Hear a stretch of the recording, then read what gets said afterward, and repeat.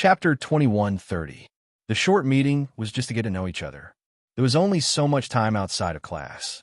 They met to get to know each other and set a time for the next meeting before returning to their respective classrooms. At noon, Yi Qian finished her lunch and told Su Wen and He Qing that she needed to go to the dean's office. She told them to go back to their dorms to rest while she jogged to the dean's office. Su Wen looked at Yi Qian's back as she left and lamented to He Jing, "I have two fears. One is my father, and the other is entering the office. Every time I see a classmate entering the office, I always feel like the wind is blowing and the water is freezing. The hero will never return. As long as you improve your physical fitness, you will never have the chance to go to the office." He Jing pointed out her classmate's weakness without giving her any face. During the scolding session this morning, as long as your physical fitness was mentioned, I saw our instructor's gaze sweep over you. Why are you so weak? You're second from the bottom in the class. You're quite capable. You eat so much every day. If you don't gain strength, you'll only gain weight. What's the use of gaining weight? It's not like you can be slaughtered to buy meat. Su Wen was horrified. I gained weight again? No way. I just went back for the new year and I gained weight again. My father dug me out of bed at 5 in the morning to run. How can I gain weight? Facing the classmate who completely missed the point, He Jing patted her shoulder and sighed with emotion. The wind is bleak and the water is cold. Once a hero leaves, he will never return. Classmate, take care. In the previous semester's physical fitness exam, Su Wen, who had been lagging behind since the start of the freshman's military training, received the lowest score in history. Her instructor and captain were shocked. It could be predicted that Su Wen's life would be tragic this semester. Your grades in the military academy could not be too good, but your physical fitness had to be very, very good. Otherwise, you would only have more miserable days ahead of you. As someone who had not attended classes for a month, Yi Qian naturally did not feel any pressure when she became the top student in the entire school. Last night, the instructor even talked to her and asked if she could spare some time to help the students who were in the bottom 20 in class improve their physical fitness. He also said that there was no need to worry about being too ruthless. They could only blame themselves for being too weak. Yi Qian said she would do her best. Yi Qian, who was running towards the director's office, thought that it was because of this matter. She knocked on the door and shouted, "Reporting in." When she heard a "please come in" from inside, the first thing Yi Qian did when he pushed the door open was to give a military salute. "Commander-in-Chief, Yi Qian is here. Please wait a moment, I'll pass the phone to her." The hospital director was on the phone. His words made Yi Qian realize who was looking for him. Yi Qian, who had spoken with Commander-in-Chief Xia many times, was not as tense as before. However, when Yi Qian heard Commander-in-Chief Xia's dignified voice, he could not help but straighten his back. "Xiao Yi, sixth brother, has already returned to the country. He even suffered some minor injuries. I stopped him from coming to the southern province to look for you. I hope you can forgive him." Knowing that Xia Jinyuan had returned safely, Yi Qian, who had been heavily shackled, felt the shackles on her heart suddenly loosen. The sound of flowers blooming in spring bloomed from the depths of her heart. However, at the same time, her brows were tightly knitted together. She knew that Commander-in-Chief Xia's minor injuries were not really minor injuries. If they were, Commander-in-Chief Xia would not have specially called her. Chapter 21:31. His injuries must be so serious that he had to be hospitalized. Yi Qian, who was a little out of breath, closed his eyes slightly and tried to mentally prepare himself before asking calmly, "Can you tell me how serious his condition is?" He was very calm, but every word was so heavy that it felt like a stone had fallen from the sky and hit Chief Commander Xia. He suddenly realized that he had made such a call. Was it a little inappropriate? Even though Commander-in-Chief Xia was a dignified general, he was also a father who deeply cared about his son. Before he could reflect on his inappropriate call, Commander-in-Chief Xia quickly smiled and replied, "It's okay, it's okay." His waist was pierced, but it avoided the vital parts. He handled it a little carelessly, and the shrapnel left 2 small fragments, which caused the wound to become inflamed. He handled it immediately after returning to China. The doctor suggested that he stay in the hospital for 3 days and get an anti-inflammatory drip. He just came over and told me that he wanted to visit you in the afternoon, but I didn't agree. The clerk who knocked on the door walked in quietly and saw that the commander-in-chief was on the phone with someone. He opened the camouflage folder and presented the contents to the commander-in-chief. This was an invitation from the political department's arts and crafts department. Commander-in-Chief Xia was invited to watch the Beijing government troops' upcoming performance in the army. The general idea was to invite leaders of all levels, and then the leaders of all levels would give instructions, guidance, and criticism. Commander-in-Chief Xia's gaze fell on one of the invited work units, pointed here, and said, "Go and ask the school leaders who will be coming to Beijing to watch." Okay. The clerk nodded, put down the folder, and left the office. On the other end of the phone, Yi Qian secretly let out a long sigh and said in a deep voice, "Don't worry. I will definitely stop him from coming over. I will definitely keep him in the hospital for 3 days. For his health, she would definitely not let him come over to Nan province." His waist was pierced by shrapnel and avoided the vital parts. Although the injury was serious, it was better than a bullet pierced through the waist. With Yi Qian's help, Commander-in-Chief Xia was relieved. However, he could understand his son's feelings of wanting to see his girlfriend. It was quite pitiful for the two of them to be apart so much. Thinking of the document just now, Commander-in-Chief Xia asked about Yi Qian's grades last semester and whether anything had happened in the past few days. Yi Qian, who had good grades, reported his grades one by one. "My overall grades are okay. There's not much to do in the next few days. The main classes haven't started yet, so I'll focus on physical fitness for the time being." Focus on physical fitness for the time being. That's easy. With an idea in mind, Commander-in-Chief Xia praised Yi Jian first. He smiled and said, "Not bad, not bad. No wonder Old Six told me confidently that you would definitely get the title of outstanding student. Little Yi, you're very good. You let us all be at ease. Since you don't have classes these few days, and it's Saturday and Sunday in 3 days, how about this? You go to the capital with the school leaders to watch the performance of the Beijing political group. At the same time, you go to the hospital to visit sixth brother, lest he sneaks into the southern province to look for someone and make everyone uneasy." Yi Qian readily agreed. It should be said that he couldn't ask for more. She really wanted to see Captain Xia. She really missed him.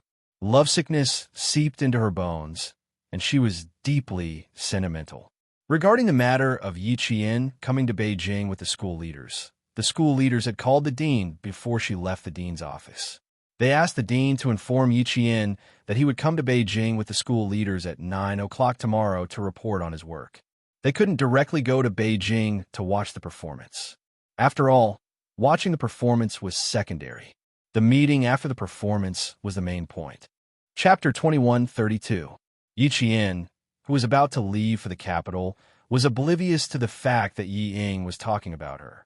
Browsing through the graduation album of the military academy, she chuckled and said, "Jai, I always thought that you graduated from the National University of Science and Technology as well. So, it turns out that you graduated from this military academy." Du Jai, who was in the midst of putting on her eye makeup, replied with a lukewarm "on" in response to Yi Ying's enthusiasm. She then asked, "What do you mean by also? Do you have a friend who graduated from the National University of Science and Technology?" "I don't think so. Aren't you still in school at your age?" "I don't know anyone who graduated, but I do know someone who is still in school. We aren't friends, so our relationship is just SOSO. That girl used to be in the same junior high school as me, and her results were average. However, after the college entrance examinations, she somehow managed to get into the National University of Science and Technology. It was a huge deal back then," Ying said calmly. At the same time, there was a hint of jealousy and disdain in her voice. It was difficult for two girls to like an outstanding girl, but it was easy for them to hate the same girl. It just so happened that Du Jia was secretly looking for Yi Ying's faults. Hearing her words, a cold sneer crept onto her lips. Feigning concern, she said, "Having such an outstanding girl by your side is indeed a headache. All right, you aren't bad yourself, so why are you being jealous of her?" "It's not that I'm jealous of her. It's just that she used to be really bad. Her results back then were really bad. She was always at the bottom of her class from primary school to junior high school. I found it hard to believe that she managed to get into the military academy all of a sudden. Ying continued flipping through the album as she casually continued speaking. Take Sis Jai, for example. Your results have always been good, so it's no surprise that you managed to get into the military academy. On the other hand, from primary school to junior high school, she had to copy my homework every single time. No one gave her any exams, so she was always at the bottom of her class.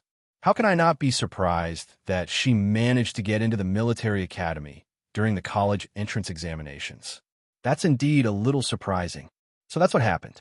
Someone who was worse than me suddenly managed to get into the military academy. Naturally, I would feel a little disappointed. So Du Jia said apologetically. Ying continued as if she did not understand. I'm her relative. We share the same surname and grew up together. I'm happy that she got into the military academy, but I'm also worried.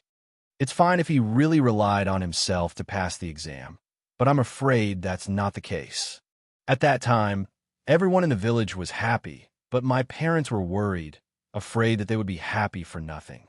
If Du Jia conveyed her words to the deputy chief of staff Du Yiqian, "Oh Yiqian, what do you think will happen to you?" Du Jia, who was not interested, suddenly opened her eyes. She turned to look at Ying, who was sitting on the dressing table to her left. She has the same surname as you? What's his name? Yiqian. Ying could tell that there was something amiss with her tone, so she thought that Zhang Xian had understood what she was trying to say. With a deep frown, she sighed deeply. My cousin grew up without parents. If not for my parents raising her, she would have been living on the streets by now. She wasn't the type to study since young. My parents said that it was my uncle and Annie who blessed her that she was able to get into the military academy. They had the same surname, but one was from the military academy while the other was from the army. Am I overthinking things? Do you have a picture of her? Let me take a look. Regardless of whether I'm overthinking things or not, I'll know once I see the picture. Du Jia asked, unwilling to give up. Chapter 21:33. Du Jia was far more scheming than Yi Qian, and she was better at hiding things. She didn't want others to know that she knew Yi Qian, and she also didn't want others to see her abnormality. She added lightly, if a gentle and generous girl like you doesn't like Yi Qian, I'm sure that Yi Qian isn't very likable. Ying hoped that Du Jia would stand on her side. Hearing this, she smiled and said, I don't hate her, but I don't like her either. After all, she and I are still family. I also hope that she doesn't do anything wrong and doesn't always think of taking shortcuts. Hearing this, Du Jia almost couldn't help but laugh out loud. What right did she have to criticize others? Wasn't she the same? The two sisters were the same. If the Yi Qian she was talking about was the same person as the Yi Qian she knew, then it really was. Du Jia's eyes darkened as she played with the eyebrow pencil. If it really was the same person, she had to admit that Yi Qian was undoubtedly much better than Ying. However, they had one thing in common, and that was that she didn't like either of them. She was from a small family, yet she wanted to marry into a big family. She was dreaming. As for the other one, she always tried to be brave, but all the male soldiers fell for her tricks. Uffed. Did she think that she was a flower in the army and wanted to stand out and make all the female soldiers feel inferior? Du Jia's mind flashed with the image of a face that was as beautiful as the moon, even if she was dirty. Her eyes flashed with a ruthless look, and her mood instantly sank. Ha! She threw the eyebrow pencil in her hand onto the dressing table. I'm sorry, Miss Du. The makeup artist thought that she had applied too much on makeup and made Du Jia uncomfortable. She was so frightened that she quickly apologized. Du Jia had a habit of venting her anger on others, but she never did it in front of others. Instead, she liked to play dirty tricks behind people's backs. This matter had nothing to do with the makeup artist, so she didn't need to vent her anger on a mere makeup artist. She raised her hand, indicating that it had nothing to do with her. However, Ying misunderstood. She thought that Du Jia was standing up for her and said softly, Jia, don't be angry. I don't care anymore. I don't have the photos. If you want to see them, I'll see if I can get the photos taken during graduation. Who would look at the graduation photo? It was filled with heads. How could they see it clearly? Can you show me a solo photo? Du Jiayi glanced at Ying, who was putting on an act in front of her, and the disgust in her heart grew stronger. She really didn't understand what her mother liked about her. Pretentious and pretentious. Although her looks were acceptable, this kind of appearance was completely unrecognizable. Seeing the flash of joy in Yi Ying's eyes, Du Jia immediately understood why Yi Ying had mentioned Yi Qian to her. Earlier, she had mentioned that Yi Qian's grades were not good, but he had suddenly gotten into the military academy. Wasn't this hinting that Yi Qian had relied on cheating to get into the college entrance exams? Now she understood. So this was her true intention. Since you said that her grades might be fake, then we have to check it out. The military academy is meant to groom future military officers. How can there be fish eyes as pearls? Give me the solo photo as soon as possible. I'll ask my father to find out what's going on. Yi Ying was so agitated that she secretly pinched her thigh to suppress her excitement. However, she pinched herself too hard. Her expression of pain and excitement intertwined, causing her sweet features to twist. She panicked and said, "There's no need to check. There's no need to check. She's doing very well now. I heard that if she didn't pass the military academy's new training program, she would be rejected. Since she didn't, it means that she's still capable." Chapter 21:34. The door of the dressing room was pushed open and Madame Li, who was dressed in a dignified and noble manner, walked in. Yi Ying, who was talking, turned her head when she heard the noise. She hurriedly adjusted her expression and stood up. She stood up gracefully and greeted Madame Li. "Madam." Madame Li took in all her expressions. She didn't know what was going on and thought that her daughter had embarrassed Ying again. Seeing that Ying could quickly adjust her expression and pretend to be calm, she smiled with satisfaction.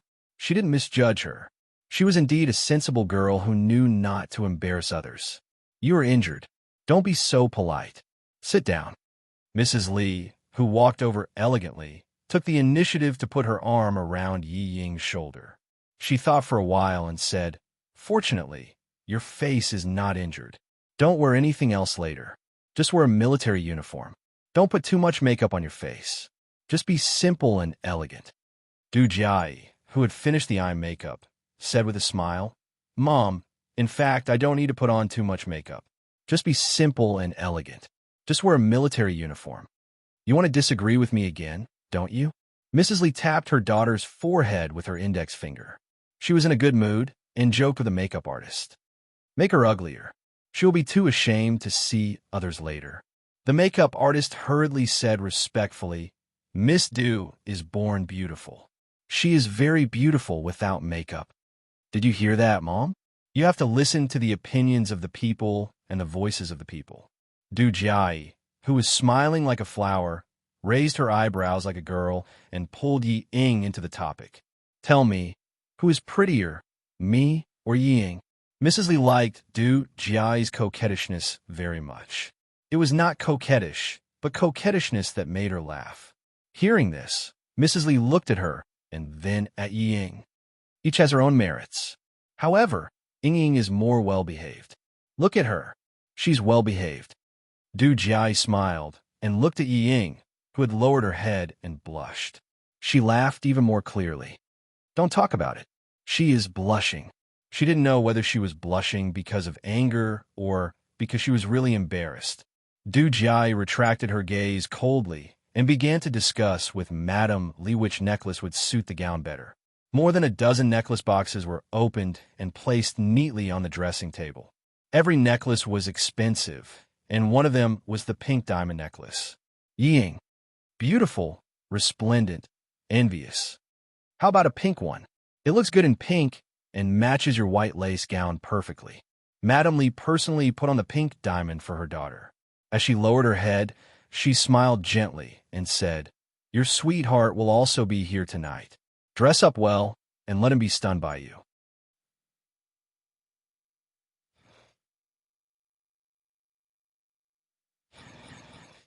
You said Qinxia would come? Look at you. You are already stunned before he comes. Mrs. Lee tidied her daughter's hair and instructed the makeup artist elegantly. It doesn't have to be too thick. Just plain and light will do. She doesn't have to be too mature. She is still young.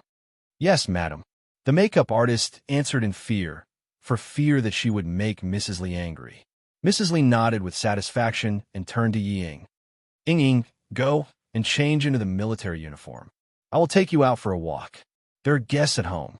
Li Yuan is entertaining the male guests. Help me talk to the female guests. They are all girls in their 20s. I can't keep up with their topics. Chapter 2135. Not only were they all girls in their 20s, but they were also Mrs. Lee's daughter-in-law. Yi Ying, who was wearing a military uniform, was led into a circle by Madame Lee. She was not bad-looking, and she had learned piano and dance. She had an intellectual and gentle temperament. Moreover, she was led by Madame Lee. Although the people in the circle did not know her identity, they were all polite to her because of Madame Lee. Mrs. Lee did not take Yi Ying with her all the time. After introducing her to the daughters of several friends in the circle, she went to do her own thing. Although Du Jiai's birthday party was held by her own family, and only friends of both parties were invited, those who came were either rich or noble. They came with their children. In the evening, the hall of the villa under Li Yuan's name was very lively. It's good to be young. Look at them. They're all having fun. TSK, TSK, TSK. If it were us, we wouldn't be able to get out of bed the next day. They're in a good era and have a place to play. In our era, who dare to play? They could be criticized. That's right. At that time, there was no fun or food. Mrs. Lee was better. She was born with a silver spoon in her mouth and was a real daughter of a famous family. Come on, Mrs. Lee, this toast is for you. A lady who was good at talking and usually played mahjong with Mrs. Lee held a crystal goblet filled with red wine and took the lead to toast. With her, as the beginning, the other ladies followed. When Du Jia appeared, all the people in the room applauded. Then Ying listened to the applause and looked at the crowd. When her legs touched the thick and white cloud carpet, she felt as if she were stepping on clouds. Every step she took was so weak that she could not find the feeling of being on the ground. The crystal lamp was so bright that it shone on Du Jiai's crystal crown. Yi Ying's eyes fell on the crown, and her vision was a little blurred. Such a princess-like life, like the moon surrounded by stars, was the life she wanted. It was so beautiful that she wished she could have it now. Don't worry, don't worry. She has already walked out. As long as she coaxed Madame Lee, this kind of life would definitely become her life. The young lady behind Jia is surnamed Yi, and her first name is Ying. After studying in France, she was specially recruited into the Beijing political group. Although she's young, she's very obedient and well-behaved. I really like her personality. Observing secretly in the afternoon, Madame Lee found that Yi Ying was very good at dealing with people and things.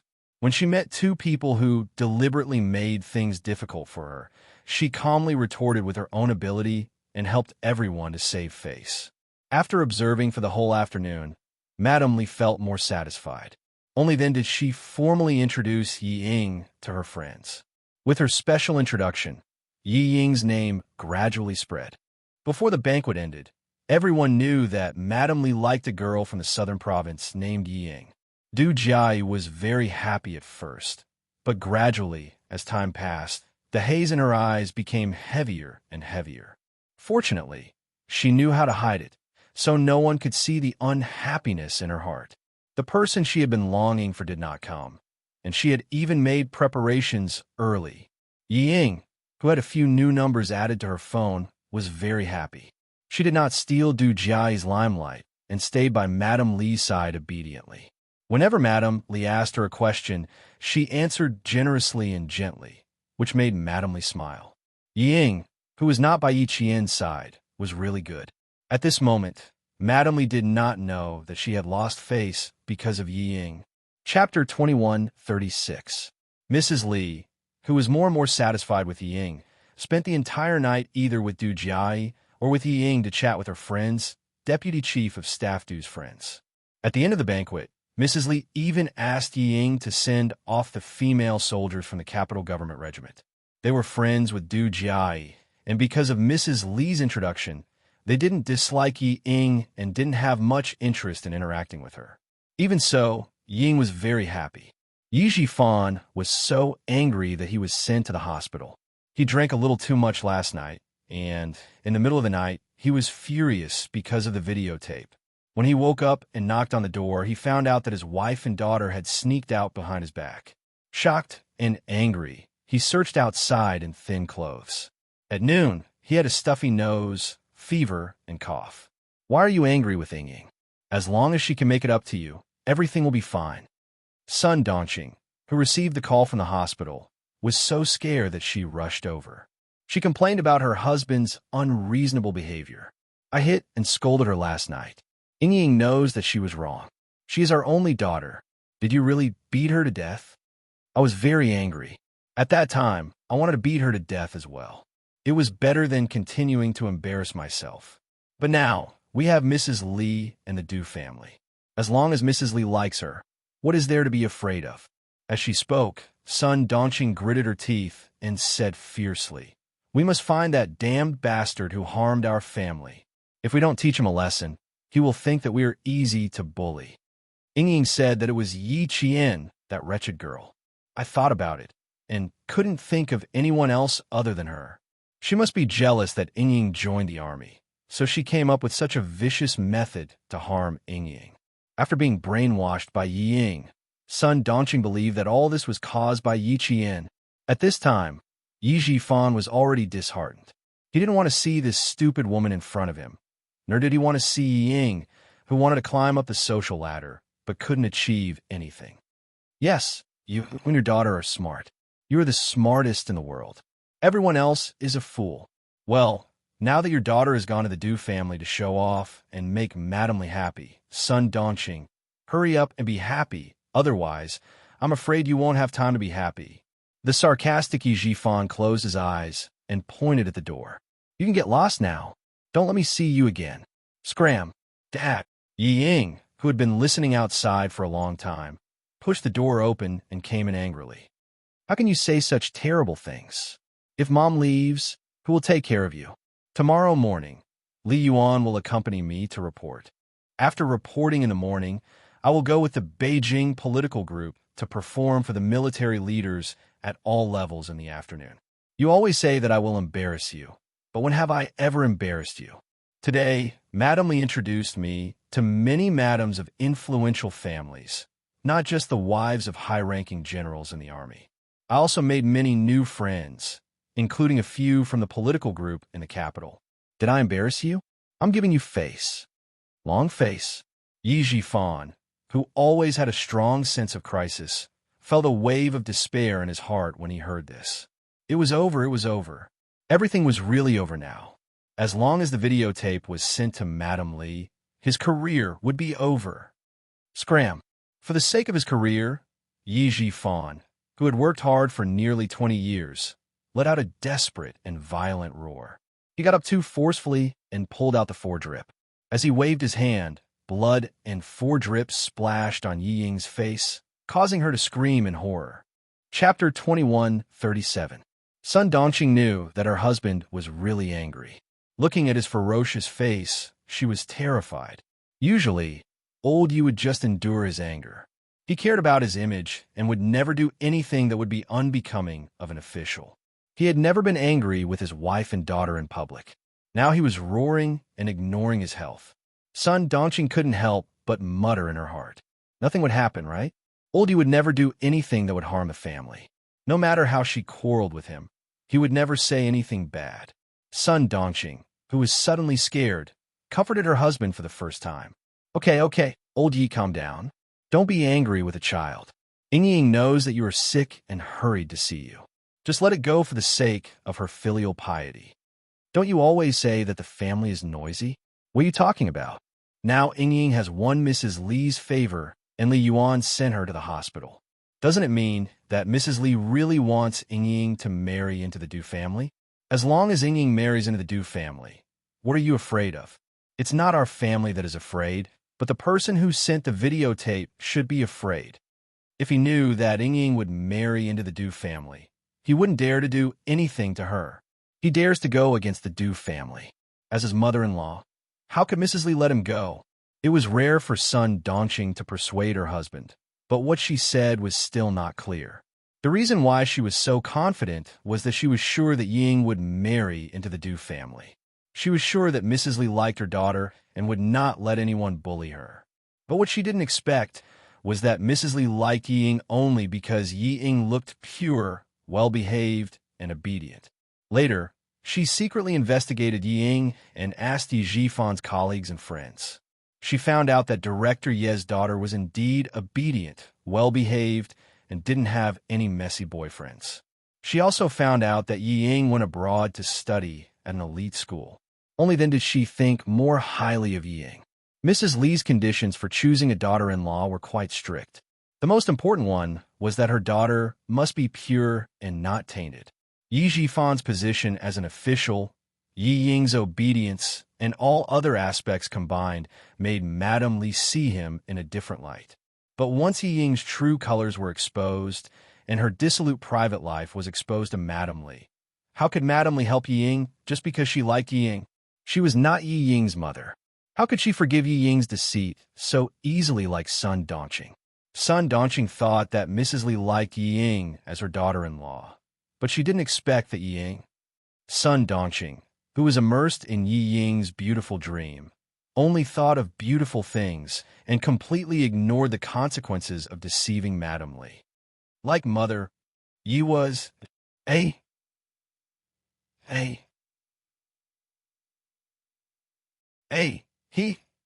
Jifan glared at Sun Dongqing with his bloodshot eyes. His wife was still daydreaming about the consequences of her actions. Divorce. Yi Jifan yelled at Sun Dongqing. Go back to the Nan province to file for divorce. Go back to the Nan province now. After shouting, only Yi Jifan's heavy breathing could be heard in the ward. Sun Dongqing and Yi Ying were shocked by Yi Jifan's words. Chapter 21:38. This was the first time Yi Jifan had asked for a divorce, and it was under such circumstances. Yi Ying found it unbelievable. After a while, she screamed, "Dad, are you crazy? I'm about to marry into the Du family, and you're asking for a divorce at this time. What are you trying to do? You don't know how much Mrs. Li likes me." Today, she introduced me to some of her best friends and asked them to take care of me. She instructed Du Jiai's friends to take good care of me, since they're all from the capital's political group. When I came to the hospital, Mrs. Li didn't even ask the driver to send me. She asked her son, Li Yuan, to send me. Dad, do you know what this means? It means that Mrs. Li told Li Yuan that I'm the daughter-in-law she wants. What kind of family is the Du family? I won't talk about the deputy chief of staff Du, and I won't talk about her eldest son either. You know, let me tell you, Mrs. Li's family used to be a warlord. Mrs. Li has an older brother, who is the leader of your province. She also has a younger brother, who is a great painter who can sell his paintings for 6 figures. Mrs. Li from such a powerful family likes me and want me to be her daughter-in-law. This is the Yi family's ancestors matter. You even want to divorce my mother. Fine, as long as you divorce my mother, I'll change my surname to Sun immediately. Sun Dongqing hadn't recovered from her husband's divorce, and her heart skipped a few beats when she was shocked by her daughter's words. What nonsense! Your dad said that out of anger. Divorce? Impossible. If she divorced old Yi, who would she rely on for the rest of her life? Find her daughter? Her daughter had to take care of her husband's family. She would never divorce old Yi. Yi Ying, who was trembling with anger, stubbornly raised her chin and screamed fearlessly. What nonsense am I talking about? Is he still my father? Is there a father who can't bear to see me do well? No, he's not my father. Other fathers want their daughters to marry well and dress well, but what about him? He's afraid that I'll marry well. Is he my father? Is he my biological father? Faced with the stubborn mother and daughter, Yi Jifan, who had been so angry that he roared before, calmed down. He had to calm down. Otherwise, he would be as unlucky as the mother and daughter. Sure, I don't want anything after the divorce. I'll give you all my assets. I only need to bring my household register and ID card. I don't want a single cent. I'll leave my wallet to you and your mother. You can change your surname. I'll ask my friend in charge of household registration to change your surname to Sunning. From now on, you can live with your mother and have nothing to do with me, Yi Fan. I'm not your father, and you're not my daughter.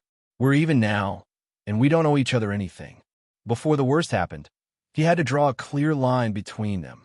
For the sake of his career, Yi Fan, who was completely disappointed with his mother and daughter, began to disown his family. He was such a person, just as Yi Qian had said. Yi Ying was very stubborn. Hearing this, she sneered and said, "Fine, from now on, I'll be called Sunning. I have nothing to do with you." She turned to Sun Dongqing, who had no chance to interrupt, and deliberately said happily to annoy Yi Fan, "Mom," he finally asked for a divorce. "I'm very happy. From now on, you and I don't have to live with his attitude anymore. Mom, Li Yuan and I will take care of you from now on. You don't have a husband to take care of you. It's okay. Li Yuan and I will take care of you. He's just the director of the Provincial City Construction Bureau. So what? I'll ask Li Yuan to get you a higher position."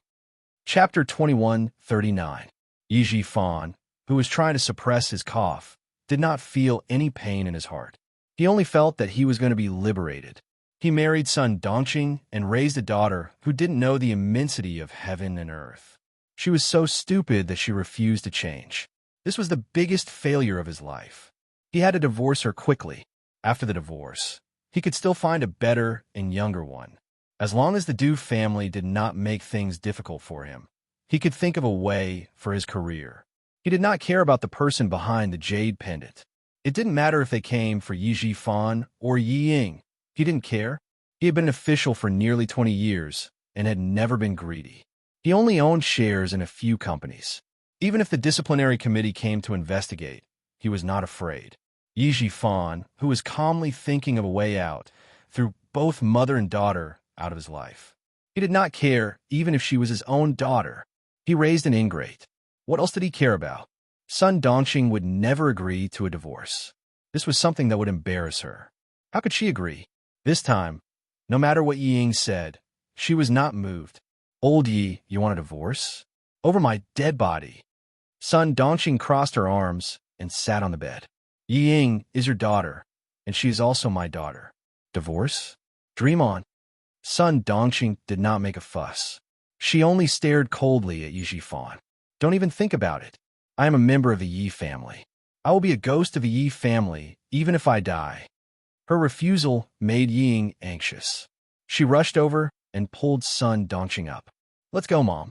Let's go. I won't beg him anymore. I won't beg him anymore. I will do my best for you. I won't let you down. I will definitely let you live a good life. He doesn't even acknowledge me. Why should I acknowledge him? Mom, go back to the southern province and divorce him. Divorce him." The beating last night was a new contrast to the luxurious life she enjoyed at the Du family. Yi Ying hated Yi Fan even more. She could not wait to cut off their father-daughter relationship. "I'm not leaving. I'm not going anywhere. You want a divorce? No way." Sun Dongqing, who had been provoked once again by Yi Ying, suddenly exploded. She yelled at Yi Fan. "Yi Fan, if you dare to divorce me, I'll go to your office and make a scene. Make a ruckus until you can't be the bureau chief anymore. How dare you threaten me?" Yi Fan turned his head and glared fiercely at Sun Dongqing. "If you dare to make trouble for me and make me unable to be the director, I'll make sure your daughter can't even enter the army." Holding Yi Ying's letter of enlistment and the videotape, Yi Fan was even more ruthless. "I can tear up the letter of enlistment and send the videotape directly to the Deputy Chief of Staff Du. Sun Dongqing, you dare to threaten me? Let's see who can outplay who." Only Yi Fan and Sun Dongqing could have turned against each other to this extent. Yi Ying was frightened. She hugged Sun Dongqing's arm and cried, "Mom, please, please divorce him. I'm your daughter. For me, please divorce him quickly. I have to report at 12 tomorrow. Go back to the southern province now and finish the paperwork by tomorrow morning. Please, I'm begging you." Sun Dongqing's lifeline was Yi Ying. She hoped that Yi Ying could succeed. The last thing she wanted was for Yi Ying's future to be blocked. She never thought that her husband would threaten her with Yi Ying's future just to force her to divorce him. Sun Dongqing, who could not accept this, screamed and threw herself at Yi Jifan. How dare you force me, Yi Jifan? You bastard! How dare you force me? I'll fight you. I'll fight you.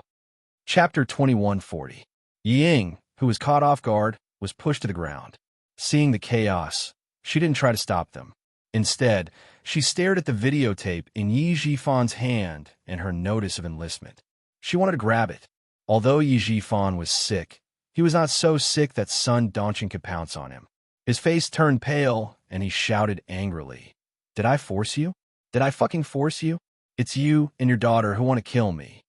Marry into the Du family?" She was the daughter-in-law of a powerful family. How dare they think about it after such a big scandal? Did they think that Mrs. Li was blind? Did they think that she was easy to talk to and would forgive Ying easily? Yi Jifan didn't say this sentence again. It was useless to say it. She might not divorce him. At night, all the wards were quiet. The noise of the family of three had already attracted complaints from patients in other wards. Just as Ying was about to snatch the letter of enlistment back, the nurse pushed the door open and entered with several security guards. "What are you doing? Do you think the hospital is a market? If you want to quarrel, do it outside." The security guards rushed in and quickly separated Yi Ying and Sun Dongqing. Yi Jifan covered the back of his hand, coughed and gasped. "My ex-wife brought her daughter here to make a scene. Please help me ask them to leave. Also, my heart is beating fast and my head hurts. My blood pressure may be unstable. Please check it for me. Thank you." Ex-wife? She had become his ex-wife without a divorce?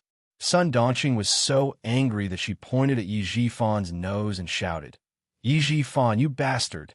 When did I become your ex-wife? Threatening your daughter? I'll fight with you. I'll fight with you." Seeing the security guards and nurses come in, Ying felt a little guilty. She was afraid that it would become a joke and reach Mrs. Li's ears. "Mom, let's go first." She got up and tried to support Sun Dongqing, who seemed to have gone crazy, and kept persuading her. "He won't care about us anymore. I told you, he won't care about us anymore. Get divorced, get divorced." One day, she would make him regret driving his daughter out. Yi Ying's eyes darkened as she gritted her teeth. She didn't believe that she couldn't accomplish anything without him. With Madame Li's appreciation, as long as she could marry into the Du family, she would make everyone who looked down on her regret. Sun Dongqing did not want to leave, no matter how much Yi Ying persuaded her. Seeing that there were so many security guards, she acted like a shrew and rolled on the ground. What a heartless man. I've been with him for so long, and in the end, he still wants a divorce. The more she acted like this, the more Yi Jifan hated her. He tried his best to get Yi Ying into the army, tried his best to let the family live a good life, but what happened in the end? No matter how hard he tried, he couldn't stop the mother and daughter's stupidity. They were biting off more than they could chew. If he didn't want to be dragged down, the only way out was to divorce. Yi Jifan, who was sitting on the bed, didn't say anything else. He just pressed on his chest and took deep breaths. He looked like he was having a heart attack. When the nurse saw this, she immediately asked the security guards to take them out. The patient was the most important. It was useless for Sun Dongqing to make a big fuss. The more she disturbed the silence of the ward, the angrier he would be. Yi Ying didn't want to be taken away by the security guards. She glared at Yi Jifan angrily. Seeing his back to her, Ying was so angry that her masseter was trembling. She scolded the security guards. "I'll go by myself. Get out of my way." When Sun Dongqing saw the security guards coming to drag her away, she screamed, "Hit me! Hit me! The security guards are hitting me. I want to call the police. I want to call the police." The security guards responded quickly. "Okay, it's good that you call the police. Go to the police station and spend the night there. Ask someone to bail you out tomorrow." Chapter 2141. Yi Ying heard that she had called the police and needed someone to bail her out. How could she go to the police station with her current status? Her face turned pale as she growled at Sun Dongqing. "Mom, are you trying to help me or hurt me? If we go to the police station, who's going to bail us out?" "Shut up." Sun Dongqing didn't want to go to the police station. She was so angry that she had no choice but to turn her head and stare at Yi Jifan viciously. "Yi Jifan, don't even think about getting a divorce. I'll exhaust you to death even if I have to." Yi Jifan didn't answer. He only raised the enlistment notice and videotape in his hand. Sun Dongqing left with Yi Ying angrily.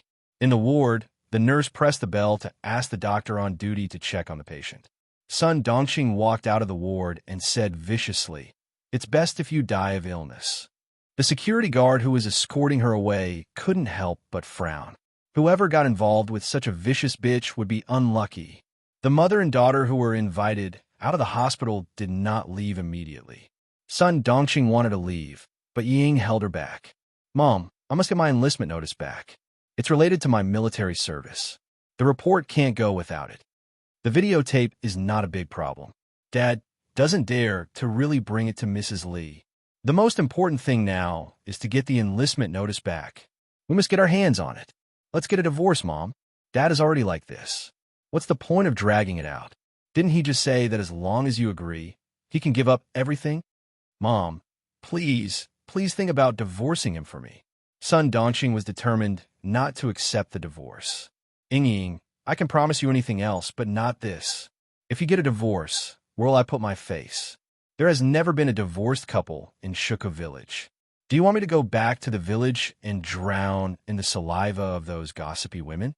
Why do you want to go back to the village after the divorce? What's so good about that lousy village? You can live in the provincial capital, in Anyang. After the divorce, the house will all be yours. Also, as long as I marry into the Du family, you don't have to worry about anything. You see, I'm now a military performer.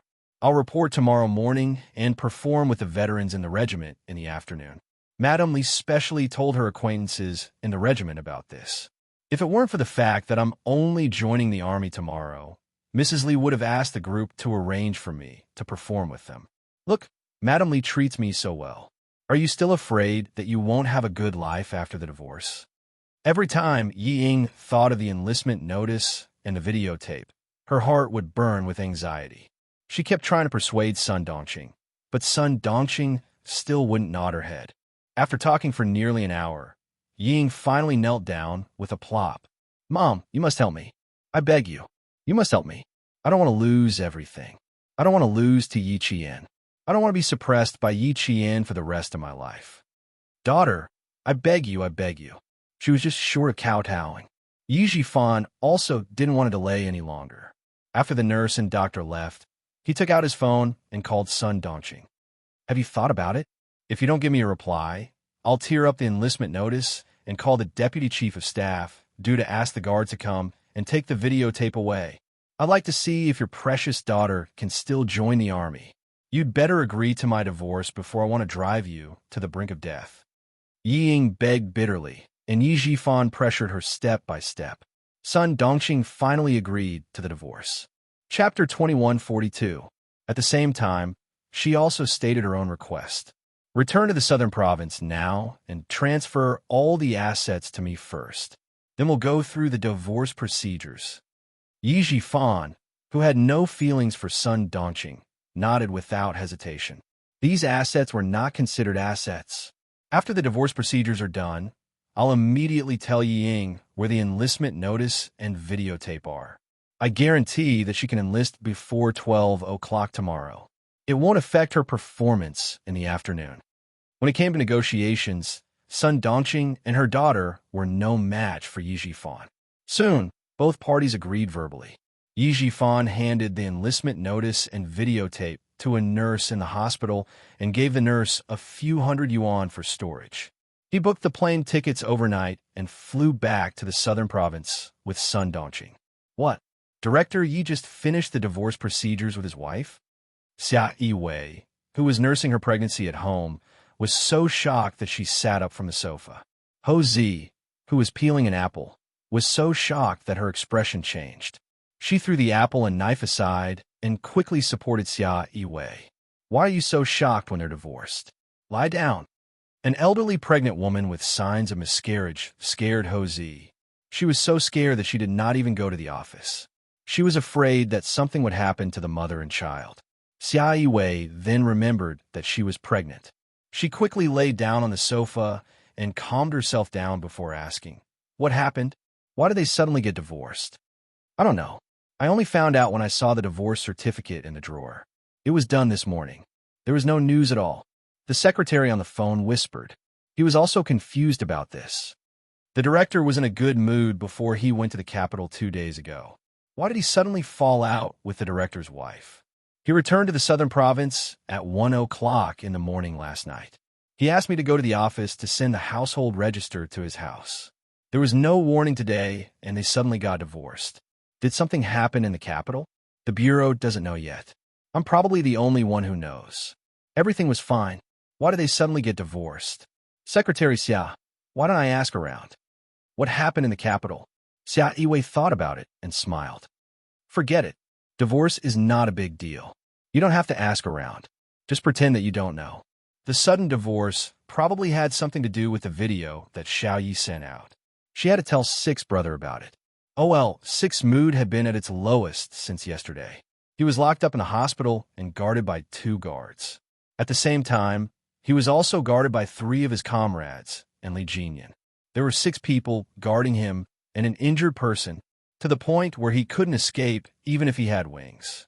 After receiving Xia Yiwei's call, Xia Jinyuan, who was lying in bed with her heart already in Yiqian, did not have much interest in listening to the conversation. It wasn't easy for Yi Jifan to endure the divorce until now. So be it. It won't affect him much. It's true that the divorce won't affect him much, but he went to the Capitol and suddenly rushed back overnight. He finished the divorce procedures this morning. You can find out what happened to him in the Capitol. I suspect that it has something to do with the video that Xiao Yi sent. This sentence piqued Xia Jinyuan's interest. He smiled and said, "Okay, I got it. Take care of yourself. I'll keep an eye on him." The 4 comrades in the ward who were playing Level Up did not hear the other words clearly, but they heard the words "keep an eye on him" very clearly. Han Jing asked, "Who asked an injured person like you to keep an eye on him?" Chapter 2143. Xia Jinyuan had been in a bad mood since yesterday. He was locked up in a hospital and was guarded by 2 guards. At the same time, 3 of his comrades and Li Jinyan were guarding him. There were 6 people guarding him and an injured person, in order to prevent him from leaving the hospital and running to Nan Province.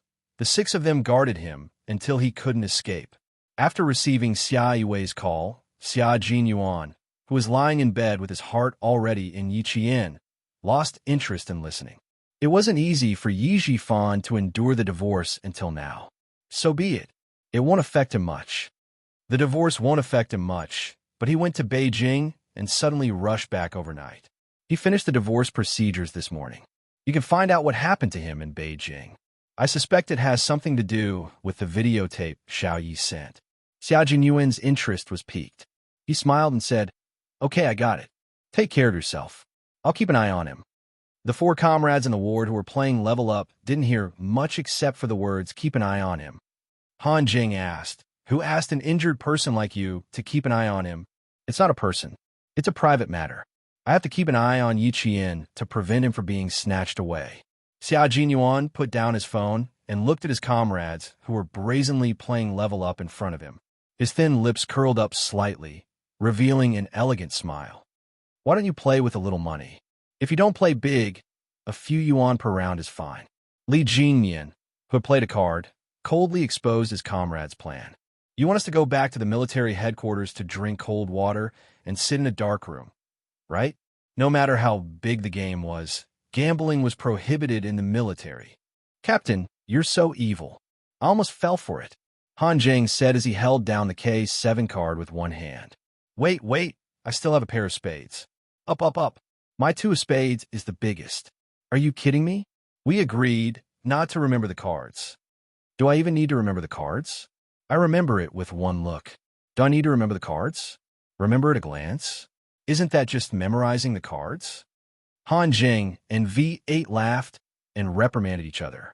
Although it was a little boring to watch over the disobedient wounded, it was still okay to play cards. They had been fighting since yesterday and took turns to rest at night. They had been fighting since the morning, and it was almost time for lunch. Xia Jinyuan looked at the group of comrades he could not defeat alone. He pressed his slender fingers against his forehead and then asked Han Jing, "Help me find out something urgent." He wanted Han Jing to find out if Yi Jifan had any conflicts with the Du family since he came to Beijing. Du family? How are you related to the Du family? The Du family celebrated Du Jiai's birthday last night and held a small birthday party. The people who attended were all acquaintances and friends of the Du family. One of my friends and his sister also went. Wait a moment, I'll call and ask. Han Jing had a lot of good-for-nothing friends. If he had anything to ask, he could definitely find out everything. He picked up his phone and was about to go outside to make a call. As he walked out, he said hello to his friend. When he looked up, he saw a slender figure walking toward him. She saw him in advance and smiled faintly. Are you going out to work? Damn, I'm not busy. Help me find out if anything big happened at Du Jiai's birthday party last night. I have to go now. Something urgent came up. Goodbye. She finished her sentence in 3 seconds. Then, she smiled widely at Yi Qian. I'm not busy. I'm not busy. Didn't I know you were coming? So, I specially came to pick you up? Chapter 2144. It was definitely a pleasant surprise. With Yi Qian's arrival, they finally didn't have to keep an eye on the troublesome old six. If he wasn't injured, Demon King Li would probably be the only one who could guard one room. Han Jing, who was grinning from ear to ear, turned around and pushed the door open. Come in, come in. Everyone is waiting for you. He made a gentlemanly gesture and said, My humble abode is simple, and there's a disobedient fellow here. Please bear with her. Everyone in the ward looked up at Han Jing. Because he spoke politely, they all thought that a leader had come to visit. The 3 people at the card table quickly hid their cards and stood up to wait for the leader to come in. The leader came in quickly. The person that he had been thinking about day and night suddenly appeared in the ward. Xia Jinyuan, who was lying on the bed, chased them away. You can leave now. Go away and don't come back. Yi Qian came in wearing her military uniform. She saluted her comrades in the ward who were all higher ranked than her and said, I'll have to trouble you to guard the ward. I have something to do with the leader at 2 in the afternoon, so I can only stay for an hour. Since he could only stay for an hour during the day, he would definitely have time at night. Xia Jinyuan thought to himself. After asking all his comrades to leave, he quickly locked the door, turned around, and took large strides to hug the girl he had been thinking about. I missed you very much, little fox. He kissed her forehead eagerly. His kisses spread from her forehead all the way to Yi Qian's delicate lips. He didn't give Yi Qian a chance to speak. Xia Jinyuan, who missed her so much that his heart couldn't help but tremble whenever he thought of her name, occupied his territory. His large hands tightly held her waist and pulled her fiercely into his embrace. This was a deep kiss that erupted purely out of longing. The scorching hot breath that was filled with longing wrapped around her tightly, making her world only have his existence. Yi Qian, who had always been slow to react to intimacy, was momentarily stunned by the sudden kiss. With the nimble possession of his tongue and the invasion of his refreshing breath, Yi Qian's passion was instantly ignited. She missed him very, very much, just like how he missed her very, very much. The affectionate kiss was so gentle that it made her heart sink. Their inseparable entanglement made her tiptoe uncontrollably, responding to his deep affection and longing. I miss you very much, Captain Xia.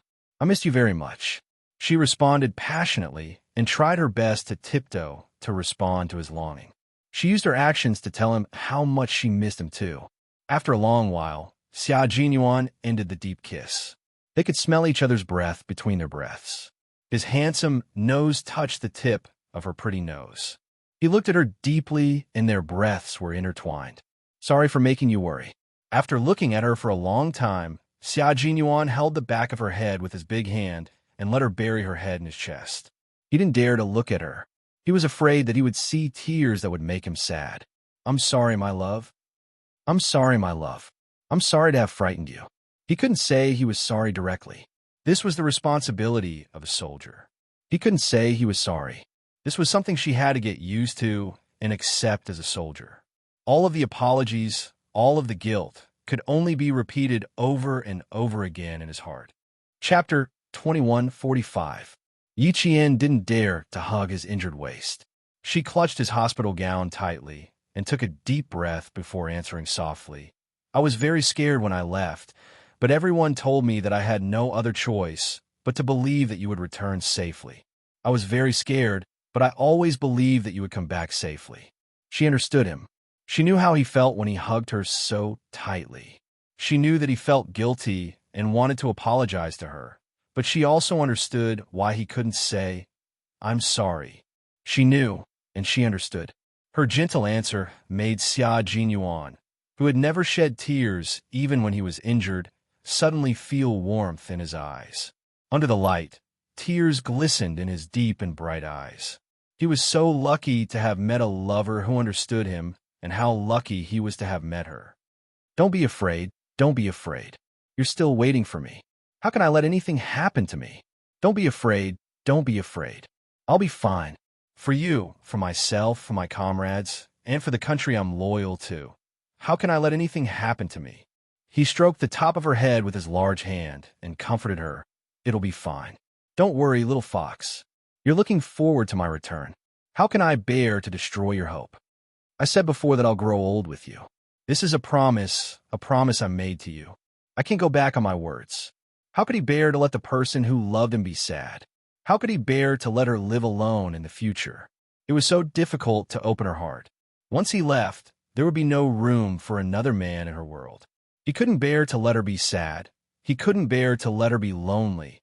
And he couldn't bear to leave her alone. There were so many things he couldn't bear to part with. How could he let himself leave her? Xia Jinyuan held the back of her head tightly and slowly closed his eyes. He lowered his head and planted a kiss on the top of her head. "I love you, Yi Qian. I'll love you with my life. Until the end of my life." He would love her so deeply, loving this lover who made his heart ache and made him pity her. From the prime of his life to the twilight of his life, from a head full of black hair to a head full of white hair. Until he stopped breathing, he could stop loving her. Yi Qian, whose eyes were moist, bit down hard on his lower lip, forcing back the sobs that were about to come out. "Remember my words, little fox. I will try my best to come back and see you. Please, you must persevere and wait for me to come back. When I leave you to carry out a mission, you just have to wait for me to come back. You can't let me affect you, especially when you're on a mission. You can't let me affect you. You have to do the same. You have to work hard for me and come back alive. You can't let me down or make me sad. You have to come back alive even if your uniform is stained with blood. Do you understand?" Yi Qian, who had stopped crying, nodded. She knew everything. She knew everything. "I know. You've told me this before. I've always remembered it." Yi Qian closed her eyes and sniffed the familiar scent on his body. It was so peaceful. To be able to come back alive, even if he was injured, it didn't matter. At this moment, Yi Qian understood why it was said that injuries on the Snowfield Brigade Special Forces represented a new life.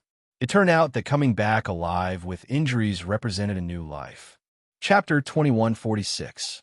Xia Jinyuan had always known that Yi Qian was very obedient to him. She would remember every single word that he said. Every time he heard her say that she remembered his words, his heart would always soften and melt into water. "You're so obedient, my baby." Xia Jinyuan lowered his head and smiled as he kissed her forehead. Suddenly, he bent down and picked her up while Yi Qian was unprepared. He smiled and said, "Don't move. I can't use my strength as I please. If you move, you might slip from my hands." Yi Qian didn't dare to move. She was afraid that if she struggled, she would reopen his wound. She gripped his clothes tightly with both hands and looked at him with displeasure. "I won't move. Aren't you afraid that your wound will reopen if you bend down and pick me up?" No wonder the commander-in-chief said you were a bastard and even sent so many people to guard you.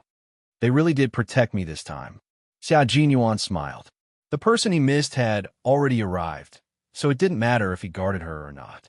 He carried her to the bed and couldn't help but lower his head to kiss her lips that were red from his kisses. He said softly, "You only have an hour. Come to the bed with me." How could Yi Qian refuse? He was injured, and it was best for him to rest in bed. Yi Qian didn't dare to lie in his arms. She only dared to rest her head on his shoulder and hold his arm with both hands as she listened to him talk about the danger he encountered. I was interrogated when I returned, but fortunately, I wasn't the main person in charge. I was fine after being whipped a few times.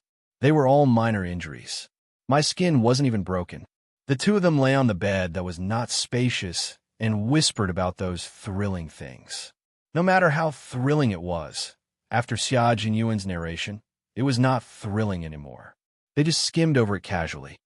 After my mission was completed, I decided to add another mission at the last minute when they were exchanging fire. I triggered a hidden alarm and was hit by shrapnel. That's why I was injured. There wasn't much of a problem. I checked it out and was discharged after 3 days of anti-inflammatory injections. He said it with a faint smile. The bloody gunfight turned into a child's fight. Yi Jian, who was lying on the side, couldn't help but get up a little. She then looked down at the man, lying flat on the bed. Her fingers gently caressed his slightly thin, handsome face. She didn't say too much because they both understood each other. They wore the same military uniform and carried out the same dangerous mission. They really understood each other. Sigh. She originally wanted to teach him a lesson, but now she really couldn't bear to. It was normal that he didn't recognize her when he was on the mission. He was injured. Xia Jinyuan couldn't help but smile at her gentle touch. He closed his eyes and felt her affectionate gaze. She used her fingers to trace his face, from his eyebrows to his eyes, to the tip of his nose, all the way to his lips. Her fingers gently caressed his face. Then she used her delicate lips to kiss him. She kissed his forehead, his eyes, the tip of his nose, and finally stopped at his lips. She used the tip of her soft tongue to gently lick his lips, then nimbly entered and danced with the tip of his tongue. "Little fox," he called out softly. He reached out and pulled Yi Qian into his arms. "I'm not that weak. I just need to avoid the wound."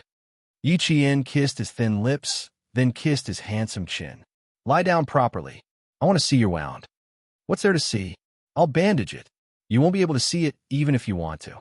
The wound that had been stitched up again, to be honest, it was a little hideous. He really didn't dare to let her see, for he was afraid that her heart would ache. Chapter 21:47. Gently biting his chin with her teeth, Yi Jian, whose voice was as soft as water, snorted, "You didn't recognize me, and I didn't care. Now I just want to see your injuries. Are you not happy?" "Happy, happy, happy. 100%. Thinking about how he was less than 3 meters away from her on the island, and how he didn't realize it was her, Xia Jinyuan didn't dare to go against Yi Qian's words. He spread his long arms and legs, and spread his tall and straight body. "Come on, let's examine it properly." He looked like he was saying, "Please pick more." Yi Qian gently pinched his arm muscles and started to be naughty again. The somewhat heavy atmosphere was eased by his nonchalant body movements and facial expression. Yi Jian, who was hiding the worry in her eyes, couldn't help but chuckle and tease. "You look very easy to bully now. Can you bear to bully me? Can you bear to bully me?" Xia Jinyuan raised his eyebrows and smiled elegantly. "But I don't mind if you bully me. How can I not bear to bully you? How can I not bear to bully you? You've already brought it up yourself, so how can I refuse?" Compared to the past, Yi Qian was becoming more and more talkative with Xia Jinyuan. She pinched his arm again with her slender and fair fingers. "Lie down properly and put your hands down. Do you want the stitches to be pulled apart?" He had copper skin and iron bones. She couldn't pinch him without using some force. The so-called bullying was nothing more than loud thunder but small raindrops. She pinched the same spot twice in a row. Seeing his cynical, handsome face contorted in pain, Yi Jian stopped before going too far. Xia Jinyuan saw this and chuckled sexily. His little fox couldn't even bear to bully him. Yi Qian carefully lifted the patient's gown and saw a corner of the white gauze. He held his breath. He did not see the wound, only the gauze. His heart ached faintly. His fingers gently caressed the edge of the gauze, and his voice was tense as he muttered to himself, "Fortunately, it's a bullet wound, so it's easier to disinfect and treat it. There's no deep purplish bruise on the lumbar muscles. Fortunately, the muscles weren't cut off. Captain Xia, I don't know how many injuries you have. Did you deal with them yourself first?" "Of course you'll deal with it yourself. With your temper, you won't go to the hospital if you can avoid it. Even if you go to the hospital, You won't be content and will do everything possible to get discharged. Move to the side a little. Let me look behind you. The shrapnel came in from the front and went out from the back of your waist. You're lucky that the shrapnel didn't stay in your body. When you hugged me just now, you used a lot of strength on your waist. I don't think you pulled the thread open. Otherwise, there would be blood seeping out of the gauze. Without expecting Xia Jinyuan to answer, Yi Qian answered his own question. Both his front and back were wrapped in sterile gauze. Even if he was lying flat, he had to turn his body slightly to avoid pressing on the wound. Through the gauze, he could smell the anti-inflammatory medicine and the faint smell of blood from the wound. Yi Qian sighed softly as he looked at the gauze. He slowly lowered his head and closed his eyes. Yi Qian kissed the gauze gently and tenderly. The kiss was too light, and there was a gauze between them. Logically speaking, one should not feel anything. However, Xia Jinyuan felt it. Under the trembling kiss, the muscles at the edge of the wound twitched and trembled. The trembling sensation suddenly rushed up and into his heart, causing his heart to tremble. Chapter 21:48. She was talking to herself, but she didn't want him to know how much she cared for him and how worried she was about him. Xia Jinyuan, who felt as if something was stuck in his throat, looked deeply at his lover. His voice was hoarse as he said softly, "I'll let you see when the gauze is removed. Don't look now. Be good. Put down your clothes and sleep next to me. I want to look at you." Yi Qian gently put down her clothes and went back to sleep next to him. Both of them were lying on their sides, looking at each other. Their eyes were on each other, and they couldn't get enough of looking at each other. Neither of us can guarantee that we won't get hurt in the future. We can only try our best to minimize the degree of injury. Therefore, little fox, you must be diligent in your training and not stagnate. You must improve year after year, month after month. Don't be sad. It's normal. Just like when you got injured last time, although my heart ached, I chose to face it. If there's no guarantee, I can only face it. He could always educate her, remind her, and teach her at any time. The military was a thorny road, but because of him, the road was the most beautiful scenery. She couldn't help but gently touch his handsome features that couldn't hide his noble temperament. Yi Qian gently rubbed the tip of her nose against his. She gazed at the man who was like a pine tree on a cliff. She gently kissed his thin lips and said something that surprised Xia Jinyuan. "I like kissing you." With this sentence, Yi Qian's lips almost broke. Fortunately, Han Jing knocked on the door in time, interrupting the deep kiss. "I'm sorry, I really have to disturb the two of you for a while.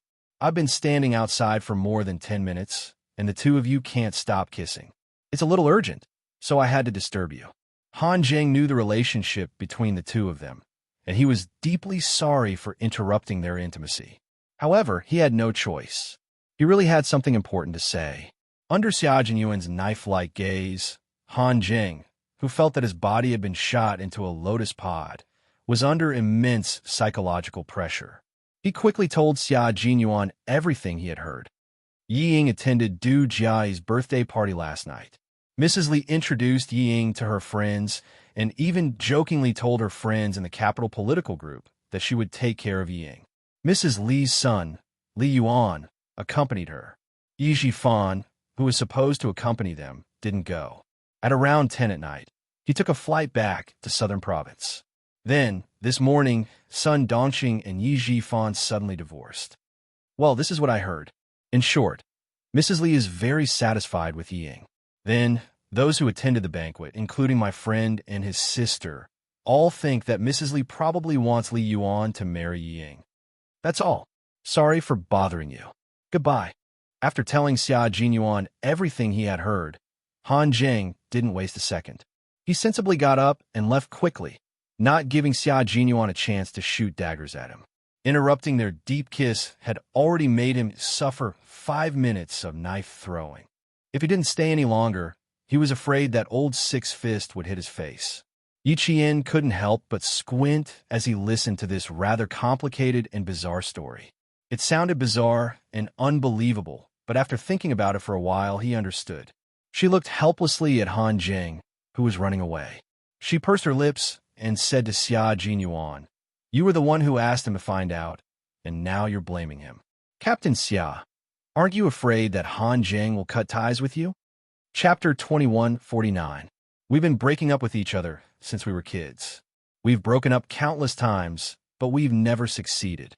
Xia Jinyuan, who was counting the time in his head, half-hugged Yi Qian, who was sitting on the edge of the bed. He rested his chin on her shoulder and stole a kiss on her earlobe before getting down to business. Sun Dongqing must have rushed to Beijing last night because of the videotape.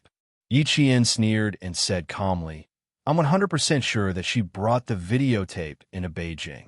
Sun Dongqing is a very old-fashioned person.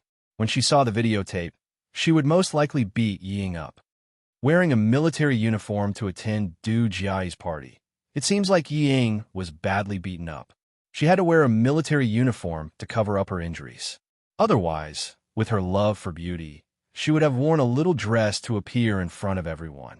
Yi Qian, who knew Sun Dongqing well, was not there, but he could guess a little of what happened. This was the meaning of the saying, know thyself and know thy enemy, and you will never be defeated. Xia Jinyuan liked this side of Yi Qian very much. She was very smart and quick-witted. She could find the right direction with just a few clues. This side of Yi Qian made him fall in love with her. Yi Qian patted the hand that kept stroking her waist and felt itchy. She continued her analysis without being interrupted. Yi Jifan did not accompany Yi Ying to the Du family's house during the day. I'm afraid he didn't want Yi Ying to go either. In the end, Yi Ying went. Yi Jifan was afraid that Mrs. Li would find out about the videotape. He didn't want to implicate himself, so for the sake of his career, he proposed a divorce that night. The process was definitely not good. Sun Dongqing would not accept the divorce, but Ying had already won Mrs. Li's favor. She even went out with her son. She thought that she could marry into the Du family smoothly. Li Yuan, in her previous life, she only knew that Yi Ying's husband's surname was Du, and her mother-in-law's surname was Li. She didn't know that her husband in her previous life took Mrs. Li's surname. Xia Jinyuan kissed Yi Qian's earlobe again and said with a smile, Go on. It's not Detective Holmes. It's only because I know Yi Jifan well. Yi Qian, who had been kissed by him several times, smiled slyly. He turned his head and bit his ear in revenge. When he heard him suck in a breath of cold air, his dark eyes smiled as if he had succeeded. I sent the video to Mrs. Li for 2 reasons.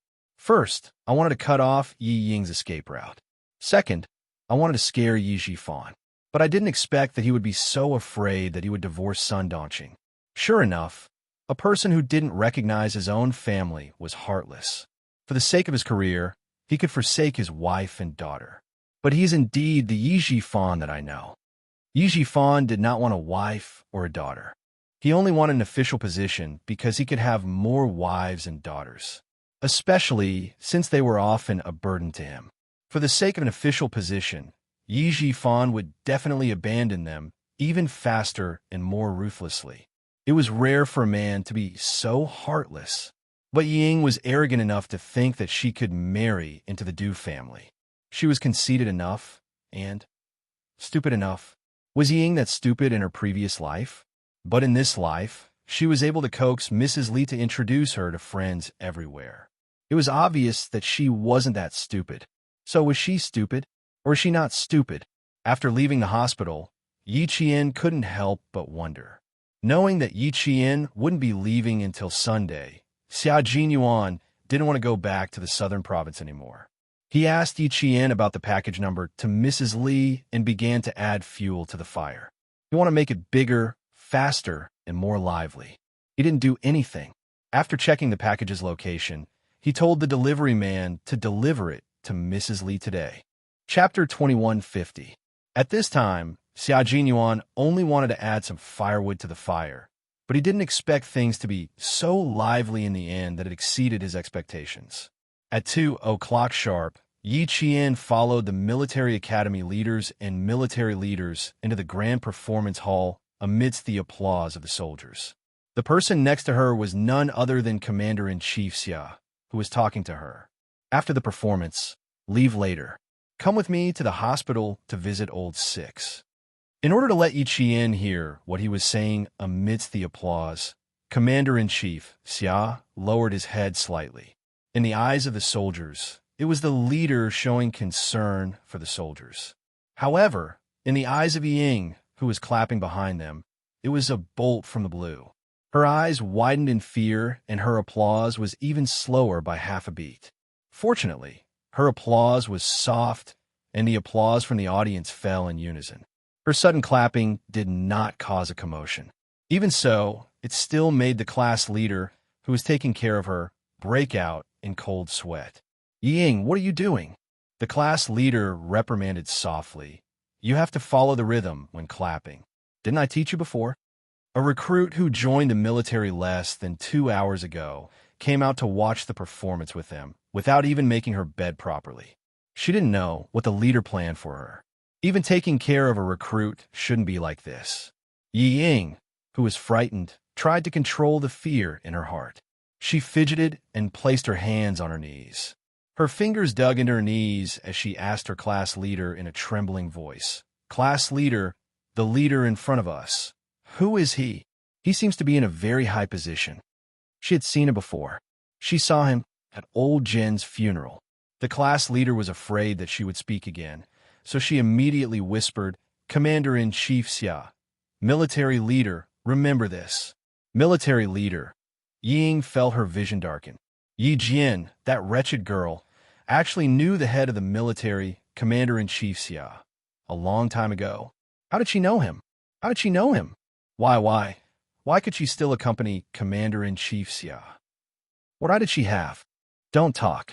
If the platoon leader sees me going back with you, I'll be punished.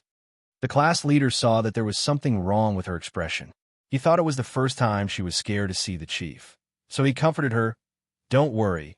The chief isn't someone you can see whenever you want. You're lucky to be able to see the chief as soon as you join the army. But there's still a military academy student beside the chief. Ying, who was so scared that her heart was trembling, stuttered. She swallowed hard and asked, Why can a military academy student accompany the chief out? The class leader didn't really want to answer, but fortunately, everything was still going on, so she quickly said, She must be very outstanding in school. The leader received her. All right, if you have any questions, you can ask me later. Was it because of her outstanding performance in school that the chief wanted to meet her? No, definitely not. How could she not know how capable that bitch Yi Jian was? She did have the ability to fool ordinary people, but in the elite troops, her ability to fool ordinary people was not enough. How could she possibly be received by the head of the military? There must be a problem. There must be a problem. Ying, who couldn't accept this, madly guessed. Her guesses were all about slandering Yi Qian in an attempt to calm herself down. She couldn't believe it. She couldn't accept the fact that Yi Qian accompanied the military leader to the performance. Right. She could find Du Jiai and let Du Jiai deal with Yi Qian. Chapter 2151. Where do I find her? Damn it. Where do I find Du Jiai?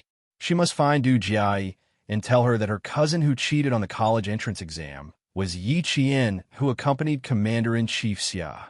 She also needs to tell the Deputy Chief of Staff due to investigate Yi Qian's cheating and kick her out of the military academy, so that she will never have the chance to accompany the chief of the military. Ying, sit properly, sit properly. The class leader noticed that the recruits were leaning forward, making them sit in a straight line in a very obvious arc. She immediately shouted and reminded her sternly. Ying couldn't control her emotions. Whenever she thought about how Yi Qian was summoned by the chief of the military, she couldn't control her emotions. Her ears clearly heard the class leader's voice, but not only did she not retract her body, she sat up straight and even wanted to stand up. But this scared the class leader to the point that her heart kept thumping. The class leader had no choice but to grab Yi Ying's arm. Yi Ying, go back with me to receive your punishment in front of the commander. Yi Ying, who was completely immersed in her imagination, was grabbed by the class leader. Following another round of applause, Yi Ying suddenly woke up. Crap, I forgot where I am. Yi Ying's heart sank, but she didn't dare to turn her head to talk to the class leader. She struggled slightly and signaled the class leader to let go. I'm sorry, class leader. This is the first time I've seen so many chiefs, so I'm very nervous and scared. Yi Ying explained in a low voice, but her gaze was fixed on Yi Qian, who was sitting with the leader in front of her. Her gaze was like a venomous snake, full of ruthlessness and malice. The class leader saw that she finally sat up straight and clapped her hands with the rhythm, so she was slightly relieved.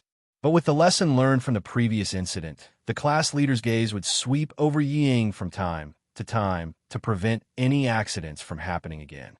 Yi Ying, who woke up with a start, didn't lose her composure again because she was already comforted by her own imagination. She was certain that the reason Yi Qian was summoned by Commander-in-Chief Xia was because of Uncle General. Just you wait, Yi Qian. I'll show you later. She planned to bring Du Jiayi to look for Yi Qian after the meeting so that Du Jiayi could get a good look at him and wait for the Deputy Chief of Staff to reveal Yi Qian's hypocrisy. With that thought in mind, Yi Ying's imbalanced mentality was satisfied.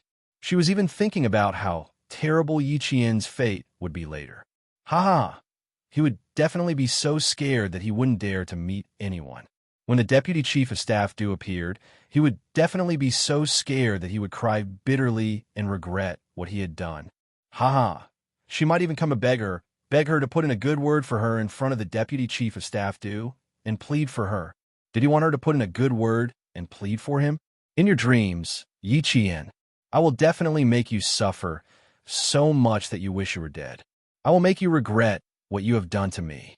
Yi Ying, who was deeply immersed in her imagination, almost laughed out loud. Fortunately, she knew where she was right now. Even if she wanted to laugh, she had to control herself. She bit her tongue and swallowed her laughter back into her stomach. Through her imagination, Yi Ying obtained unprecedented happiness in her heart. But Du Jiayi wasn't as happy. No wonder she couldn't find Yi Qian in the system. He was actually a military academy student. She couldn't find him even after searching for so long. She even thought that she had been scared silly and misheard his name. A military academy student who didn't properly stay in school to learn, but actually followed a group of male soldiers to the depths of the snowy mountains and tried to show off. Yi Qian, do you have nothing better to do? Chapter 2152. Du Jiayi, who had a ribbon wrapped around her finger, stared unblinkingly at Yi Qian, who came in with Commander-in-Chief Xia, and spoke as he took his seat. A cold glint flashed across her watery eyes. No wonder she didn't like her at first sight. She had already gained the favor of Commander-in-Chief Xia. She didn't have the ability to touch the people around Commander-in-Chief Xia, but she could touch a mere cadet from a military academy. Yi Qian, oh Yi Qian, don't blame me, Du Jiayi, for making things difficult for you. It's just that you're too much of an eyesore.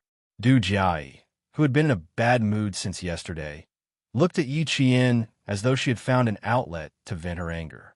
A cold smile flashed across her eyes. She lowered the curtain that she had gently lifted and turned to the dressing room to prepare herself. There was an unfriendly gaze in front of her, and there was another unfriendly gaze behind her. Yi Qian felt a headache coming on. Who was it? She was just here to watch a performance. Why was someone suddenly targeting her? Yi Qian didn't know who it was until she saw Du Jiayi go on stage. After enduring the unfriendly gaze for more than an hour, she finally knew that the unfriendly gaze from the front was from Du Jiayi. But what about the gaze behind her? Who was it behind her? Don't underestimate the cultural troops. Different types of soldiers have different responsibilities. The cultural troops are soldiers who protect the spirit of the soldiers. By adjusting the atmosphere, they can raise the soldiers' emotions and improve their combat ability. Some soldiers think that the cultural troops are just dancing, singing, running to the middle of the stage to read poems and essays. And that's all. Their understanding is too biased and extreme. Regardless of whether it's peacetime or wartime, the cultural troops' thoughts are actually to protect the combat ability and cohesion of our army. Western armies are mostly offensive armies, while our army is defensive. Those who are good at defense hide under the 9 elements, while those who are good at offense move above the 9 heavens. The offensive army mainly goes straight to the enemy's hometown, while our army has been mainly guarding our hometown since the founding of our country. The art troupe is an indispensable troop class at home. Without its existence, the life of the entire army will be overshadowed. Commander-in-Chief Xia, who was watching the performance, smiled as he spoke to Yi Qian. It was as though he was an elder teaching the younger generation. Every word he said had a profound meaning behind it. Sometimes, when the commander-in-chief spoke softly, Yi Qian couldn't help but lean over to listen. Not everyone could be taught by the commander-in-chief, and even less everyone could be corrected by the commander-in-chief. Every time Yi Qian finished listening to an elder who was broad-minded, far-sighted, and had a strong military ideology, he felt that his thinking had improved again. From where Ying was standing, she could clearly see the military chief and Yi Qian talking from time to time. She could also see Yi Qian's side profile listening seriously. Occasionally, she could even see the military chief nodding his head in agreement with her words. Every time she saw this, Ying felt like her heart was on fire. She wanted to rush up to Yi Qian and scold him so that the military chief could see the true face of Yi Qian. "You're really capable. You can even coax the military chief to nod his head. Good. I'll let you be proud for a while. Very soon, I'll make sure you won't be able to be proud anymore." The vicious gaze that burst out seemed to condense into a substance. The gaze was so strong and had a strong sense of existence that Yi Jian could not help but turn her head and catch it with her sharp eyes. It was too easy for Yi Qian to find Ying. Everyone's eyes were focused on the stage. Only Ying, who was sitting in the fourth row from the back, was staring at her. Chapter 2153. So was Ying. She finally figured out who was staring at her from behind. She didn't expect that Yi Jian, who dared to be distracted while accompanying the chief, would suddenly look over and see her accurately.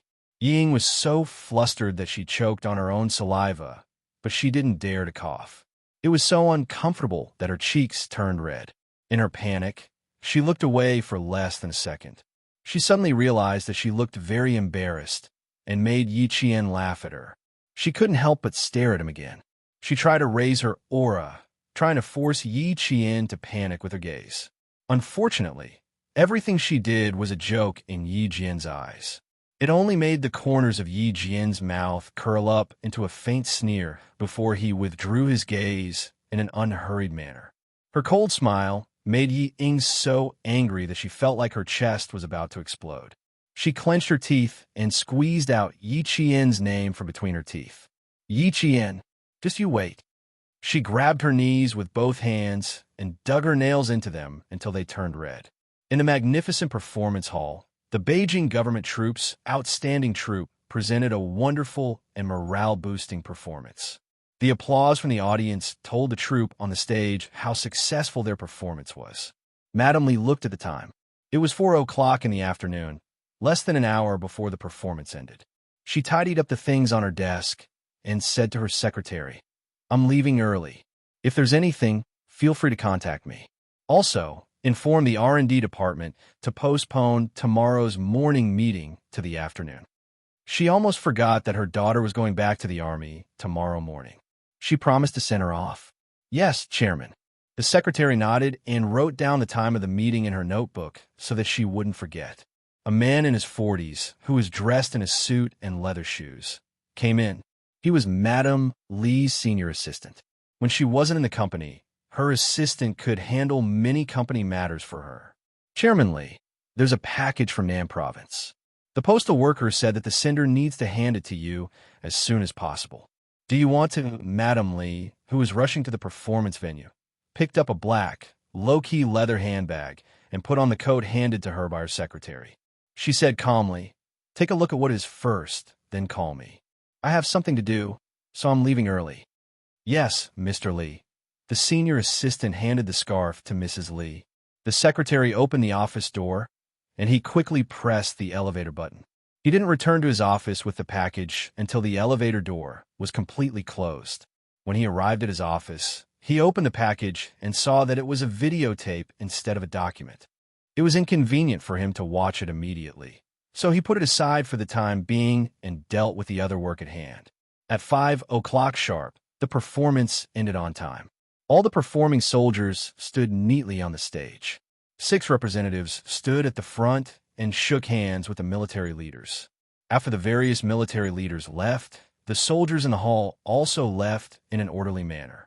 The leaders of the military academy were instructing Yi Qian and the others to meet with Commander-in-Chief Xia alone. They had to be steady and calm, even if Mount Tai were to collapse in front of them. They were not to be timid and not to have any military bearing. After giving a few more instructions, the leaders of the military academy left with ease, chatting and laughing with the leaders of the other military academies. Yi Qian, on the other hand, was led by the guards to look for Commander-in-Chief Xia. Your University of Science and Technology has always been at the forefront of all the military schools. You're only in your first year, and you're already so outstanding that you've even been summoned by the Commander-in-Chief. Another talent. Chapter 2154. No, you are flattering me. Come, let's talk outside, the leader replied with a smile. There were many talents in the National University of Science and Technology, and there were many students who had been summoned by the head. There was no need to make a fuss about it. Their school was like that, and so were the other schools. On the other hand, Yi Ying, who was walking out of the venue, wanted to look for Du Jia. She found an excuse to use the washroom and swiftly made her way to the backstage, only to bump into Du Jia, who was just about to leave. Sis Jia, didn't you say that you wanted to see Yi Qian's photo? She was sitting on the rostrum watching your spectacular performance, so you might not have noticed her. I'll bring you over to her right now. She was in a hurry to return her unit, so she didn't notice that Du Jia was on the phone with Madame Li. Beside her was a guard sent by the Deputy Chief of Staff Du, and he would bring the two of them out of the venue through the passageway. When she saw Yi Ying, she immediately stuffed her bag in her hands and smiled at Madame Li. Speak of the devil. All right, that Ying you were talking about is right beside me. I'll bring her out right away. Hurry up. She still has to return to her unit. Madame Li hung up the phone with a smile. She turned to the Deputy Chief of Staff Du and said, Bring me to Old Xia. Schumann has already returned to the country, but I haven't seen Old Six around. I'll have to ask him what's going on. It's understandable that he didn't go over previously. After all, he's been in the military for an entire year. I don't believe that Old Xia would be willing to leave his son in the military all year round, not even allowing him to accompany Master Xia and the old madam during the new year. Jai hasn't been back all year round. If Old Xia is stricter, it's not impossible for his son not to come back all year round. The Deputy Chief of Staff, Du, shook his head and replied with a smile. To say a few words. Don't let Old Xia have anything against you. When has he not had anything against me? I'm still lacking his opinion. Madame Li raised her chin slightly. Her eyes, which had obvious fish lines at the corners of her eyes, looked quite arrogant. When she saw a colonel with 2 bars and 3 stars, she restrained her expression and put on a dignified smile. Old Zhong from the Capital Political Group is here. I asked Ying to come out and talk to me. Asked him to come over. Among the few daughters-in-law that she liked, Yi Ying was the most satisfied. Her son, Li Yuan, was also satisfied. Since that was the case, he would nurture him first. The Deputy Chief of Staff, Du, did not interfere in the family's affairs. It was just a matter of saying a few words. Whether it was useful or not depended on the individuals fighting. On the other side, Du Jia confirmed that she and the Yi Qian mentioned by Yi Ying were the same person. Countless thoughts ran through her mind. Interesting. It was rare for cousins to fight to such an extent. However, she did not tell Yi Ying that she knew Yi Qian. Instead, she pretended to be serious and said, I will first mention your suspicions to my father, but you know the details. After I start, you can explain it to my father yourself. What did her mother see in Yi Ying? How could such a stupid thing even catch the eye of an elder like her? How could she get into the National University of Science and Technology by cheating? Did she think the military academy was a market that anyone could get in? Du Jia looked down on Yi Ying even more. Yi Ying, who did not notice at all, was already jumping with joy. She could directly mention Yi Qian to the Deputy Chief of Staff Du. She would definitely mention it properly. Yi Qian, bitch, just you wait. I'll make sure you die without a burial place. You will never be able to turn over a new leaf. Chapter 2155.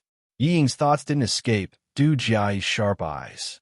Du Jiai, who liked to use others to do her dirty work, chuckled and said, "Also, Regiment Commander Zhong from the capital's political group is here as well. Be on your guard later, and don't say anything wrong." With this, Yi Ying's emotions were completely dispelled from Yi Qian's appearance. She couldn't control her excitement, and it appeared on her face in a moment of carelessness. Du Jiai glanced at her disdainfully, and a hint of malice flashed across her eyes. She slowly said, "Be more dignified. It's just meeting a regiment commander. What's there to be happy about? Just smile. Don't embarrass my parents. Your sister is much calmer than you."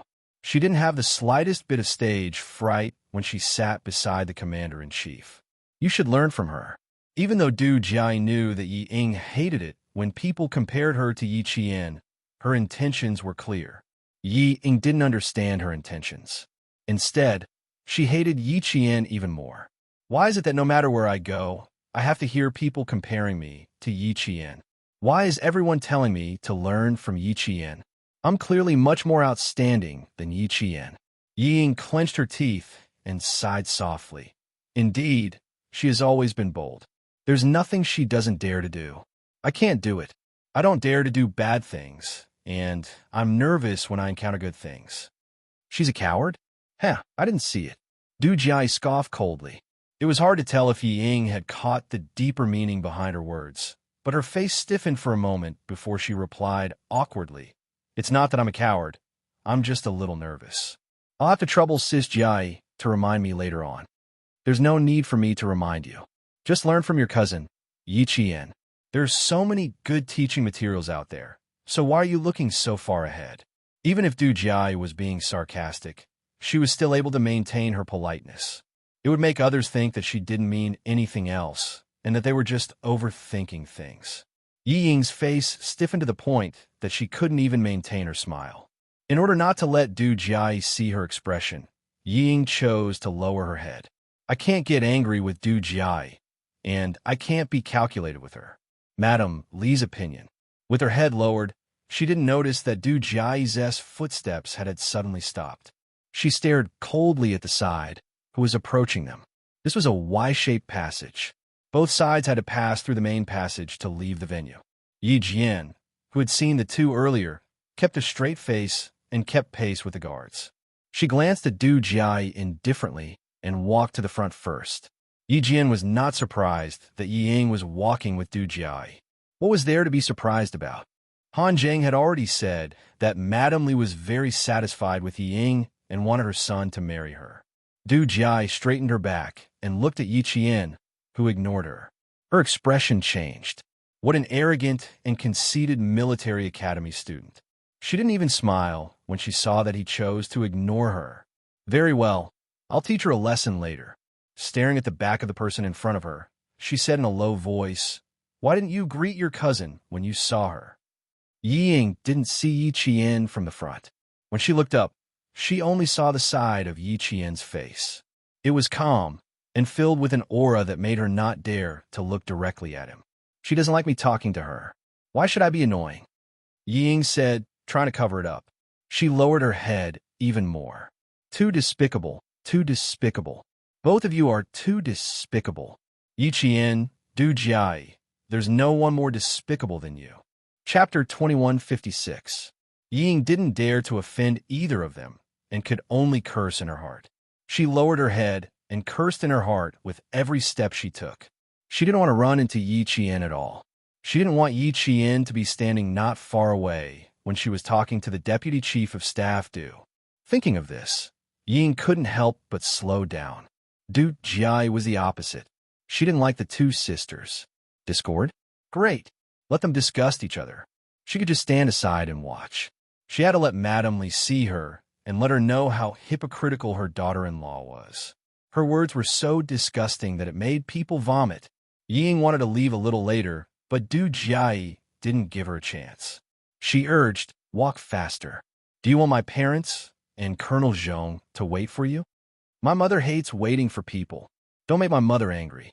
All the words were not as lethal as this sentence. Yi Ying could only grit her teeth and catch up. She couldn't worry about this and that. How could Yi Qian be next to her when she was talking? Her luck couldn't be that bad. If she was really next to her, she could just not say anything. That's right. It would be fine if she didn't say anything. What was she worried about?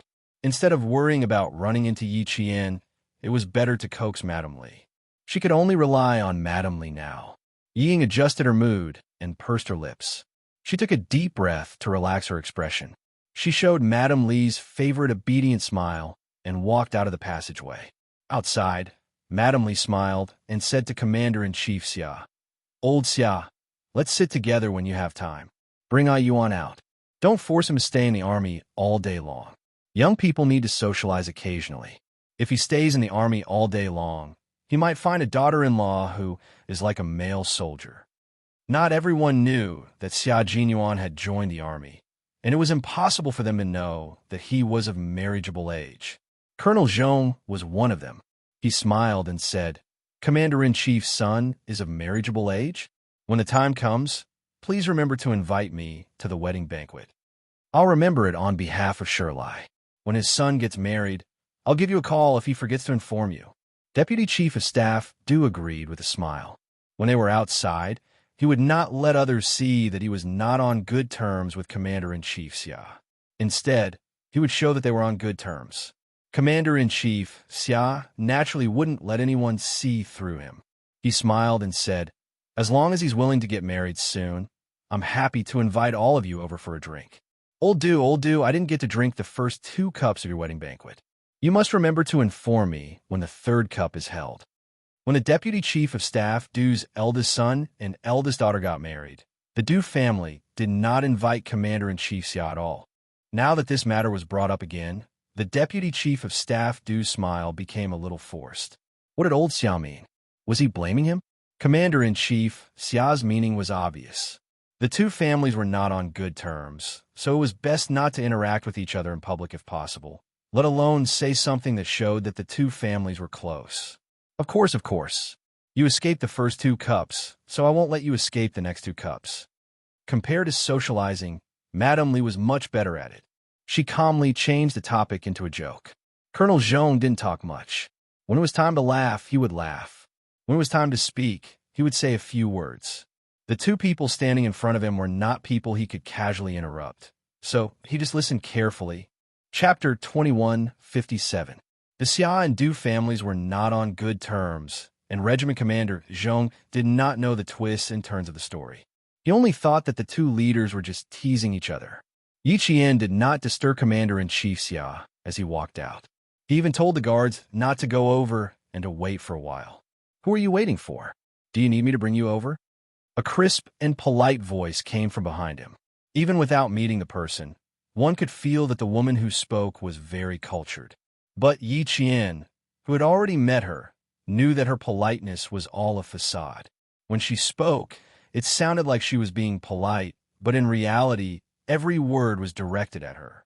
If Ying walked with Du Jiai, even if she was betrayed, she would still count the money for the other party. He turned around and smiled at the northern beauty. "No need. Thank you. You really don't need it? Didn't you sit with Commander-in-Chief Xia before? Are you looking for Commander-in-Chief Xia? Ying told me that you were cousins with her. I have a good relationship with Yi Ying. If you have any difficulties, tell me and I will help you solve them." After Du Jiai finished speaking to Yi Qian, she decided to let the 2 of them bicker. She smiled at Yi Ying and said, "Just now, you said that you were afraid that your sister would not talk to you. Look, I already spoke up for you. You took the initiative to greet her. How could she ignore you?" She thought that the 2 of them had a good relationship, but it turned out that it was just that. Yi Ying's face was so stiff that she could not even smile. Du Jiai acted as if she did not see it. In her previous life, she heard from Sun Dongqing that Yi Ying and her sister-in-law had an average relationship. Even though many things had changed in this life, their relationship was still average.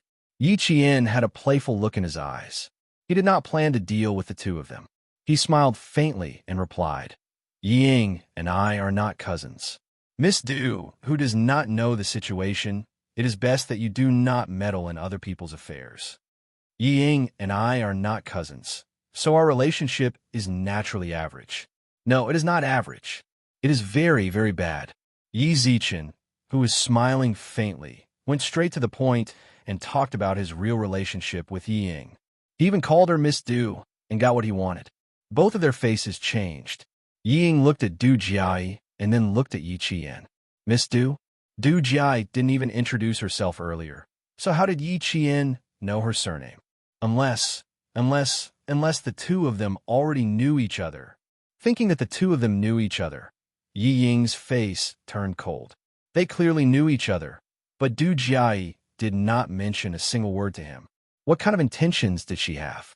Du Jiai's expression was ugly because she thought that Yi Ying had lied to her and said that she and Yi Qian were sisters. Because of Yi Qian's words, the two of them suspected that the other party had ulterior motives. Madame Li had already seen Du Jiai. She signaled to another guard of the deputy chief of staff, due to bring her over. She smiled and said, "Commander Zhong, there is a new recruit in your regiment. I will have to trouble you to discipline her. I asked her to come over and greet you. Otherwise, she will not know that you are her commander when she sees you in the future." Commander-in-Chief Xia heard this and knew who the new recruit was. He smiled calmly and said, "Then I will leave first. I still have some matters to deal with." "Okay, I will call Schumann when I have time. You can bring Ah Yuan out to have dinner with her. Schumann has already returned to settle down. You should let the mother and son see each other more often." Madame Li, who was almost at a disadvantage just now, even made a fool of Commander-in-Chief Xia in front of one of the commanders. "You want to embarrass the Du family? Xia Xinhui, do you dare to talk about your own family matters?" Chapter 2158. What was there to be afraid of? Commander-in-Chief Xia shook his head and sighed with a smile. "Try to persuade her. Our child has grown up and joined the military. As his father, I can't even see him once in a year. Tell her not to keep thinking about having our son come back to see her." Regiment Commander Zhong knew that the commander-in-chief had been divorced for many years. Although it sounded a little awkward, since the commander-in-chief had said himself, there was nothing awkward about it. The smile on Madame Li's face faded. She didn't expect old Xia to talk about his personal matters in front of a regiment commander. As a mother, she didn't manage to turn the tables. As a daughter, she didn't manage to instigate a fight between the two of them. Du Jiai's gaze turned cold and gloomy after being checkmated. She glanced at Yi Qian and lowered her gaze slightly. She assumed a condescending attitude and said with a half-smile, "No wonder I couldn't find any information about you. Turns out you're just a military school student." Military school students don't sit properly in the classroom. Instead, they run around. "Yi Qian, be careful that you don't ever graduate." Her words were extremely vicious. She was implying that Yi Qian wouldn't even be able to keep his life when the time came. The guard had already walked over. Without waiting for Yi Qian's reply, she smirked arrogantly and intentionally brushed past Yi Qian's shoulder. Thinking about Du Jiai's words, Ying seemed to sense something unusual. When Du Jiai was a few steps away, she lifted her chin and said softly with an arrogant expression, "Yi Qian, you want to fight with me? You'll die a horrible death. I'll be waiting, Ying." Yi Qian smirked at Yi Ying, who had purposely stayed behind to humiliate herself. He stared at Yi Ying with his dark eyes and smiled meaningfully. "Let's see who will end up worse." Yi Ying's heart pounded. Her eyes widened and she blurted out angrily, "That box," she couldn't say it. What if it wasn't her? Dad said before that Yi Qian didn't have the ability to do it. If she said it, it would be the same as handing it over to her. She swallowed her words and glared at Yi Qian angrily. Then she hurried to catch up with Du Jiai. Du Jiai walked quickly with a gloomy face. Yi Qian didn't want to come over? The more she wanted her to come. She walked over and saluted Commander-in-Chief Xia and Regiment Commander Zhong, then said respectfully, "Commander-in-Chief, the cadet in front wants to come over, but doesn't dare to. Do you want the guards to bring her over?" "Child, why are you always so enthusiastic? Do you think everyone is as daring as you?" Madame Li had already pretended to blame him, but with a smile on her face, everyone knew that she didn't mean it. In the presence of outsiders, Du Jiai appeared very calm. She smiled appropriately and explained seriously, "Mom, you've misunderstood me. Ying told me that the cadet was her sister, so I went over to greet her. But She paused for a moment before saying something that made Ying panic, but she said that she isn't Ying's sister, so I'm a little confused. Why don't you get Ying to call Yi Qian over and ask him? They're both surnamed Yi, and Yi Ying is so obedient. She wouldn't say such things, right? Madame Li didn't like messy relatives. She should have investigated all of Yi Jifan's relatives. Tomorrow, she would return to the company and instruct her subordinates to do so. She frowned and looked at Ying. With a cold voice, she asked, "What's going on? Is she your sister or not?" She didn't want her daughter to embarrass herself in front of a military cadet. "Madam, she's my sister. I'm not lying to you." Yi Ying's tears came as she obediently looked at Madame Li. She quickly lowered her head and said uneasily, "I don't know why she said that she's not my sister in front of Sis Jiai. She's clearly my sister. Commander-in-Chief, I'm not lying to you." Yi Ying wanted to say many bad things about Yi Qian, but under the Commander-in-Chief's intimidating gaze, she didn't dare to. Chapter 2159. Commander-in-Chief Xia's expression darkened. Yi Qian was their family Xia's daughter-in-law. With a future daughter-in-law like Yi Qian, Commander-in-Chief Xia viewed Yi Qian as inferior to any other girl. Even the calm and polite Du Jiayi was inferior to her. If you don't even know, why did you say she's your sister? You can't even figure out your own affairs. Commander-in-Chief Xia was very protective of his own people. With just a few words, Ying was sweating profusely. That wasn't all. He frowned and swept a glance at Yi Ying's shoulder. His voice deepened. "A recruit who just joined the army? You're actually a specially recruited recruit? Who recruited you? Didn't they investigate your family's relationship? Do you have a specially recruited recruit who you don't even know about?" No recruit could withstand the Commander-in-Chief's imposing military might. Yi Ying, who was already feeling guilty and scared, was so scared that her knees went weak and her face turned pale. "Sir, she's my sister, but I don't know why she said she's not my sister." Yi Ying, who was scared to tears, replied in a trembling voice, "I really don't know." Deputy Chief of Staff Du, who had been slapped in the face, also turned cold. He knew he shouldn't have casually brought people to him. Look, he made a fool of himself this time. No matter how obedient the daughter of a small official was, she didn't have much confidence. She wasn't like Jiai, who was full of confidence. Even if she did something wrong, she could calmly accept it. She wouldn't cry easily and let others look down on her. Commander-in-Chief Xia was vaguely angry when he saw a recruit crying just like that. A specially recruited cultural soldier? Commander Zhong, you're a specially recruited cultural soldier whose specialty is crying, right? The Commander-in-Chief's anger couldn't be directed directly at a recruit. Since the leader of the recruit was present, he naturally had to ask the leader about it. Commander Zhong's head was about to explode. She wasn't specially recruited by the capital political group, but by the Deputy Chief of Staff Du. Fortunately, Commander-in-Chief Xia's anger quickly shifted to Deputy Chief of Staff Du. "She's a recruit that your wife said she wanted Commander Zhong to take care of, right? Why? Is she related to your Du family? That's strange. Since she's related to your Du family, don't you know if she has an elder sister?" At this time, even Madame Li did not have the right to speak, much less Du Jiai, who was secretly clenching her fists.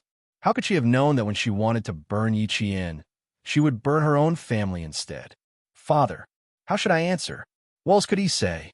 The Deputy Chief of Staff Du sighed and replied, "Old Xia, calm down. This recruit is indeed related to my family. His father saved my son. Yes, yes. Shirlai, don't be angry. It's scary. She was specially recruited. She's quite talented. I've seen her before. She's amazing." With her husband's words, Madame Li chimed in. "This child is very obedient and has an affinity with me. She's very kind. Although she's a little timid, I can tell that she doesn't like to cause trouble." "Calm down. The recruit just entered the military and hasn't gotten used to it yet. After a period of training, she'll definitely be a qualified cultural soldier." Du Jiai, who no longer wanted to speak up for Yi Ying, had to speak up now. "Commander-in-Chief, I also like to cry because I miss home when I first arrived. She didn't want to make things difficult for her parents because of Yi Ying, so she targeted Yi Ying. Yi Ying, Didn't you just say that Yi Qian's grades used to be bad? Is it strange that he suddenly got into the military academy? Deputy Chief of Staff Du and Commander-in-Chief Xia are both here. Just say what you want to say. Chapter 2160. As soon as she said that, Commander-in-Chief Xia's face turned frosty. He swept a glance at Du Jiayi before his gaze landed on Yi Ying. He growled, "How dare you?" His imposing aura made everyone's expression change. Yi Ying, whose face was as white as a sheet, swayed and almost fainted. In front of Deputy Chief of Staff Du and Commander-in-Chief Xia, she directly said that she suspected Yi Qian of cheating in the military academy. Du Jiayi, do you want her to die? At this moment, Yi Ying wanted to pounce on Du Jiayi and tear her mouth apart. Du Jiayi couldn't care less. How could a person who was slapped in the face by her parents deserve to bask in the glory of the Du family? Obedient? Docile? It was all fake. She had gotten into trouble before she even entered the Du family. Wouldn't it be even more chaotic after she entered the Du family? It was better to get rid of the root of the problem as soon as possible. She didn't want to continue lying to her mother. In terms of ruthlessness, Du Jiayi was dozens of times better than Yi Ying. Previously, she had wanted to slowly persuade Mrs. Li to give up, but after what happened just now, she immediately made up her mind to cut off Yi Ying's relationship with the Du family. Did she think that entering the military academy was child's play? Was the college entrance examination child's play? Could one get in by cheating? Pig brain. If it was child's play, who knew how many cadets in the country could get into the military academy by cheating? Du Jiayi, back off. Mrs. Li was angry. She had just said that she liked Yi Ying, but her daughter jumped out and said something indecent. Xia Xinhui didn't know what to say now. She said that she was blind. She said that she mistook fish eyes for pearls and that she was old and muddle-headed. The phone in the bag kept vibrating. Someone kept calling Mrs. Li, but because of Du Jiayi's random interruptions, Mrs. Li didn't have time to answer the phone. The assistant who called her was so anxious that beads of sweat were dripping down his forehead. He kept calling the driver to drive faster and faster. The driver glanced at the dashboard and stepped on the accelerator a little more.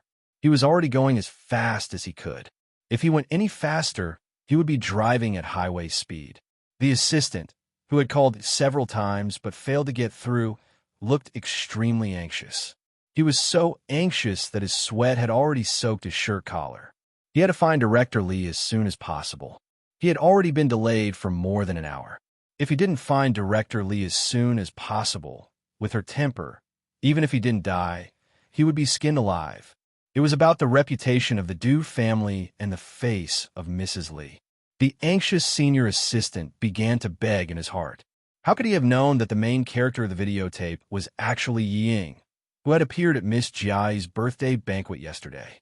It would have been fine if it was just an ordinary person, but Chairman Li had to praise Miss Yi Ying for being obedient and sensible. She liked her very much, and her words and actions made people feel that Chairman Li treated Miss Yi Ying as her daughter-in-law. Now, the daughter-in-law whom Chairman Li thought to be obedient and sensible had such a messy private life. Wasn't this a huge slap to Chairman Li's face? At this moment, Mrs. Li really didn't know that her assistant was so anxious that he wished he could grow a pair of clairvoyant eyes and ears to report the situation to her. Looking at the stammering Yi Ying, Mrs. Li shot a glance at Du Jiayi, warning her not to cause any more trouble with her gaze. Then, she turned to Commander-in-Chief Xia and said, "Old Xia, Mom, your phone has been ringing for a long time. It must be something urgent. You should answer it first." Du Jiayi interrupted. She wanted to break Yi Ying's heart, so she wouldn't give up just because of her mother's gaze. Chapter 2161. Madame Li naturally knew that her phone had been vibrating. Hearing this, she quietly glared at her daughter. How dare she interrupt me? Does she want to be scolded? Madame Li, who still wanted to settle the matter at hand, took out her phone from her bag and said to Commander-in-Chief Xia, whose expression was so serious that the atmosphere seemed to be oppressive, "Old Xia, calm down first. I've interacted with Ying a few times, and I know that she's not someone who speaks casually. Moreover, there's no smoke without fire. If that military school student is really innocent, how could there be rumors? Old do old Xia. Since they're both here, why don't you ask them first? She looked at the caller ID and frowned slightly. It was a call from the company's assistant. Was there an emergency at the company at this time? She didn't pick it up immediately. Instead, she hung up and continued to smile at Commander-in-Chief Xia. The military school is the cradle for training the next generation of officers and leaders of the Army. We can't be careless. Since someone said it, just ask, investigate, and find out what's going on. Isn't that enough? Commander-in-Chief Xia's personal phone also vibrated. He didn't need to guess who was calling at this time to know who it was. He nodded slightly at Madam Li, who was talking to him, and said calmly, "You talk first. I'll take a personal call." It was a call from Xia Jinyuan, asking when he could come to the hospital to visit him, a wounded soldier. "Your wife has something to do now. Wait for your father to deal with it before coming over." Commander-in-Chief Xia turned around and said calmly, "You can come over yourself." Yi Qian was their family Xia's daughter-in-law and his daughter-in-law. Someone was spouting nonsense in front of him. So how could he let it go so easily? Xia Jinyuan got up from the bed after hearing the first sentence. He said coldly, "Where's the location? I'll come over now." Before the specific location was reported, he had already finished taking off his clothes. When the location was reported, he had already changed into the light green uniform issued by the Army. It took less than 2 minutes to take off his clothes and get ready to leave. Commander-in-Chief Xia had just walked a few steps away to answer the phone when the phone rang again. Mrs. Li's face turned a little cold. When she hung up the phone, it meant that it was not convenient for her to pick up the phone. Why couldn't her assistant, who had always known her, wait for her for a while? Regiment Commander Zhong, who wanted to leave but couldn't, smiled and said, "Madam, you should answer the phone first. It's probably something urgent." Pick it up, pick it up. I have something to say to Commander Zhong." The Deputy Chief of Staff Du, who had nothing better to do, came to his wife's rescue. He made a pleased gesture to Regiment Commander Zhong and walked a few steps away to talk. Mrs. Li finally answered the 7th call, and the company's assistant breathed a sigh of relief. "President Li, something very troublesome has happened. Do you want to tell me over the phone or report it to you in person?" The anxious assistant had a high level of professionalism. No matter how anxious he was, he still spoke steadily. It was naturally inconvenient to talk over the phone. Mrs. Li looked at the phone and said calmly, "Come and report to me. I am now at 49 Renmin South Road. How long will it take for you to arrive?" Her smile made it impossible to tell what she had heard. She thought it was some trivial work report. The assistant knew that she was angry when he heard her voice, but what could he do? He smiled bitterly and answered seriously, "Okay, I'll be right there." Chapter 2162. Mrs. Li answered and ended the call in less than a minute. Seeing that Commander-in-Chief Xia was still talking, she signaled Du Jiai to come closer and said, "Du Jiai, I don't know what happened between you girls, but now, even if you have something to say, you have to hold it in for the time being. Don't talk. Ling Ying talk." She had to solve Yi Ying's problem first. Otherwise, Xia Xinhui would see her as a joke. She praised Yi Ying for being sensible, well-behaved, and kind in front of Xia Xinhui, but in the end, her good daughter jumped out to undermine her. How could this be? Fortunately, although Xia Xinhui was rigid, he had always been very gentlemanly. As a commander-in-chief, he couldn't directly embarrass a recruit. Fortunately, he had such an identity. Even if he was really angry, he had to suppress it in order to not lose his composure as the commander-in-chief. Du Jiai didn't listen to Mrs. Li's words. Her eyes moved slightly, and then she held her arm and said coquettishly, "Mom, we really have something to do.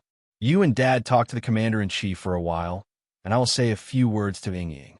Seeing that Mrs. Li was about to scold her again, Du Jiai quickly said, don't worry, I know what to do. You talk first. I will say a few words to Ying Ying." What do you know? Mrs. Li didn't believe that Jiai was a little strange today. She knew her daughter very well. She knew that no matter how much she hated someone, she would not embarrass them in front of them. So far, only Yi Ying could embarrass her daughter in front of them. Mrs. Li then said, "If you embarrass Ying Ying like you did just now, you will also embarrass me. Do you hear me?" If she continued to embarrass Yi Ying, it would not be Yi Ying who would be embarrassed, but her. Du Jiai, who was angry in her heart, didn't understand the meaning of Mrs. Li's words. Instead, she felt that her mother was always protecting outsiders she didn't like. Her mother, who had always been so powerful that even demons and ghosts didn't dare to do anything, still thought that Yi Ying was well-behaved. In order to not let Yi Ying continue to lie to her family, she had to expose her true colors. With cold eyes, Du Jai pretended to be sad and sighed, "Mom, how can I make things difficult for Ying Ying? It's good enough that Ying Ying doesn't make things difficult for me." Du Jai knew exactly how Yi Ying felt. That was why she said that on purpose. "You're jealous of Yi Qian, and you don't have the ability to deal with Yi Qian. You actually thought of pushing Du Jai out. Do you really think I don't know what you're thinking? Yi Ying, oh Yi Ying, do you think Du Jai is a fool?" Yi Ying didn't know that Du Jai had seen through her thoughts. She wanted to build a good relationship with Du Jai and then talk bad about Yi Qian. She wanted to make Du Jai hate Yi Qian. When the time came, she would add fuel to the fire and use Du Jai as a knife in her hand. Wherever she wanted to stab Yi Qian, this knife would stab there. Unfortunately, even though she was smart, she couldn't compare to Du Jai, who could silently harm people in her teens. Not only did Yi Ying's intelligence drop, but she also couldn't compare to Du Jai when it came to using others to do her dirty work. Yi Ying wanted to use Du Jai as a tool. On the surface, Du Jai pretended not to know anything. But in reality, she saw everything and remembered it in her heart. Madame Li, who knew her daughter well, had a serious look in her eyes. Then she sighed, "Jai, Ying has her own difficulties. You're her elder sister, so you should bear more responsibility. All right, you two can go to the side and talk." Even though Madame Li nodded, Du Jai was still angry. Chapter 2163. How dare you protect such a small thing? Where her true colors are exposed, let's see where you can hide your face. Du Jai was so angry that her face turned green. When she saw Yi Ying trembling all over, her mood improved a little. "How dare you use Du Jai as a tool? Yi Ying, oh Yi Ying, you're really looking for death. Since you have the guts, I'll play with you. Did you think that things would end so easily? No, it really didn't." Both sisters were so annoying. How could she miss such a big show? One was a hypocrite, the other liked to show off. They better not disappoint Du Jai during the performance later. Yi Ying, who was almost scared out of her wits by Commander-in-Chief Xia, kept her head down. She did not notice Du Jai approaching her until she suddenly felt a hand on her shoulder. She was so scared that she jerked her head up. She saw Du Jai's enlarged face looking at her with a gentle gaze. She heard her say softly, "Let's go, Ying Ying. Let's talk over there. Let my parents talk to the Commander-in-Chief first." Ying was just about to leave. She thought that Du Jai was going to harm her. When she heard Du Jai's words, she quickly raised her hand to wipe away the tears on her face. She hurriedly nodded and said, "Okay." The more scared she was, the happier Du Jai was. After walking a few steps away, she stopped and said slowly, "Ying Ying, don't be nervous. Just tell him everything you know. We're not nervous. A straight foot is not afraid of a crooked shadow. I've already told him everything for you. Why are you still hiding it? It's better to tell him directly in front of the Commander-in-Chief than to tell my dad." In order to see both Yi Ying and Yi Qian hurt each other, Du Jai patiently baited Yi Ying step by step. The Commander-in-Chief has already summoned Yi Qian. You see, once the Commander-in-Chief finds out that Yi Qian cheated in the military academy, he'll definitely be furious. Yi Qian will definitely be severely punished. Don't you want to see her be severely punished? Of course, Yi Ying wanted to. This was something she wanted to see even in her dreams, but she did not dare. She didn't dare, because everything she said was a lie. She only wanted to make Du Jai hate Yi Qian, then use Du Jai to get rid of Yi Qian. It was only because Du Jai hated Yi Qian that the Deputy Chief of Staff Du and Madame Li could help their daughter to make things difficult for Yi Qian. This was what she wanted. It was a complete mess now, a complete mess. If she continued, it wouldn't be Yi Qian who was unlucky, but her. Yi Ying, who was a little further away from Commander-in-Chief Xia, clenched her fists tightly. She couldn't panic. She had to stay calm. Right now, he had to get Du Jiai to speak up. Only if she spoke up would he be able to get Madame Li's support. With Madame Li's support, everything would be easier. Yi Ying, whose heart was in a mess, couldn't calm down at all. The idea she came up with in her panic was also the stupidest one. Even though she knew that Du Jiai was trying to harm her, she still placed her hopes on someone who was trying to harm her. Without Yi Jifan by her side, Yi Ying was truly foolish. Yi Ying raised her teary eyes and said softly, But, what should I say? Sis Jiai, you have to help me. Didn't you say it so smoothly before? Why are you not doing it now? Heh, I really don't like a coward who hides in her shell after giving her a chance. Du Jiai nearly couldn't conceal the disdain in her eyes. She quickly adjusted her expression and sighed. If you really don't dare to say it, fine, I'll do it. I really don't understand what's going on in your heart. Could it be that you really have some difficulties like what I said? Chapter 2164. Du Jiai, who was able to silently frame her best friend when she was in her teens, was the best at deceiving people. She wanted to deceive Yi Ying, so she even pretended to be very sincere and looked as if she was thinking for Yi Ying. Or are you afraid that if you say it out loud, people will threaten you? Don't worry, my dad and Commander-in-Chief Xia are all here. Look, Regiment Commander Zhong of your Beijing government regiment is also here. What's there to be afraid of? Du Jiai lured Yi Ying into a trap. How could Yi Ying not want Du Jiai to fall for it? She bit her lower lip and said uneasily, It's not that I don't dare, it's just that there are too many things going on with Yi Qian. I don't even know where to start. Also, I'm very nervous when I see Commander-in-Chief Xia. Now my mind is in a mess and I don't know what to say. Hearing this, Du Jiai couldn't stop laughing in her heart. Nervous? She was clearly scared. How silly. Cheating in the military academy? Why didn't she say that she was hopelessly stupid? Who would believe her? Who would believe her? The National University of Science and Technology was a comprehensive university directly under the military commission. She dared to say that Yi Qian cheated in the military academy? Ha ha.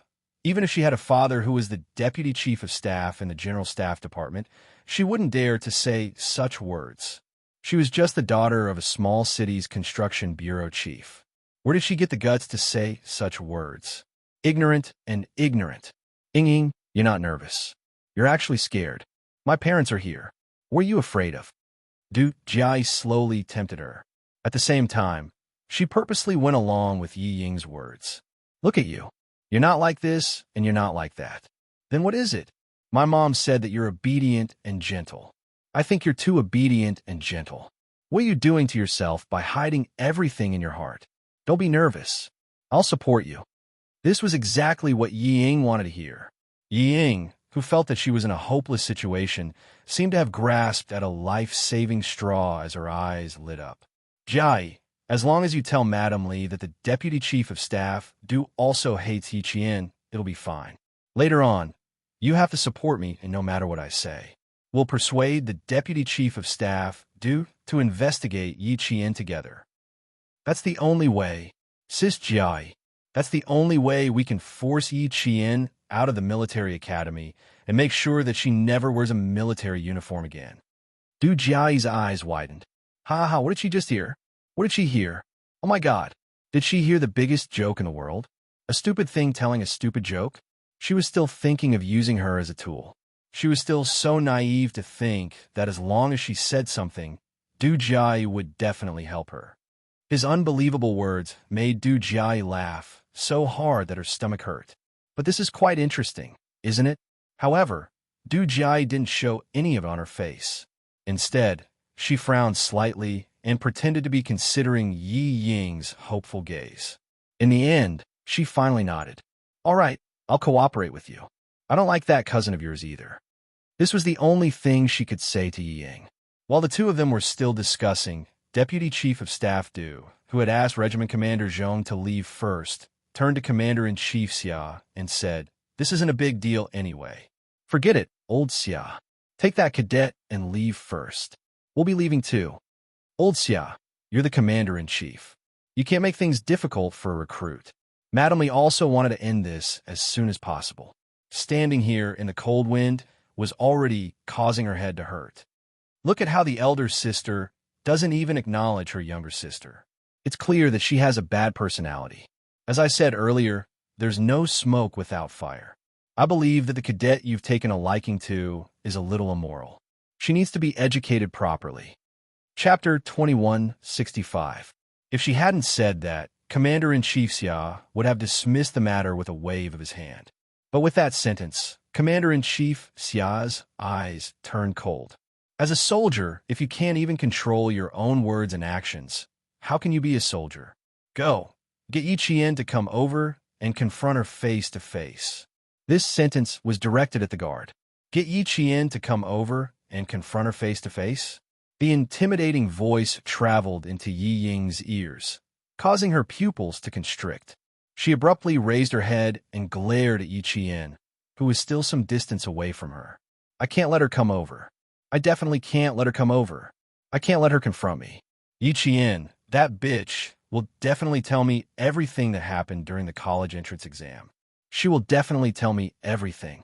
Looking at the guard's back as he left, Ying really wanted to run over and stop the guard, but she didn't dare.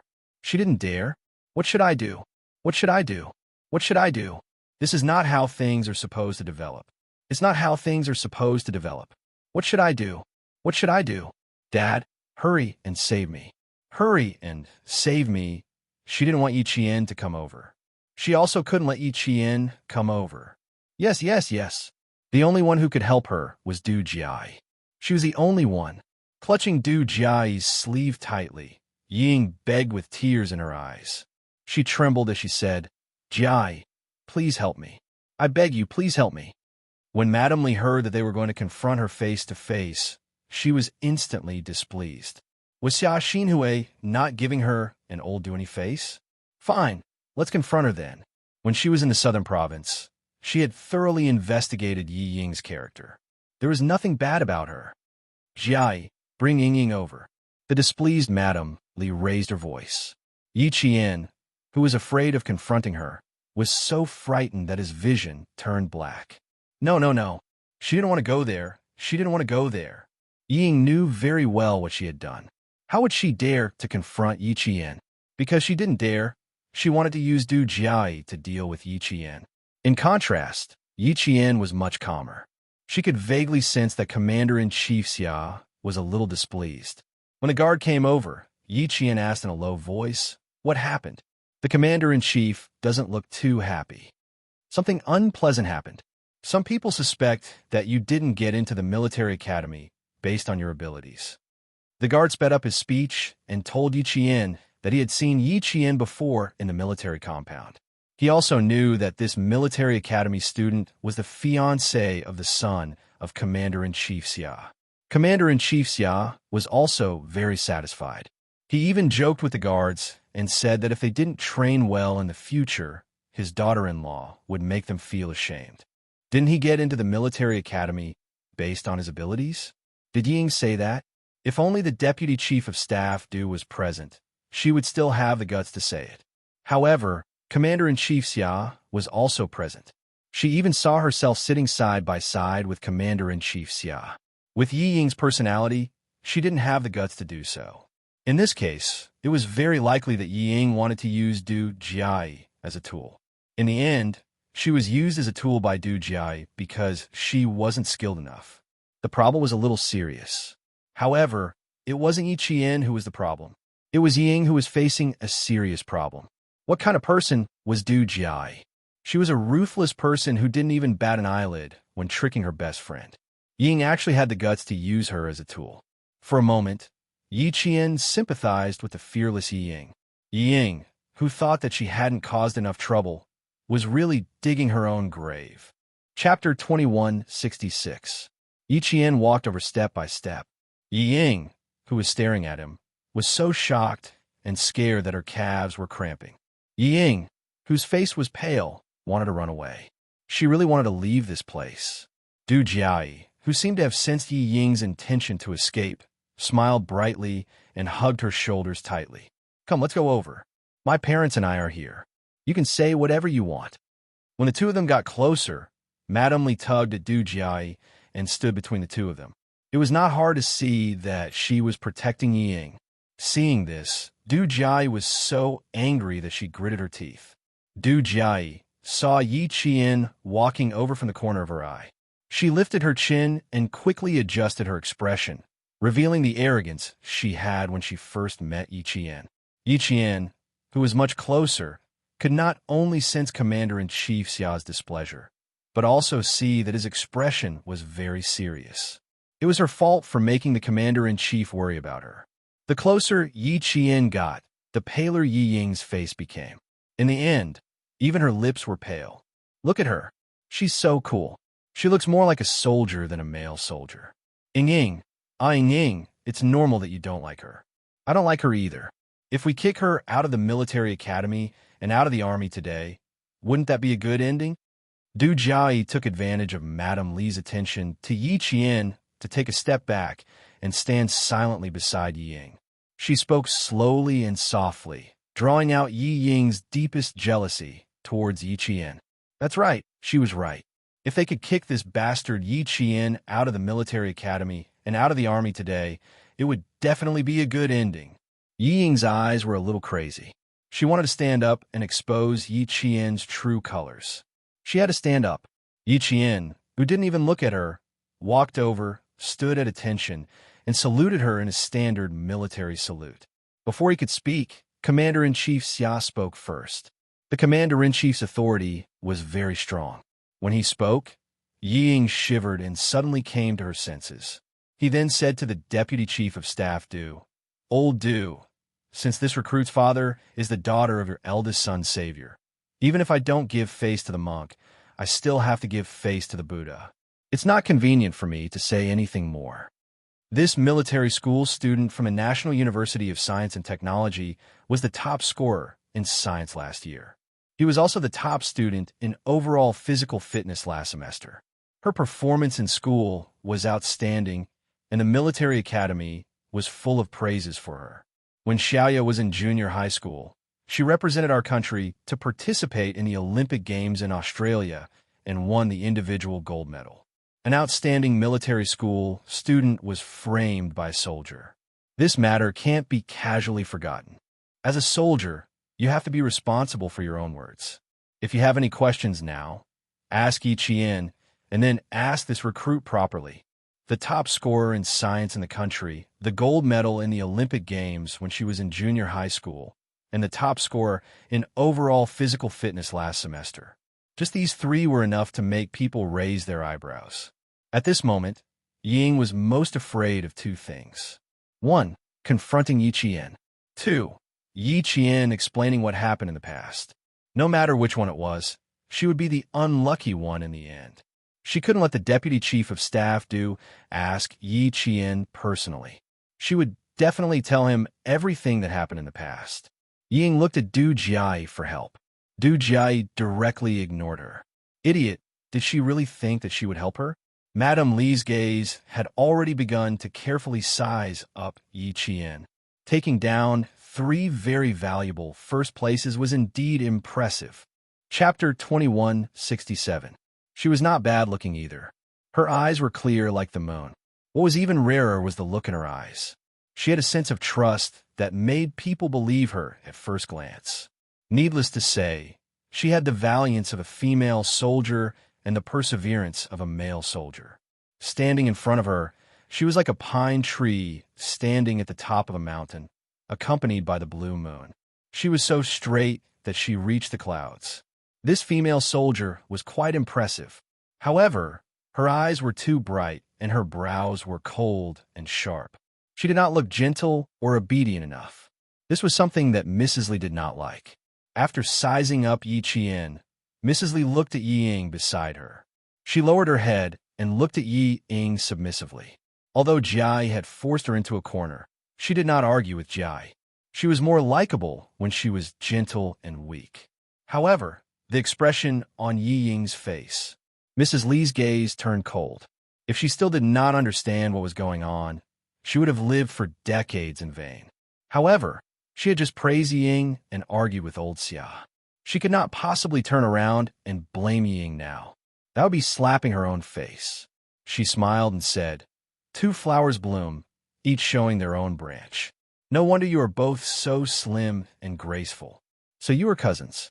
Ying, your sister is admitted into the military academy. Now that you have joined the capital political group, it's time for you to stop being a little girl. Do you understand? Suspecting a military academy student of cheating to get into the military academy was indeed a serious matter. However, it could also be described as a little girl's jealousy. Mrs. Li, who did not want things to get worse, warned Ying with a smile. At the same time, she protected Ying. Ying did not answer immediately. She thought of what Du Jiai had said. She was too tempted. She wanted to tell the commander-in-chief that Yi Qian was not that capable. She really wanted to say, the words were already at the tip of her tongue. However, Mrs. Li's gaze made her heart turn cold. No, Mrs. Li was already angry. If she did not listen to her, she would be in trouble. Ying nodded as if she had been wronged. Her voice choked as she said, I will remember. In the future, I will not dare to do it again. It was, I won't dare to do it again in the future, not I won't do it again in the future. The difference of one word was 1,000 miles. It was obvious how unwilling Ying was to answer. Before Madame Li, whose face had turned slightly cold, could say anything, Du Jiai said with a faint smile, You don't dare? It seems that someone really has a problem. You don't dare to do it because you were threatened. Ying, you were talking nicely to me just now, and now you have another excuse. Are you kidding me, Du Jiai? Shut up. This time, even the deputy chief of staff Du's face darkened. He looked at his aggressive daughter seriously and said, What are you doing? Du Jiai smiled. Dad, I'm really not messing around. Yesterday, Ying said that there were many problems with her sister. She even asked me to mention it to you. With a quivering voice, Ying interrupted her. Sis Jiai, I beg of you, please don't say any more. I know that I was wrong. Jiai, take note of your image. Madame Li turned around. This time, her warning tone was much deeper than before. There was a clear hint of anger in her voice. Everything needs to be backed up with evidence. Without any evidence, what's the use of just saying it? Du Jiai saw Madame Li's protectiveness of Ying, and it made her even more furious. Even in this state, my mother is still protecting her. If I don't tear down that fake face of hers, my surname won't be Du. However, if I force Ying to come out, I will only infuriate my mother. It's not worth it to infuriate my mother over a mere Ying. Fine, since I can't force Ying to come out, I'll have a good talk with Yi Qian. Chapter 2168. Du Jiai closed in and looked at Yi Qian. Yi Qian, aren't you going to say something? Could it be that your results are just like what your sister said? They're all fake? How could they be fake? Deputy Chief of Staff Du reprimanded her with a frown. Du Jiai, I'm ordering you to leave now. Do you hear me? Dad, why are you being so fierce with me? I didn't say it. Ying said herself. Du Jiai was dissatisfied and retorted softly. She felt wrong too. Du Jiai, I'm very disappointed in your behavior today. Deputy Chief of Staff Du couldn't bear to scold his daughter and smiled at Yi Qian. You're Xiao Yi from the National University of Science and Technology, right? Not bad, not bad. It's quite impressive that you got 3 first places. You don't have to explain. I believe you. That's all nonsense. I won't believe it. Don't be affected by it. When you stood in front of me just now, I felt the aura a soldier should have. Cold and mighty. Just based on your aura, I believe you. Yi Qian replied calmly. Thank you for your trust, Chief. I have a clear conscience, and there's nothing fake about it. If anyone doesn't believe me, I hope they can investigate me at any time. The commander-in-chief also said that as a soldier, I should be responsible for my words. Chief, may I know who said that I cheated in the college entrance exam? No one said it. No one said it. It's a misunderstanding. Deputy Chief of Staff Du and his wife, Madame Li, both wanted to keep the peace and didn't want to say more. The cheating was pure nonsense. He had to reprimand his daughter when he got back. Yi Qian glanced at the pale Ying from the corner of his eyes and said, Chief, it's best if you investigate. I'm open to any investigation. As for the recruit beside you, I'm indeed not her sister. If I were her sister, I wouldn't have escaped from her house that year. The people around me didn't believe what she said because everyone knew that she was full of lies. Ying, who was already indignant, flew into a rage. Yi Qian, you're the one who's full of lies.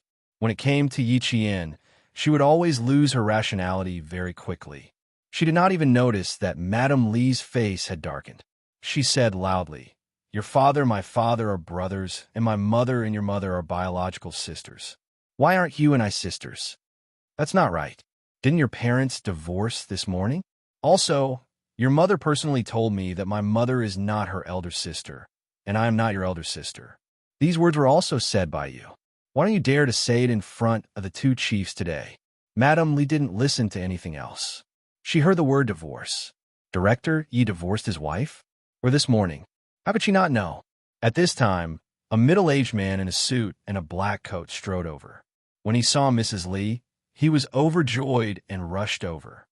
"Ying, your parents got divorced this morning? What's going on?" Madame Li, who felt that she had been lied to, turned cold. "Don't tell me you don't know." "Sorry to interrupt, Director Li. I have something very urgent to report to you." The assistant risked being scolded and interrupted. He really couldn't wait a second longer. As he spoke, he even glanced at Ying. Ying, who was at a loss for what to do after being questioned by Madame Li, heaved a sigh of relief when she saw that Madame Li did not notice anything strange. The appearance of Tai Chi gave her a chance to think about how to answer Madame Li. Chapter 2169. Mrs. Li's face darkened because of her assistant's carelessness, but she did not lose her temper on the spot. This assistant of hers had never been so rash before. Other than that time, when De Air was almost stabbed, he had never been so rash before. Thinking of this, Mrs. Li's heart skipped a beat. Did something happen to her eldest son again? What happened? Tell me, she said sternly. The assistant glanced at Ying again and said softly, "Director Li, it's more convenient for us to talk over there." Deputy Chief of Staff, Du, was also surprised by the news from Yi Qian. Director Yi divorced his wife? How is that possible? When they had dinner the night before, he was talking about how his wife did not accompany him to the capital because of health reasons. How did they suddenly get divorced? He did not know, and neither did his wife. Knowing his wife's temper, he quickly said, "Chenglan, we are talking about the army now. It's not convenient for you to listen. Go with Elin to deal with the company's affairs first." Okay. Mrs. Li nodded with a sullen face. When she looked at Ying, she was a little cold. "Ying, come back later. I have something to ask you." Ying's chest heaved up and down. She tried hard to calm herself down and nodded obediently. "Okay, you deal with your affairs first. I'll wait for you." She was afraid that Mrs. Li would say something she was afraid of, so she nervously added, "You don't know. Yi Qian loved to set me up since I was a child. He always pushed the blame to me when he did something wrong. Think about it. A person who even dared to cheat in the college entrance examination. What else does she not dare to do?" In order to make Mrs. Li believe her, Ying did not know that her words had made Commander-in-Chief Xia's impression of her even worse.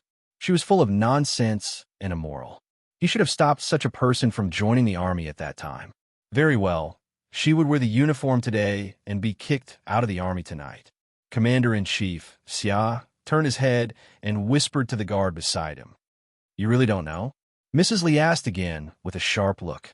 "Ying, I want to hear the truth." Ying shook her head firmly and replied gently as usual, "Madam, I don't dare to lie to you. I really don't know anything." As she spoke, tears came out again. "You know me. How can I lie to you? I'll call my mom right now. I'll call her right now." After staring at her for a while, Mrs. Li's face finally softened a little. She nodded and said, "Okay, I'll believe you this time. Call him now and ask what's going on." The senior assistant, who was waiting by the side, secretly gave Ying a "take care of yourself" look and respectfully followed Mrs. Li a few meters away. Just as she turned around, the frightened Ying couldn't help but close her eyes and raise her hand to her chest to calm herself down. Fortunately, the middle-aged man appeared in time. Otherwise, she really didn't know how to answer. She knew that her luck wouldn't be bad. She was so nervous that she didn't know what to do, but someone immediately appeared to help her out. After taking several deep breaths in a row, Yi Ying's heart which was beating wildly because of Mrs. Lee's questioning, finally calmed down a little. Du Jiayi, who was surprised by the sudden good news, saw that Ying hadn't made a phone call yet.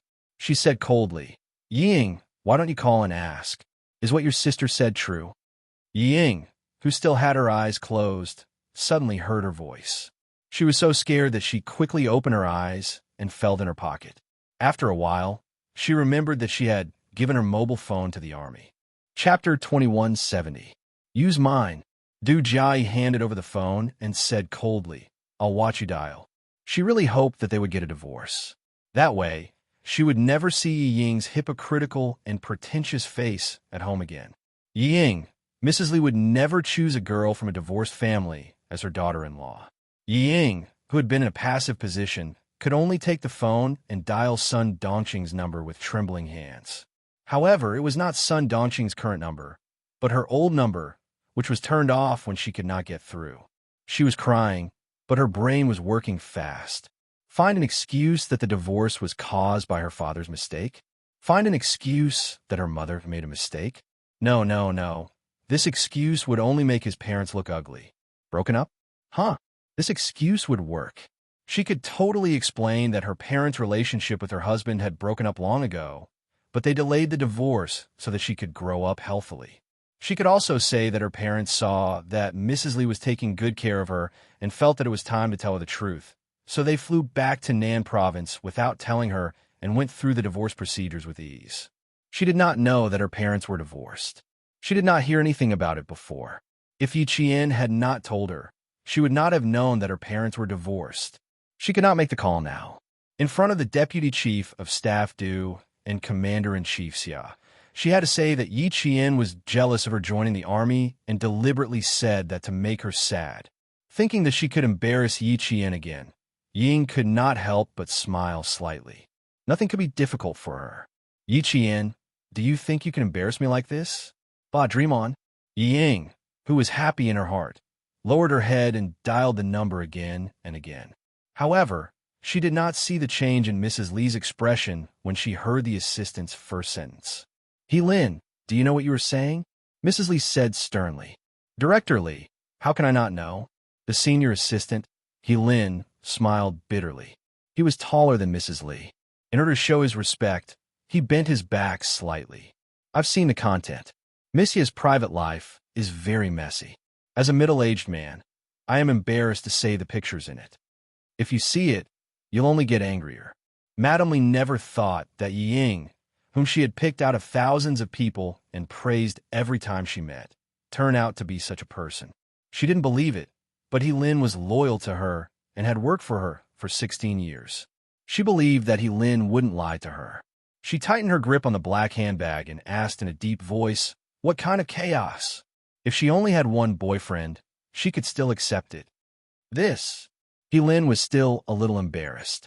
When Madame Li's cold gaze swept over him, he lowered his head and said some things. Both men and women were together. Miss Ying had two men on her left and right. From the bar to the car, staying out all night, staying in her room. There were also many used condoms on the ground. Madame Li was already fuming with anger after she picked out a few scenes. There was a ball of fire burning in her chest, burning her dignified face to the point of distorting. He Lin, who had to bear the brunt of his anger, bent his back even lower and answered in a softer voice. "Other than you and I, no one else in the company knows." But, knowing that she was furious, he couldn't help but speak more carefully. "But since someone sent it over, I'm afraid." He was afraid that someone wanted to see the Li family make a fool of themselves and would release the contents of the videotape. That was why he was so anxious. Chapter 2171. Madame Li understood his unfinished words. She was so angry that her breathing became rough and rapid. Good. She didn't expect that she, Li Chenglan, would be tricked by a bitch. "Do a few things for me now. First, find out who sent it. Second, Madame Li, who cared about her reputation, would not let herself be passive. The most important thing now was to deal with a matter that might affect her reputation." Madame Li was very angry.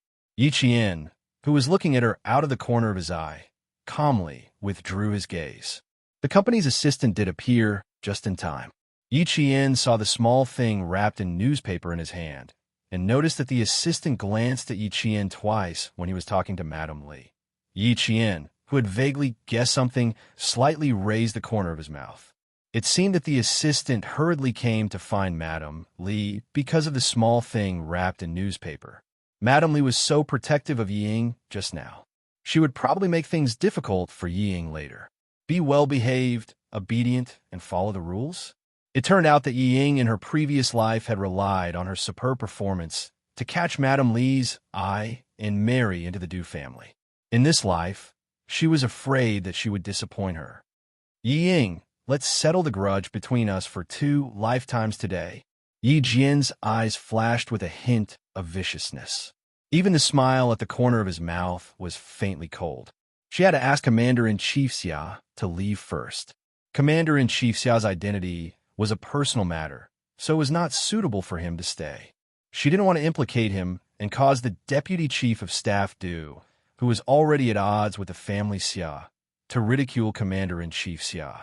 And Ying, if she lost all her rationality, she would dare to say anything as if she had grown guts all over her body. Just now, when she walked up to Commander-in-Chief Xia, Ying's secretly hateful gaze seemed to be vaguely accusing Yi Qian of taking advantage of the situation to bully her. She didn't want to hear similar words because of her personal affairs and implicate Commander-in-Chief Xia. In his previous life, Yi Qian was used to being cautious. But in this life, he still took 1 step and thought 3 steps ahead. He would first think of all the possible scenarios that might happen, and then make plans in advance. She didn't want to implicate Commander-in-Chief Xia because of her personal affairs, so she planned to persuade Commander-in-Chief Xia to leave first. No matter how she persuaded him, she had to think of a way. Yi Qian saw Madame Li stop a few meters away. Yi Qian looked at the Commander-in-Chief, who had a serious expression and was standing in the cold wind, and said, "Commander-in-Chief, Ying came to pick on me. I have to make her unhappy too. You can go back to the car first. I want to deal with some personal matters first. I'll deal with the rest later." Commander-in-Chief Xia was waiting for Yi Qian to explain to him. He was a little surprised that Yi Qian suddenly mentioned Yi Zhifan and his wife's divorce. It was a little inappropriate. Now that he had heard her explanation, especially when he saw her take a look at old Du's wife and tell him that she had to deal with her personal matters first before coming back to deal with other matters later, he understood what Yi Jian meant after giving it some thought. Dealing with her personal matters first was something that could only be done in front of Madame Li. It was indeed inconvenient for him to stay behind to deal with her personal matters. Moreover, this recruit was crying and making a fuss. If he stayed behind, he would only listen to some nonsense. But if he were to leave, he would definitely take old Du with him. Commander-in-Chief Xia then said to Deputy Chief of Staff Du, "Old Du, let's go back to the car first. They have to deal with their personal matters. It's not convenient for us to stand aside with our identities. We'll bring the recruit and Yi Qian back to the military after we've dealt with our personal matters." Your wife is right. Since the 2 of them are here, we can talk about it clearly in person and investigate thoroughly. Whoever is in the wrong must be punished. Chapter 2172. The Deputy Chief of Staff Du looked at his wife's back and felt that she could not hide her anger after hearing Assistant Helin's words. He said without hesitation, "Okay. Also, the leaders of the military academy are here. Call them all to the military headquarters. Get the files of the military academy students and recruit Yi Ying's files. We'll decide the severity of the punishment based on the severity of the mistake." He then instructed Du Jiai, "You stay with your mother. Don't get involved in personal matters. Do you hear me?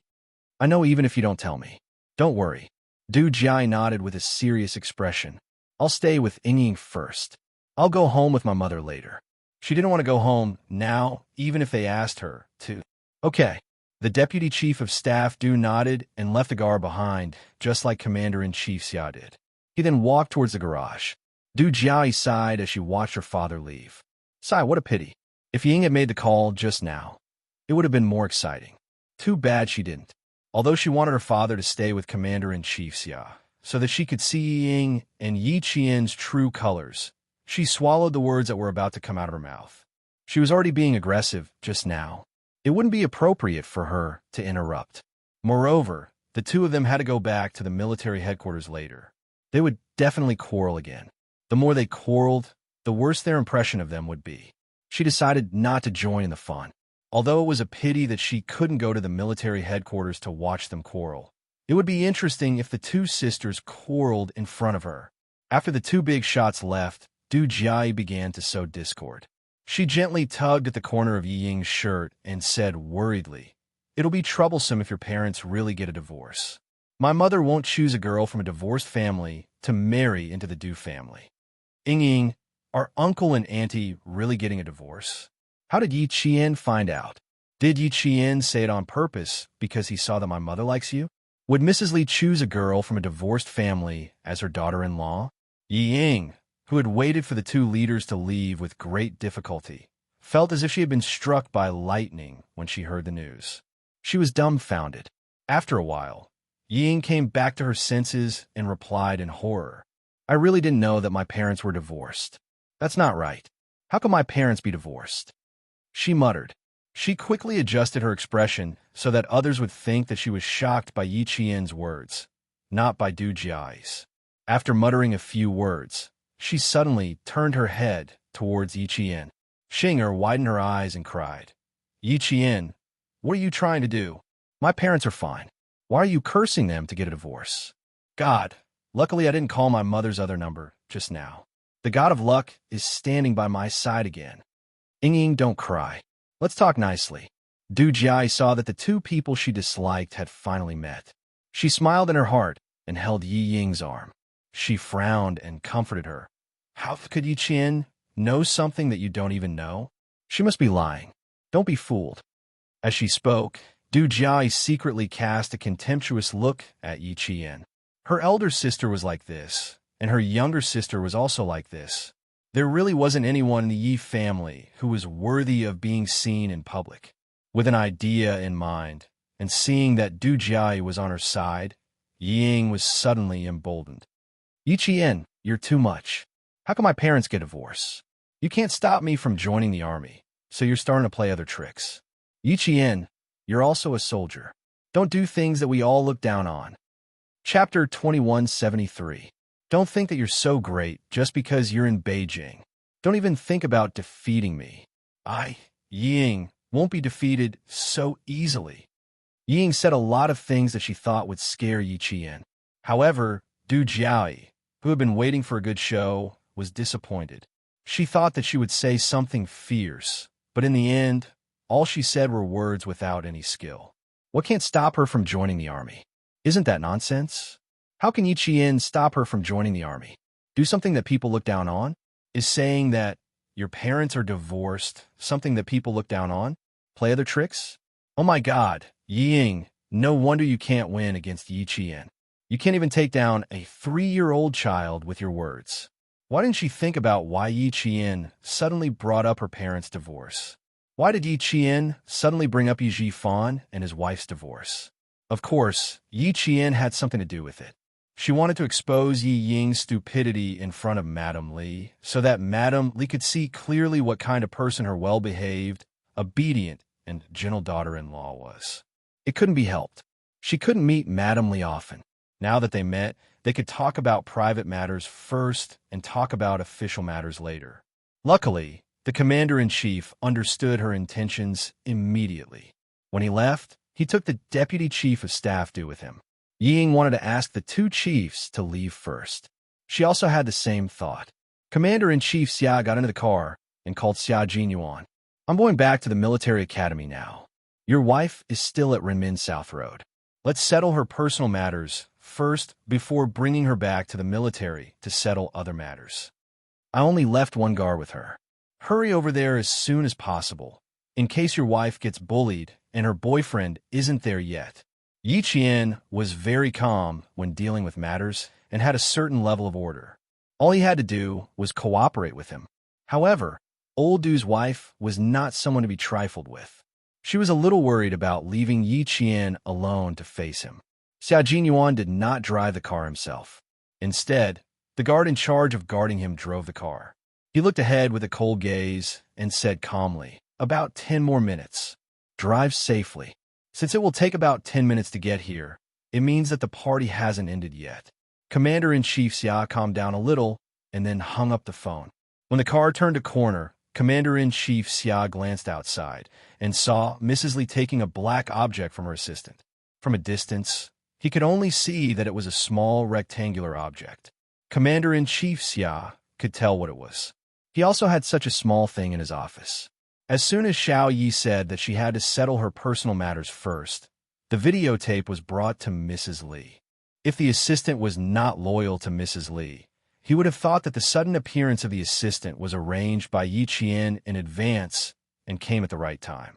Deputy Chief of Staff Du also saw his wife take the things from the assistant.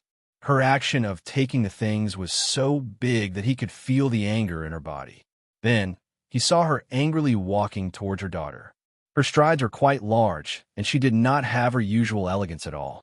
She took a few steps forward and rushed forward. "Stop the car." Deputy Chief of Staff Du, who had never seen his wife lose her composure outside, realized that something was wrong. The guard had just stopped the car and hurriedly got out of the car and strode over. Commander-in-Chief Xia, who was driving the car in front, glanced at it and did not ask the guard to stop the car. He just got into the car and left. Chapter 2174. Now, it was not only Xiao Ye's personal matter, but also the Du family's family matter. He had also seen Yi Zhifan before. This person had a calm temperament and was not impetuous.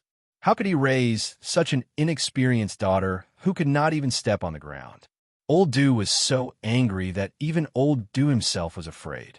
How could a little girl who was full of lies face him? Commander-in-Chief Xia, who closed his eyes and pretended to sleep, was not worried about Yi Ying. He had wanted to return her to her original place of birth. Who knew that in order to please old Du's wife, she would not hesitate to step on others' shoulders to help herself. This kind of person was not worthy of sympathy. Today, she had walked the path herself. What kind of ending would be caused by herself? Adults should be responsible for their own actions. The car quickly drove away from Renmin South Road. Night had fallen, and the street lights were instantly lit up, embellishing the already dark sky. Madame Li's face was not lit up by the street lights. Instead, her face looked gloomy in the yellow light, and her eyes reflected the light as sharp as arrows. Good, good, good. She, who prided herself on knowing people's true colors, was actually fooled by a 20-year-old bitch. She even asked her to introduce her everywhere and praised her for being well-behaved and well-behaved. In the end, she was deceived by a bitch. Madame Li, whose face was full of anger, walked straight towards Yi Ying. Her eyes were only fixed on Yi Ying's sweet and beautiful face.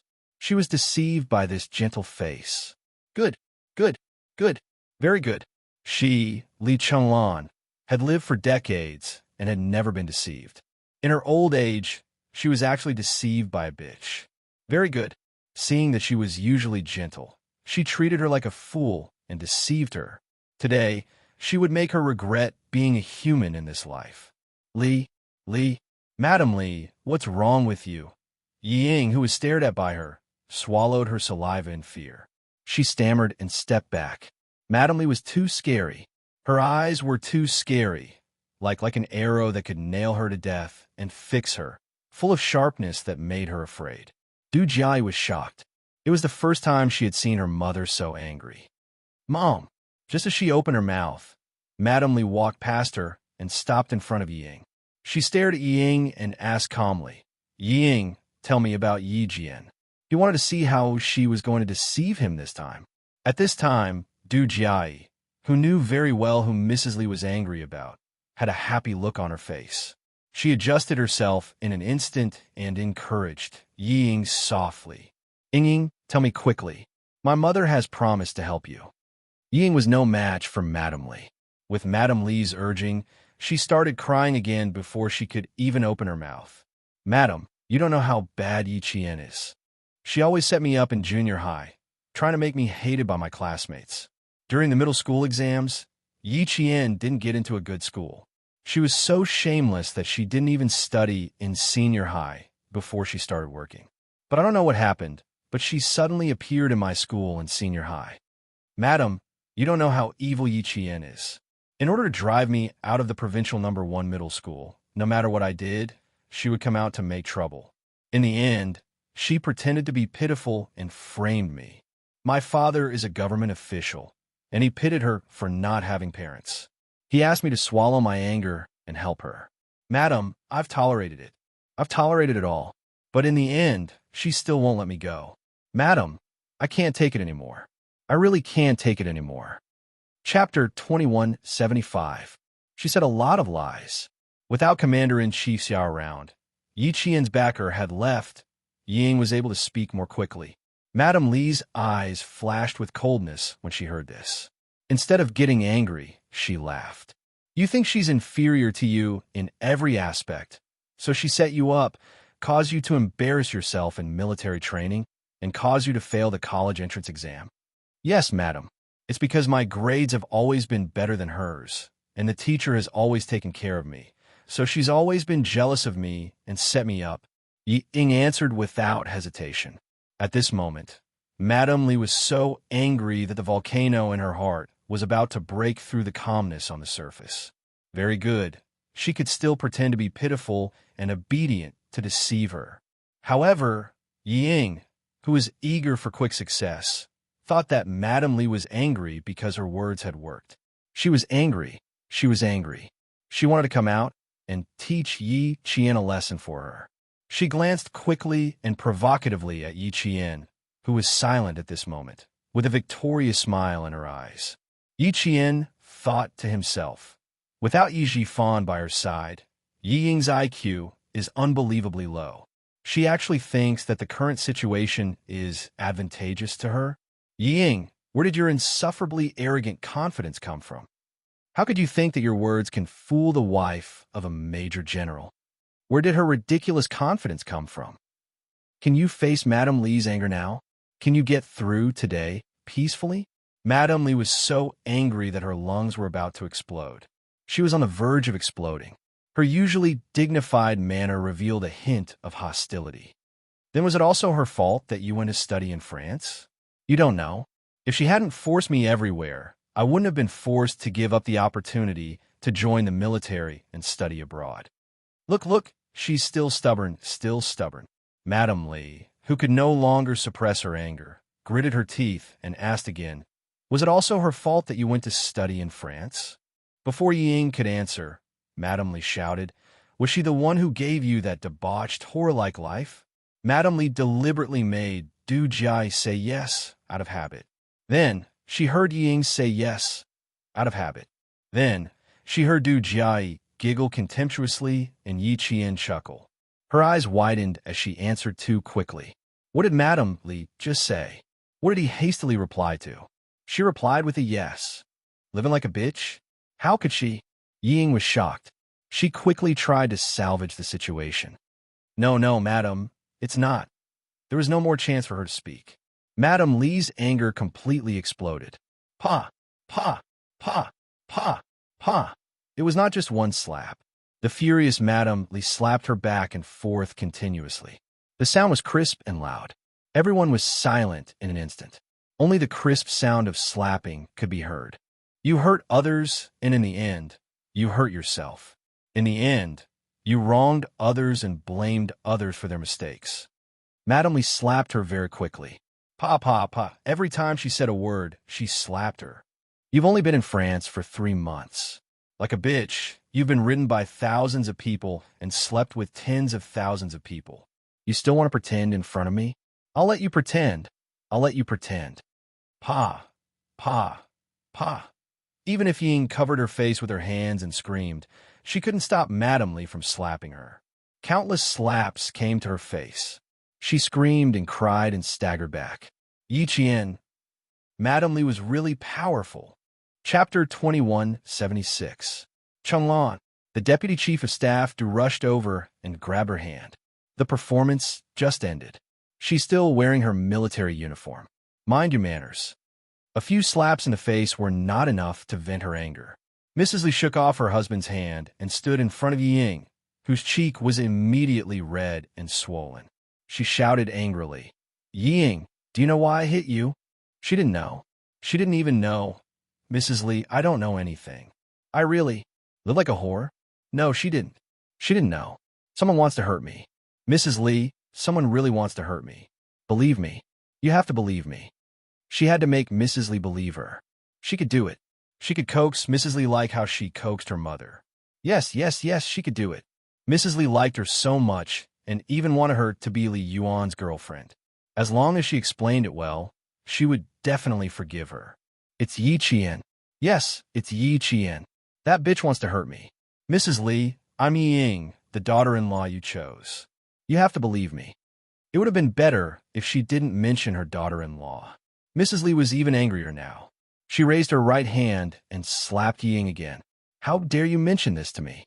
A whore wants to marry into the Du family and be my daughter-in-law.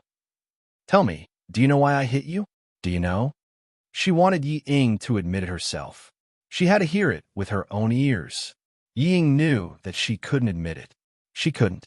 As soon as the word no came out of Yi Ying's mouth, Mrs. Lee slapped her again. Do you know why I hit you? Yi Ying, who had been slapped countless times, didn't dare to speak. She didn't even dare to cry out loud. Big drops of tears flowed out her eyes. She was full of panic. She didn't know. She didn't know. She shook her head desperately and took several steps back. When she reached the stairs, she didn't notice and fell to the ground with a thud. At this time, Yi Ying was in a sorry state, but she was still stubborn and refused to admit it. You're so stubborn. It seems that I have to send this tape to the Capital Political Group personally. Fine, if you don't admit it, I'll make you admit it in front of the entire Capital's political group. Madam Lee's ruthlessness was not temporary. It was ruthlessness that would force a person into a desperate situation and make them lose their will to live. Furthermore, she wasn't just trying to scare Yi Ying. She meant what she said. He turned around and shouted at the Deputy Chief of Staff Du. Old Du, go to the Beijing political group. Du Jiayi immediately supported Madam Lee, who was trembling with anger and did not care about her appearance. Mom, I'll go with you. How despicable. How could he anger you to this extent? You're Yi Qian, right? She's wrongly accusing a military academy student like you. Come with me to the Beijing political group. Madam Li did not forget to bring Yi Qian along, nor did she give Yi Qian a chance to refuse. She asked the guard to escort Yi Qian into the car. As for Yi Ying, she was not invited. Instead, she asked the guards to carry her into the car. No, I don't want to go. I don't want to go. I don't know anything.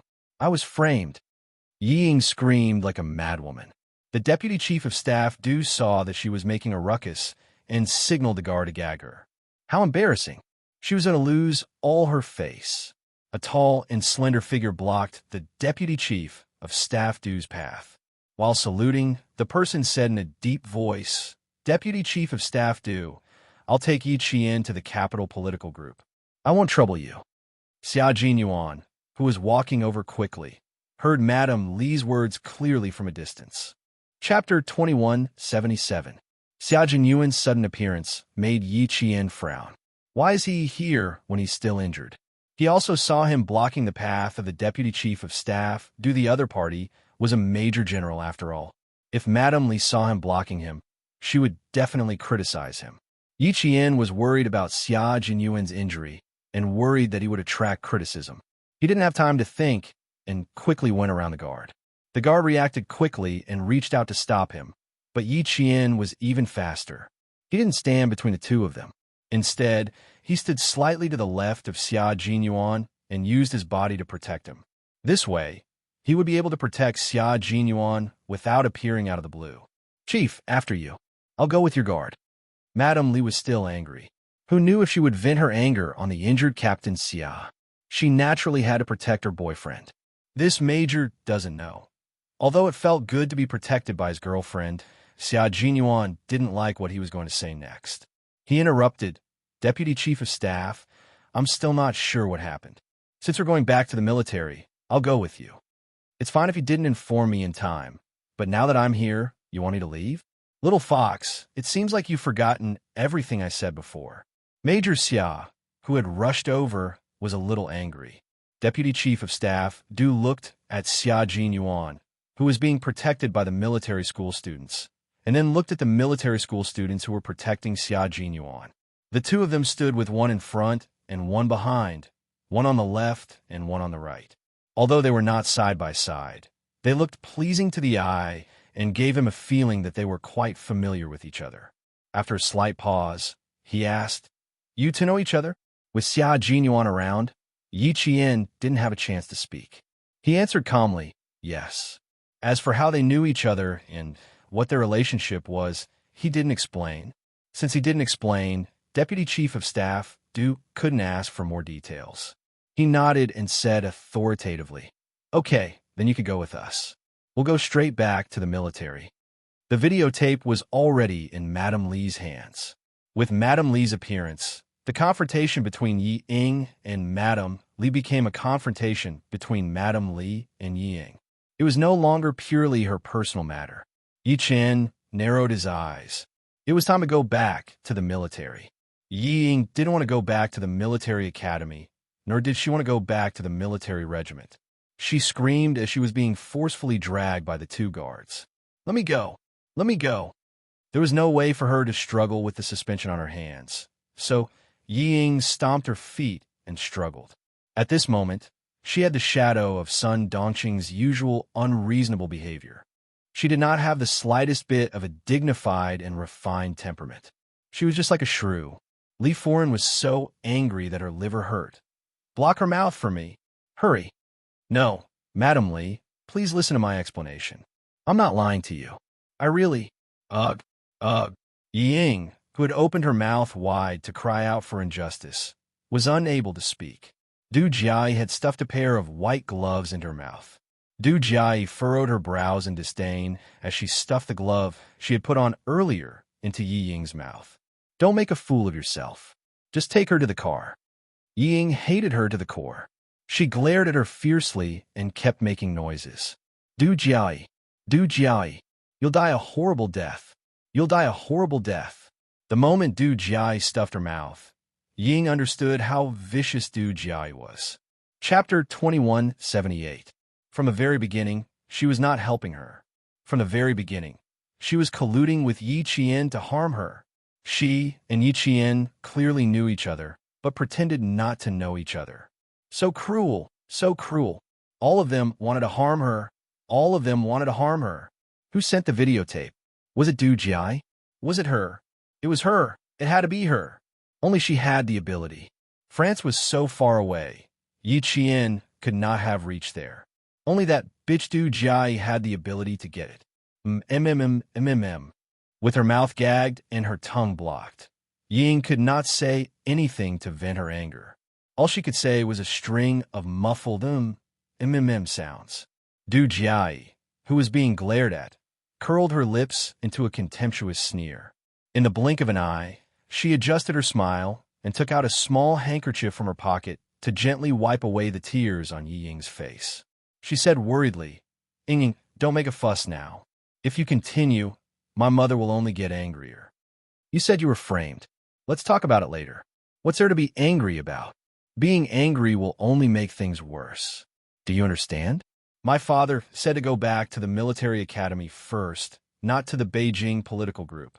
You should calm down before you go back to the military academy and think about how to face this. Think about who is trying to frame you. Sai, I'm worried about you. How did things become so bad all of a sudden? Save your energy. It's better to sit in the car than to stand in the cold wind and let the passers-by see you." At this moment, Yi Ying could not hear anything. In her eyes, there was only Du Jiayi's hypocritical face. She was even more detestable and hateful than Yi Qian. The guard did not let Yi Ying stay any longer. They quickly escorted her into the car. Behind her, Du Jiayi watched as Yi Ying was carried away. The smile in her eyes and at the corner of her mouth remained unchanged.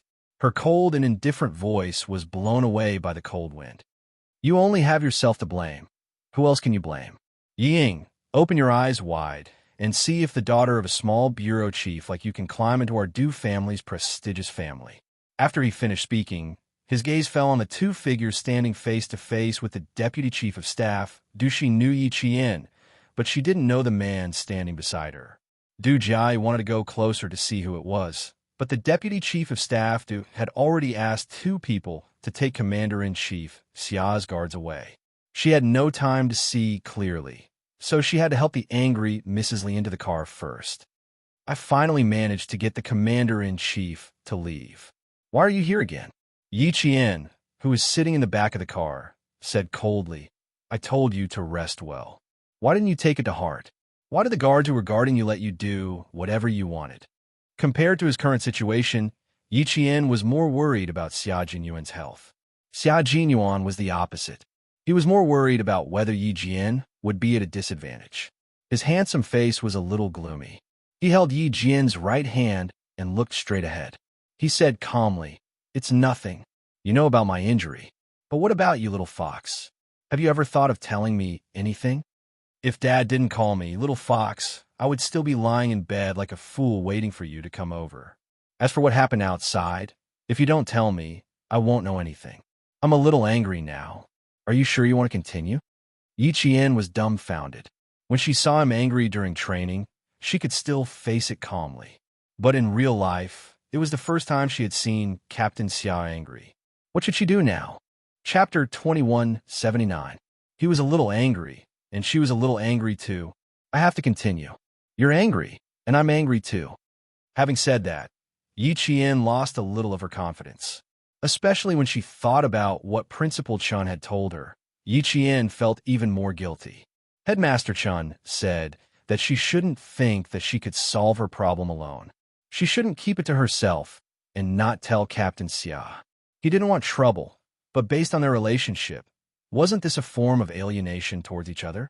Realizing the root of the problem, Yi Qian thought about it and explained softly, It's not that I didn't want to tell you, it's just that I didn't have time to. The Commander-in-Chief and I planned to come to the hospital after the performance, but we didn't expect to meet Yi Ying and then Mrs. Li. The situation was a little chaotic at the time.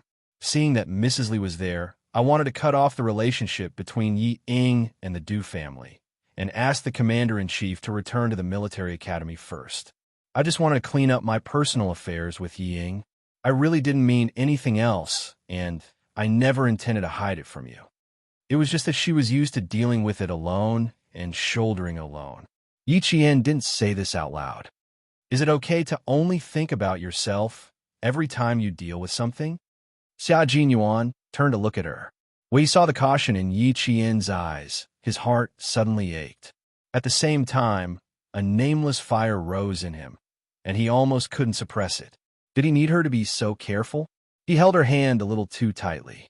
Suppressing the nameless fire, he stared at Yi Qian and asked her, Little fox, what kind of place am I in your heart? I'm just a little emotional right now. Do you need to be so careful? I'm even angrier than before.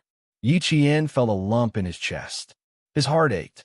He blinked lightly and said, I'm really afraid that you'll be angry. I'm afraid that I didn't do well, that I did something wrong, that something went wrong. Don't be angry, okay? Xia Jinyuan knew that he could no longer maintain his composure. Just a second ago, her were made his heart ache, and the next second, she suddenly acted coquettishly. Nameless Hua versus coquettishly. Nameless Hua was defeated.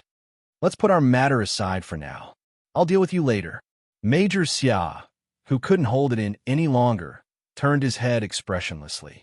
If she continued to act coquettishly with him, he would definitely raise the white flag with both hands and surrender.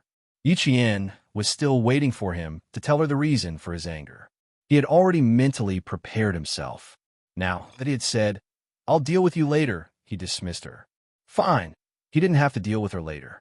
He would bring it up himself. Sometimes habits were really scary. Principal Chen reminded herself that she must talk to Captain Xia more about her matters. She shouldn't be so self-righteous as to think that she could solve it by herself. She remembered that, but if something really happened, she would have to deal with it herself. Yi Qian, who didn't want to let these things affect their relationship, gently stroked the back of his hand. Just as he was about to say something, he heard the angry Xia Jinyuan sigh and say, I'm sorry, I lost my composure just now. You saw the wife of the deputy chief of staff do just now. She's quite a powerful person. Her methods, character, and way of doing things are all first class. If she takes her anger out on you, little fox, even if she only says one sentence about you, my heart will ache. How could he accept that an outsider scolded the person he cherished so dearly? Chapter 2180. I'm really angry, and I'm not lying. I wouldn't mind if I wasn't in the country, but now that I'm in the country, why would I want to face and deal with it alone? You asked my dad to leave first, and I can't blame you. After all, with his status, it's not convenient for him to deal with your private matters. But I'm different. Even if our relationship can't be made public, I can help you as a comrade and senior. Don't forget, I was sent to Fujian town for half a year. Even if Madam Lee and the deputy chief of staff do investigate, they won't find out that we're lovers. I understand your concern, but do you understand my concern? The security guard driving and the security guard sitting in the front passenger seat were both sent by Commander-in-Chief Xia, so they didn't have to worry about the contents of their conversation being leaked out. Yi Qian opened his heart with ease and answered seriously, I understand. It's because I understand that I know where I'm wrong. Uncle Chen once told me that you and I can't separate your matters from mine, and you also told me that I should think of you first when I'm in trouble and not subconsciously think that I can solve it. His girlfriend's attitude was so good that Major Xia, who had a long speech in his mind and was about to settle the score, didn't even have a chance to say it. Their eyes met, and in the end, Major Xia was defeated. He sighed helplessly and raised his hand to pinch her cheek affectionately. It's understandable that you couldn't inform me immediately, but when I came over, you actually wanted to push me away. Little fox, I was already angry at that time. Seeing that you're good at admitting your mistakes and also know where you're wrong, I'll forgive you for now, but there won't be a next time. Yi Qian couldn't help but sigh softly and immediately said, there definitely won't be a next time. In the future, as long as I can contact you, I'll tell you everything about me, so you don't have to worry. The two of them were too far apart, and he was often out of the country, so he couldn't contact her all the time. He really wanted to know how the person he loved was doing, and he also wanted the person he loved to take the initiative to tell him instead of asking him to find out through other means. If she wanted to know how the person she loved was doing, she would have to find out through other means. Xia Jinyuan held her hands in his palms, gazed at her affectionately, and said solemnly, we can have a certain amount of privacy between us, but we can't divulge the secrets of our jobs. Also, we must tell each other about the difficulties we face in life. You and I can't be too distant. This will make me feel insecure and uneasy. He, too, would be worried about his lover and would be uneasy about what she had done. After telling her the reason for his anger, the two of them communicated with each other. When they arrived at the military headquarters, both of them had smiles on their faces, and there was a faint sweetness flowing through them.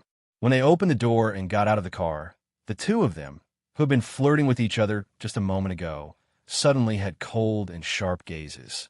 Their military aura was so intimidating that Du Jiai, who was supporting Madame Li, was shocked.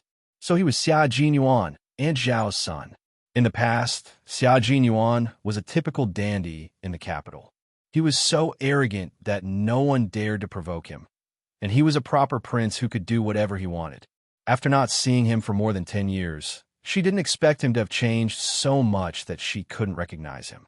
He was no longer as arrogant as he used to be, and even his temperament had changed greatly.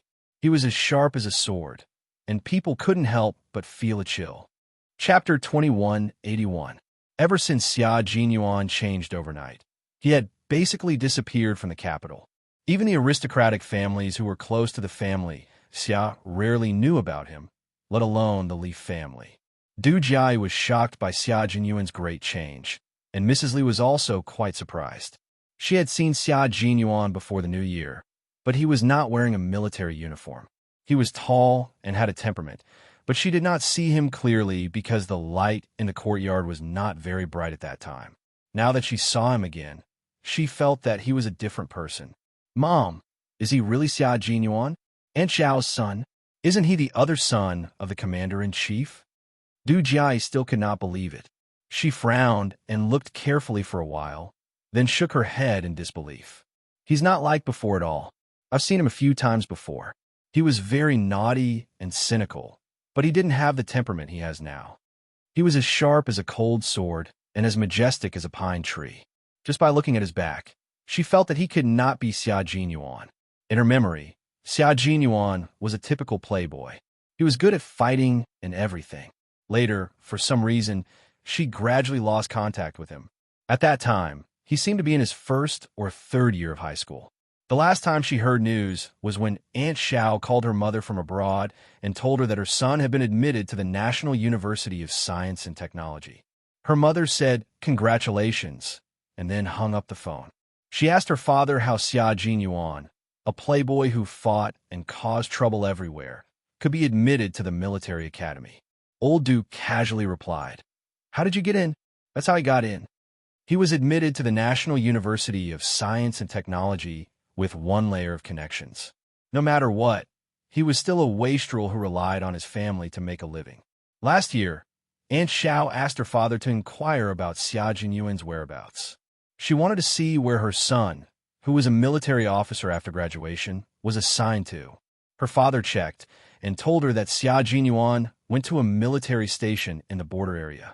He asked her, who happened to be there, to pass a message and see if he could write a letter to Aunt Xiao. She even asked several military depots, but there was no news about Xia Jinyuan. A cadet who had no information about him in the officer system meant that he had studied for 4 years, but had not managed to get a position.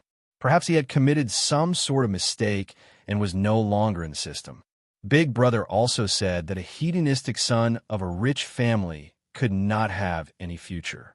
If it wasn't for Commander-in-Chief Xia, he might have been chased out of the army long ago. She thought so too.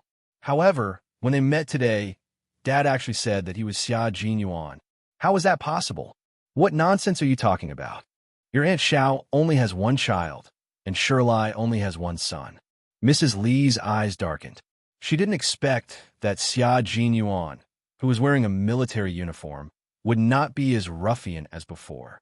She thought that Xiao Shuman didn't have the luck of having children and grandchildren like her, but now it seemed that she was too carried away. After being reconfirmed, Du Jia had no choice but to believe it. It said that women change 18 times between childhood and womanhood. Men are the same. She sighed with emotion.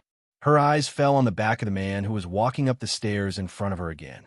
He graduated from military school many years ago, but he's still a major. It seems that. But before Du Jia could finish her thoughts, the figure she had been staring at suddenly turned around, and a gaze sharper than a sword glint shot right at her. Du Jia felt as if something had struck her glabella and chest, and the blood in her body froze in an instant. The words that were at the tip of her tongue couldn't come out at all. "What's wrong?" Yi Qian asked when he saw Xia Jinyuan suddenly turn around. At the same time, he also turned his head to look behind him, but he didn't see anything. Chapter 2182. Xia Jinyuan looked away and smiled at Yi Qian. "It's nothing. Let's go. The sooner we settle this, the sooner we can leave." He didn't want to be disturbed during their short time together. "Okay." Yi Jian tilted her head and smiled at him. In the light and shadow, her eyebrows were as gentle as ink. She was introverted and clean, which directly rippled into Xia Jinyuan's heart. It was a very clean smile, but also a very stubborn smile. Just like that year in the mountains of Shuku Village, she led their mountain patrol team through the dense forest and pointed in the direction of the criminals. When she turned back to look at the male soldiers, she smiled slightly at them. Her eyes were like autumn waves and as bright as the stars, making them remember it in their hearts. Ying had already arrived at the conference room. 2 armed guards stood on either side of her. She didn't dare to be as presumptuous as she was outside, let alone scream. Her shoulders trembled as she sat on the cold leather chair. Her eyes were filled with panic. She was very scared. She was so scared that even though the conference room was fully heated, her hands and feet were still cold. It was too cold. It was so cold that she felt a chill in her bones. She was too scared. She was so scared that her heart felt like it was being clenched by a pair of invisible hands.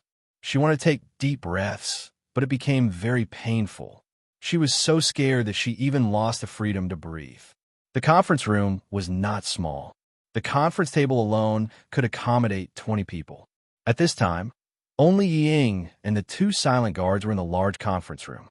The oppressive silence made Ying only hear her own breathing. No one entered the conference room immediately. The first to enter the conference room were Regiment Commander Zhong and the instructor of the Beijing political group, followed by Deputy Chief of Staff Du, Mrs. Li, and Yi Qian. As for Xia Jinyuan, he would walk in even if they didn't let him. She embarrassed the Li family so much and dared to lie to me, Li Chenglan. Old Du, I want to know how the Beijing political group dealt with her. Mrs. Li, who was used to being domineering, did not hand over the videotape when she arrived at the military headquarters. Her assistant told her that the scene in the video was unbearable. If she really took it out, it would only embarrass the Du family even more. However, she was also worried that if she didn't take out the videotape, the Beijing political group would go easy on Ying. How could she be satisfied? The only thing she could do was to tell her husband in advance that she would not allow the Beijing government to deal with her lightly. The deputy chief of staff, Du, still didn't know what had happened. Yi Jifan's divorce alone wouldn't have made his wife so angry. If he didn't say it in the car, and if he didn't say it now, how was he going to explain it to the Beijing government? Moreover, did she forget that he was the one who recommended Ying to join the army? Now that she was dealt with after only one day of reporting, it would be hard for him to explain himself. Most importantly, even Shirley knew about this matter. It was impossible for him to settle it secretly. The deputy chief of staff, Du, who was not affected by his wife's anger, asked calmly, "What on earth happened? You should at least let me know. If you don't tell me, how can I talk to the Beijing political group? Also, don't forget that the reason why Ying was able to enter the capital political group was because I made a call in advance and specially recruited her. Hurry up and tell me what's going on. When everyone is here, I have to go into the meeting room." Du Jiai gently pulled on Mrs. Li's sleeve and whispered, "Mom, what happened? You scolded Ying so fiercely just now. Was it because assistant he told you something about Ying that made you angry?" Since knock, knock, knock, the knocking on the door interrupted the three of them. A clerk pushed the door open and came in. He saluted and reported, "Sir, Regiment Commander Zhong and the instructor of the Beijing government group have arrived. Please go to the meeting room." Chapter 2183. Okay, ask them to go first. I'll be there later. The deputy chief of staff nodded and took a pen and a notebook from his desk. After the clerk left, he looked at his wife, whose face changed again. After a while, he sighed. "Wait for me with Jiai. I'll ask you if there's anything. But I can tell you now that if there's nothing else, we'll interrogate Yi Ying about Yi Qian cheating in the military school. We won't deal with anything else for now. That means you won't get what you want." "No way. I don't agree," Mrs. Li snapped without hesitation. "Since I can make her wear the military uniform, I can make her take it off. You go and interrogate her first. If she doesn't tell the truth, you can send the guards here. I'll teach her a lesson. Tell her for me that if she doesn't want to be embarrassed, she'd better take off the uniform and go back to Nan Province." Taking off the uniform and going back to Nan Province was a light punishment. She had to know the consequences of lying to her. The deputy chief of staff knew his wife's temper well. He said to Du Jiai, "Take good care of your mother." Then he left the office. The office of the General Staff Department was not in the military headquarters. It was on another street in Jing City. The deputy chief of staff, Du, did not have a special office in the military headquarters. The office where Mrs. Li and Du Jiai could rest for the time being was vacated by the military headquarters for junior officers to study in the military headquarters. After he left, Mrs. Li sat in the office that was much smaller than her husband's. She sat and stood for a while. She kept going back and forth. Personal phones were like watches in the military headquarters. There was no signal. She couldn't even call Yi Jifan to ask him what was going on. After about 10 minutes, Mrs. Li said to Du Jiai, "Go to the meeting room and see what's going on. See if they'll let you in." Du Jiai had already thought about it. Now that she got Mrs. Li's order, she walked out of the office immediately. It was impossible for her to enter the meeting room. Two guards stopped her. "Stop. The meeting room is off limits. Go back now." "I'm sorry. I'm looking for the deputy chief of staff. Do please inform him that I have an urgent matter." Standing outside, Du Jiai couldn't hear anything from inside. She immediately brought her father out to see if she could get an exception. The guard, who did not receive the instruction to let others in, did not make an exception. He expressionlessly asked Du Jiai to leave quickly. The military headquarters was heavily guarded. Even if you passed through layers upon layers of checks, it didn't mean that you could walk around freely in the military headquarters. Yi Qian and Xia Jinyuan could not either. The two of them were led by the guards from the other end of the corridor. Du Jiai, who had just turned around, bumped into them. Du Jiai looked over and saw clearly who the young officer walking over side by side with Yi Jian was. Du Jiai was so frightened that his heart skipped a beat. He hurriedly averted his gaze, not daring to look any further. Xia Jinyuan. Yes, he was indeed Xia Jinyuan. When he glanced at Xia Jinyuan just now, he seemed to have lost his life. He had changed a lot. If it weren't for the familiar face and her mother's reminder, she wouldn't have recognized him. He had a sharp gaze, a handsome face, and a majestic military aura. She had already memorized his appearance after just a short encounter. Whether it was when she was in her teens or now, she couldn't help but feel afraid whenever she met him. She was so afraid that she instinctively drove herself to stay away from him. Du Jiai didn't dare to look at him. She was afraid that she would be glanced at by that murderous gaze again. Chapter 2184. As she lowered her head slightly, she couldn't help but think to herself, "This is strange. How does he know Yi Qian? Are they close?" Confused, Du Jiai didn't walk up to them. When the three of them passed by, Du Jiai subconsciously moved to the side to let them pass first. As soon as the door to the meeting room was pushed open, Du Jiai heard Yi Ying's sorrowful cries drifting out. Yi Ying had cried for so long that her voice was hoarse. Facing her regiment commander and instructor, she was practically weeping as she complained about Yi Qian's persecution of her. "Yi Qian, what do you have to say?" The one who spoke was none other than the military academy leader who had brought Yi Qian to the capital. After hearing the complaints of this arch recruit who hadn't even been in the military for a day, the leader's expression was icy. "I've already listened to her complaints for almost 15 minutes. Make it short." He was annoyed that Ying spoke too much and was wasting everyone's time. Yi Qian didn't want to say much. After reading through Yi Ying's complaints, she handed a file to the military academy leader and then handed copies to all the leaders present. Every time she handed a file to a leader, Yi Ying, who had cried her heart out, couldn't help but shrink back. What was that? What did Yi Qian give to all the leaders? Everything I want to say is here. Leaders, please take a look. Yi Qian purposely sat across from Yi Ying. His gaze was clear as he looked at Yi Ying, who thought she could twist the truth just by touching her lips. He said calmly, "It's useless to say anything more, because everything she says is nonsense." "I didn't." "Yi Qian, you're the one who's guilty. You're the one who's guilty." Yi Ying shouted with her hands clenched into fists. She stared unflinchingly at Yi Qian. It was her. She was the one who stood in her way. If not for her, everything today would have been hers. Everything would have been hers. Yi Qian smirked. The contempt in her eyes was obvious. She wouldn't argue with her to avoid losing her status. However, Ying was indeed bold. The ignorant were fearless. How could she lie in front of so many leaders? Did she think this was a school? If he told a few lies, he would at most be scolded. There wouldn't be any punishment. Ying knew that she would be punished. She just wanted to drag Yi Jian down with her and let her be punished with her. In the past, Yi Jifan had taught her, if you have to hurt others and hurt yourself, you must do everything you can to make the other party feel pain for a little longer. The only thing she could think of was to rely on her own words to convince the leaders to let Yi Qian be punished. It was a very naive and self-righteous thought. Looking at Yi Qian, who was sitting across from her, Ying clenched her teeth and glared at Yi Qian. She cursed in her heart, "Bitch, don't think you'll have it easy either. You won't have it easy either." She didn't believe that after saying so much, there wouldn't be a single chief who wouldn't believe her or doubt her. He did not believe that all the leaders would side with Yi Qian. Ridiculous. The leader of the military academy was the first to finish reading. He slammed the file on the table and sneered.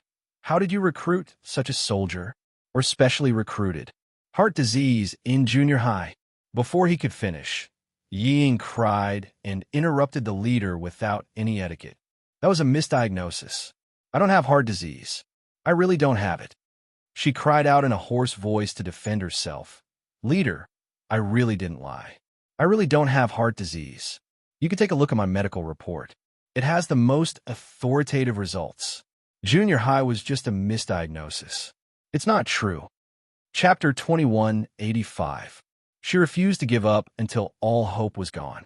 She refused to shed tears until she saw the coffin. What a female soldier who could invert right and wrong. The military school leader glanced at the art student who was still refusing to admit her mistake. His gaze was sharp and cold. You bribed the middle school class teacher, Teacher Ku, and slandered Yi Qian for writing a so-called love letter to your math teacher. In the end, you and your mother spread rumors that Yi Qian seduced your math teacher. This is indeed a false accusation. You were the one who wronged Yi Qian. No, it wasn't me. She really wrote the love letter. I didn't. Chief, you must. Faced with a recruit who had slandered the school's top student, the school leader was furious. He sternly reprimanded. The original copy of the love letter is still here. How dare you quibble? What? The original copy is still here. A few imposing gazes swept over. Yi Ying's heart skipped a beat. She shuddered violently. Her teeth were chattering so badly that she couldn't even stutter a word. The Beijing political group's instructor said coldly, Your father used his position to force Yi Qian to leave Anyang No. 1 middle school. What do you say about this? You framed your instructor during military training, framed your classmates, and got expelled from school. In the end, you went to No. 2 middle school in the province. This is also a false accusation. Dozens of classmates, including the class teacher and the principal, all framed you. You gathered local ruffians and gangsters to plot against Yi Qian. This is also a false accusation. On the day of the college entrance exam, you framed Yi Qian for copying your answers. After investigation by the province's Education Bureau, you were disqualified from the college entrance exam and banned from taking the exam for 5 years. This is also a false accusation. The instructor was so angry that he was almost shouting at the end of his sentence. Yi Ying, who was so guilty that she shrunk her shoulders with every sentence, was dumbfounded. How do they all know? No, that's impossible. How could they still know after so long? Didn't Dad say that he used his connections to get rid of all her bad records? How could there still be? The reason why she had the confidence to continue framing Yi Qian was because all her bad records had been removed. But now it was gone. All of his confidence was gone. The instructor of the Beijing political group slammed the file onto the conference table. He turned to the Deputy Chief of Staff Du and said in a deep voice, Deputy Chief of Staff Du, this recruit was recommended by you at that time, and our Beijing political group did not strictly vet him. What do you think we should do now? There was a brief silence in the conference room. Regiment Commander Zhong looked at the instructor and then at the Deputy Chief of Staff Du. Just as he was about to say something, Xia Jinyuan, who had accompanied them in, spoke up. He calmly accepted the gaze and said, I'll tell you 2 things that happened when I was at the scene. The first incident was when Yi Qian was preparing for the overseas Olympic Games on behalf of the school. Yi Ying, who was with him, intentionally knocked over the waiter who was serving hot soup. She wanted to hurt Yi Qian with the hot soup. The second incident was that after the hot soup incident, she pretended to be missing and tried to frame Yi Qian. She wanted the police to rush over and stall for time so that Yi Qian couldn't board the plane and participate in the overseas competition.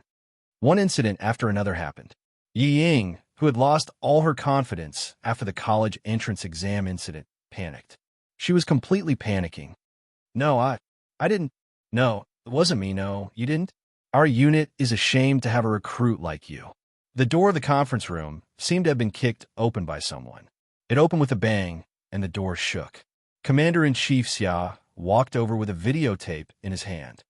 How did a recruit like this pass the background check? What is the Beijing political group doing? Do you know what this is? Deputy Chief of Staff Du, your wife gave this to me. I haven't seen it yet, but according to your wife, this is a dirty videotape. She's the main character in it. Chapter 2186. Videotape. Videotape. Yi Ying was scared out of her wits. Videotape. No. No. She couldn't watch it. How could it be? She tore the videotape. How could there still be a videotape? It couldn't be. It couldn't be. This videotape was received by the front desk of my company today. I just found out about it, too.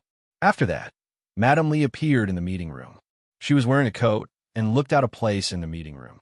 However, she had a strong aura.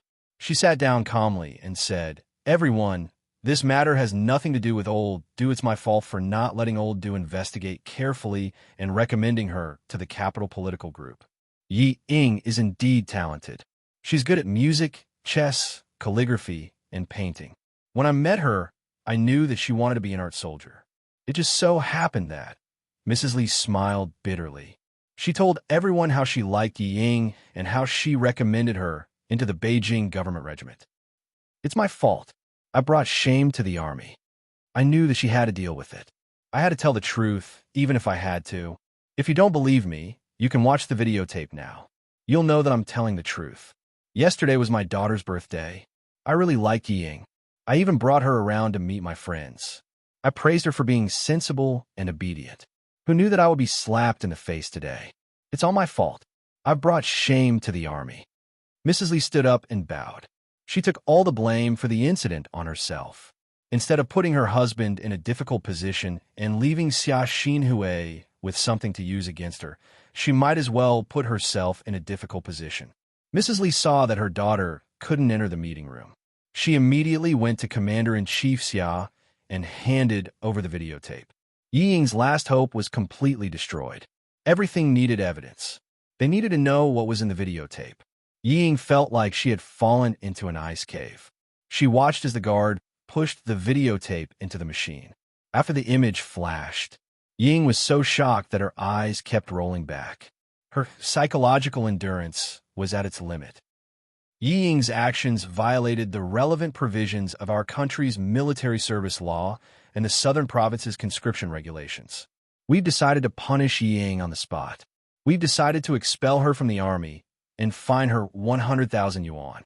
At the same time, immediately send her back to the Southern Province and hand her over to the Public Security Bureau for a full investigation into the case of Yi Ying colluding with local hooligans to persecute the military academy student Yi Qian.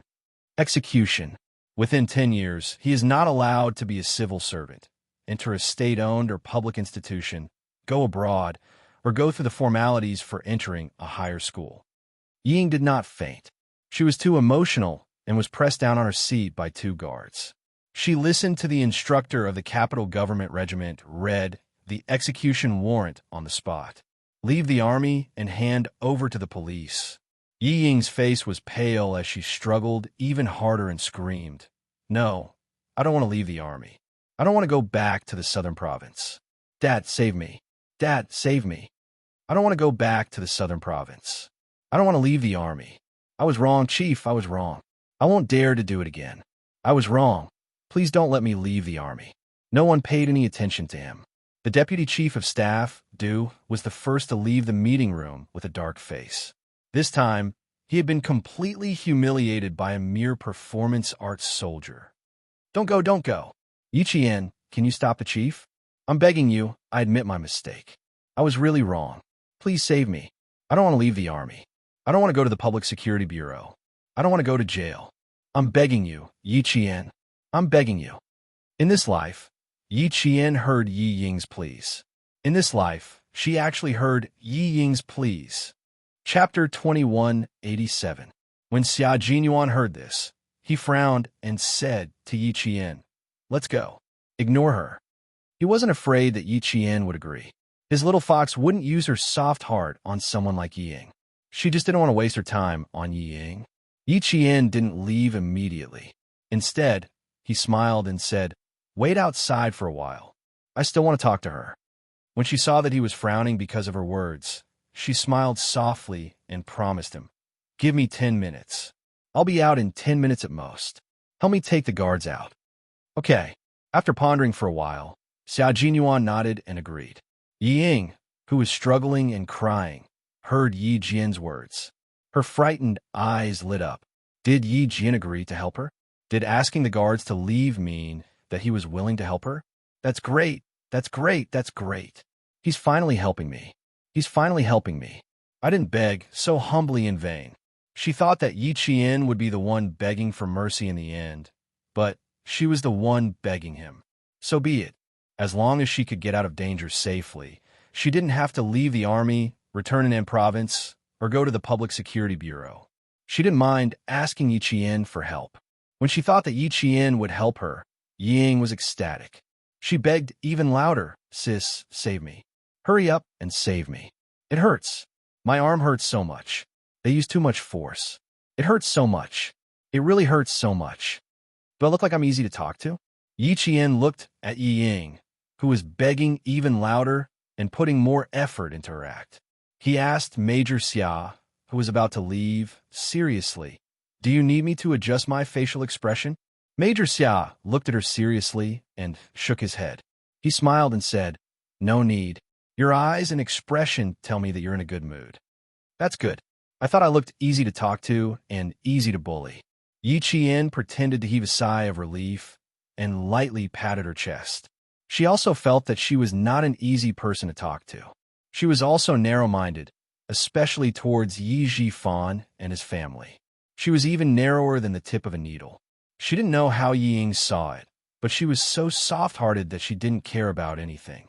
Xia Jinyuan could tell that she was indeed in a good mood. So be it. He waved his hand and left with the two guards with a magnanimous look. As soon as the guard let go, Yi Ying, who was finally liberated, scrambled over and hugged Yi Qian's calf in an extremely pathetic manner. "Sister, please put in a good word for me. Please put in a good word for me. Don't say anything else. Just say that you don't care about what I did. Really, as long as you say that, they won't do anything to me." As the door to the conference room closed, only Yi Qian and Yi Ying were left in the spacious conference room. One stood upright like a pine tree, the other slumped like mud. The contrast was stark. Yi Qian did not feel much of a victory. In this life, she came with hatred, but she never deliberately targeted Yi Ying. She was like a bystander, watching Yi Ying make one mistake and then another. She never schemed against her, nor did she need to. She only did one thing, which was to send the videotape to Mrs. Li, Yi Zhifan, and the military. Just this one thing alone was enough to push Yi Ying to the brink of despair. Grandfather Jin was right. When dealing with people who constantly make mistakes, there was no need to deliberately frame them. As time passed, the person who made the mistake would eventually bear the consequences of her own mistakes. Chapter 2188. She didn't add fuel to the fire. She only dealt Yi Ying a heavy blow at the most appropriate time, making her beg her like this. Scenes from his previous life flashed through his mind, frame by frame. There was Sun Dongqing's disdain, Yi Ying's arrogance, and Yi Zhifan's arrogance. Everything from his previous life had come to an end in this life. Yi Ying, the grievances between you and me from 2 lifetimes had come to an end. Yi Ying, what are you begging me for? Even though it was over, she still couldn't calm down. Yi Qian lowered her eyes slightly. This time, it was her turn to look down at Yi Ying. She could clearly see the fear in the depths of Yi Ying's heart. In her previous life, she was also so afraid. It wasn't just for a moment or a day, but she was constantly worried and afraid. She was tormented. In this life, Ying had only been worried and afraid for a few days. Sorry, she was actually very, very petty. She was so petty that she was happy to see Ying like this. She hoped that her days of suffering had just begun, and that there was more pain waiting for Yi Ying to experience. Yi Qian leaned forward a little, then bent over and smiled faintly. Until just now, you still wanted to frame me. Yi Ying, what makes you think that I will help you if you beg me? If she didn't ask Yi Qian for help, who else could she ask? She couldn't find anyone else. She didn't know who to ask. Yi Qian's sudden stay was her only hope of escaping. Why would he help her? Because they were sisters. That's right, they were sisters. Sisters who could help each other. Yi Ying, who was in a desperate situation, was ecstatic. Her eyes were filled with hope. She quickly said, "I'm your sister. Sister, I'm your sister. Sister, save me. I'm begging you. Sister, Please save me. Sister, I'll be obedient in the future. I won't dare to lie to you anymore. Sister, I'll really be obedient. Believe me. I promise, I swear, I'll treat you as my sister from now on. I'll be closer to you than a real sister. Please, sister, my good sister. Only you can save me. I don't want to leave the army. I don't want to go back to the southern province. Sister, good sister, only you can save me. Yi Qian's smile deepened. He lowered his head slightly and said coolly, Sister? Ying, since when did you treat me as your sister? That's not right. Fortunately, you've never treated me as an elder sister. That way, some unnecessary trouble can be avoided. I also sincerely thank you for all the things you've done for me, and thank your good mother for all the things she's done for me. Otherwise, how could there be the Yi Qian of today? I, Yi Qian, have always engraved the events of the past in my heart. I would never dare to forget them for even a moment. Her eyes were dark and cold. The coldness in her eyes made Yi Ying's heart tremble when they looked at each other for the first time. Realizing something, Ying clutched the corner of Yi Jian's trousers tightly and kept shaking her head. She kept saying the word no monotonously. No, no, no. It's not like that. It's not like that.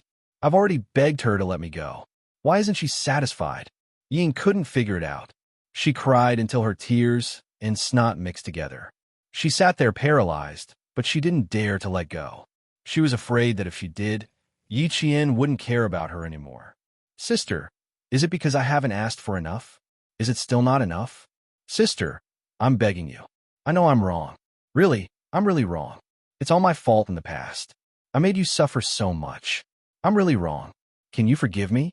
Can you forgive me? Let bygones be bygones. Let's forget about it, okay? Don't think about it anymore, okay? Sister, look at me in the future. I won't let you down.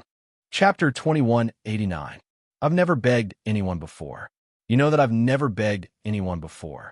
Sister, I'm begging you today. Since we're sisters, please let me go. I was really wrong. I won't dare to do that again. No matter how much she begged, it was impossible for Yi Qian to feel any pity for her. In her previous life, Yi Ying had caused her to be homeless and almost raped. How could she let her go? Let bygones be bygones. Forget about it. Yi Ying, who do you think you are? Yi Qian's eyes were filled with anger. She used her knee to press against Yi Ying's chin and pushed forward, knocking Yi Ying to the ground. She didn't have a chance to crawl over and hug her leg. Caught off guard, Yi Ying's teeth knocked against her own lips. She screamed in pain. The wound was a little deep, and blood mixed with saliva flowed down the corner of her mouth. Seeing her palms covered in blood, Yi Ying screamed again. Blood, blood, so much blood. Yi Qian had knocked into her, and she was bleeding. She begged so much, but she still wouldn't let her go. She even made her bleed. Yi Qian, what do you want from me? Yi Ying was furious after begging for so long. She only dared to be angry in front of Yi Qian. Yi Ying's expression twisted as she thought about how her begging was ignored by the person she hated and looked down on. She even made her bleed. She raised her head and said angrily, Yi Qian, what else do you want from me? I've begged for so long. Why won't you forgive me? A person had hated another person since they were young. It had become a habit. How could she change her deep-rooted attitude so easily? The so-called apology was just to get herself out of trouble as soon as possible. She didn't think she was wrong at all. Of course, Yi Qian didn't need her to know that she was wrong. He didn't need her to wake up either. It was fine for her to continue being so stupid. In order to let Yi Ying hear her clearly, Yi Jian slowly squatted down and enunciated every word clearly. She wanted to tell Yi Ying what she wanted to do. I want you to die. I want you to be tortured to death. Only in this way can the hatred in my heart be dispelled. Every single word was filled with deep viciousness, and every single word was filled with killing intent. She wanted her to die. Yi Qian wanted her to die. Yi Ying's first reaction was to laugh out loud. She wanted to laugh, but before she could, she looked up at Yi Qian and froze. She saw the undisguised, murderous intent in Yi Jian's eyes. She really wanted to kill her. She really wanted her to die. No, I don't want to die. I don't want to die. You don't have the right to decide my life or death. Yes, you can't decide. You're a soldier. You can't kill me. Yi Ying, who was paralyzed on the ground, retreated. She thought Yi Qian wanted to kill her. Yi Qian smiled. There was a hint of laziness in his cold voice. You're thinking too much. Killing you will only dirty my hands. I won't kill you, and I won't forget what you did to me. Only when I remember what you did to me can I grit my teeth and continue walking. Even if the path is bloody, I will grit my teeth and continue walking. Because Yi Qian got up. His dark eyes stared at Yi Ying, who looked even more terrified. He continued softly, because I've been waiting for this day. To see you, Yi Ying, crawl past me like a stray dog. Yi Ying, I've been waiting for this day for so many days and nights. How can I let you go? How can I kill you so easily? Chapter 2190. Yi Jian, who was in a good mood, smirked as she watched Yi Ying's face turn pale and pale at a close distance. She saw the deep fear in Yi Ying's contracted pupils. She threw a bombshell at Yi Ying. Finally, I'll tell you that I was the one who sent the videotape. But I didn't expect Yi Jifan to divorce Sun, Dongqing immediately after seeing the videotape. Yi Ying, you've offended Madame Li and lost Yi Jifan's protection. You're also a veteran with a tainted record. Why do you think I want to kill you myself? Watching you suffer is much more fun than killing you with my own hands. What? What did she just hear Yi Qian say? What did you just say? What did you just say? Yi Ying widened her eyes in disbelief. She stared at Yi Qian without blinking and asked sternly, What did you just say? Since he dared to say it, he wasn't afraid of what she could do. Yi Qian was magnanimous and patiently repeated, Listen carefully. I'll say it one last time. I was the one who sent the videotape. The one in Madame Li's and Yi Jifan's hands were all sent by me. Yi Ying, did you hear me clearly? Do I need to repeat myself? The videotape was sent by Yi Qian. She said she was the one who sent it. Yi Qian. It was her. She was the one who sent the videotape. She was the one who ruined her. What a ruthless bitch. What a ruthless bitch. She wanted to kill her. She wanted to kill her. Bitch. You deserve to die. You deserve to die. I want to kill you. I want to kill you. Yi Ying suddenly stood up and pounced on Yi Qian like a madwoman. She wanted to kill this bitch who caused her to lose everything. She wanted to kill her. You want to kill me? That depends on whether you have the ability to do so. Yi Qian sneered as he pulled out a conference chair and placed it in front of him. Coincidentally, Yi Ying crashed into the chair. She didn't manage to knock Yi Qian down, but instead, she fell straight into the chair. Yi Qian nimbly dodged, his hands moving as fast as lightning. One of his hands pinned Yi Ying's hands behind her back, while the other pressed down on the back of her neck, forcing Ying to kneel on the floor with her face pressed against the seat, unable to move an inch. You want to kill me? Yi Ying, do you have the ability to kill me? He pressed down on the back of Yi Ying's neck with one hand. He used so much strength that Yi Ying's sweet and charming face lost its beauty. Her eyes, nose, and lips were all squeezed out of shape. Yi Qian's eyes were bloodshot, and his entire body was filled with killing intent. She was a female Special Forces soldier who had been on the battlefield and had stepped over piles of corpses. Her hands, stained with blood, were like the jaws of a tiger. She pressed down on Yi Ying's neck like she was biting down on Yi Ying's life. Her killing intent was even more terrifying. At this moment, Yi Qian was the most realistic. He had been on the battlefield and killed people. He raised the weapon in his hand and killed his target without batting an eyelid. Yi Ying was just a spoiled and arrogant girl who had lost her sense of self. Normally, she wouldn't have come into contact with a Special Forces soldier who had killed people. Even though she couldn't see Yi Qian's expression, she could clearly feel the change in Yi Qian. It was a terrifying change, a change that made all the blood in her body freeze. Yi Qian? Was she Yi Qian? She wasn't. Yi Qian didn't have such a terrifying aura. Yi Qian didn't have such great strength. She was Yi Qian. She was standing right in front of her, clearly telling her that she was the one who sent the videotape. Chapter 2191. I'm going to kill you, bitch. Bitch. Let go of me, let go of me. Her face was pressed against the leather chair. Even her voice was broken, and she could not form a coherent sentence. She twisted her shoulders and used all her strength to struggle, but no matter how much strength she used, it was futile. She could not break free. She could not escape from Yi Qian's control. Ying, remember this for me. Don't provoke Yi Jian easily before you become more powerful. Even I have to avoid her, let alone you. You must remember to stay as far away as possible from her as you can. Remember this. How many times have I told you? Yi Qian is not someone you can provoke. You've provoked her time and time again. Do you want to die? Ying, I don't know how strong she is. You can't be as reckless as before. Do you hear me? Ying, open your eyes and see if Yi Qian is someone you can provoke. Can you provoke her? Do you dare? Are you not afraid of death? Ying, you used to love saying that Yi Qian was inferior to you in every way. Look at them now. Look at them. Look at their aura. Haven't you realized the difference between you and Yi Qian? Haven't you realized that you can't compare to Yi Qian? People have to look forward. You're still stuck in the same place. You think you're better than Yi Qian. In fact, Yi Qian has long surpassed you. Words of advice flashed through her mind.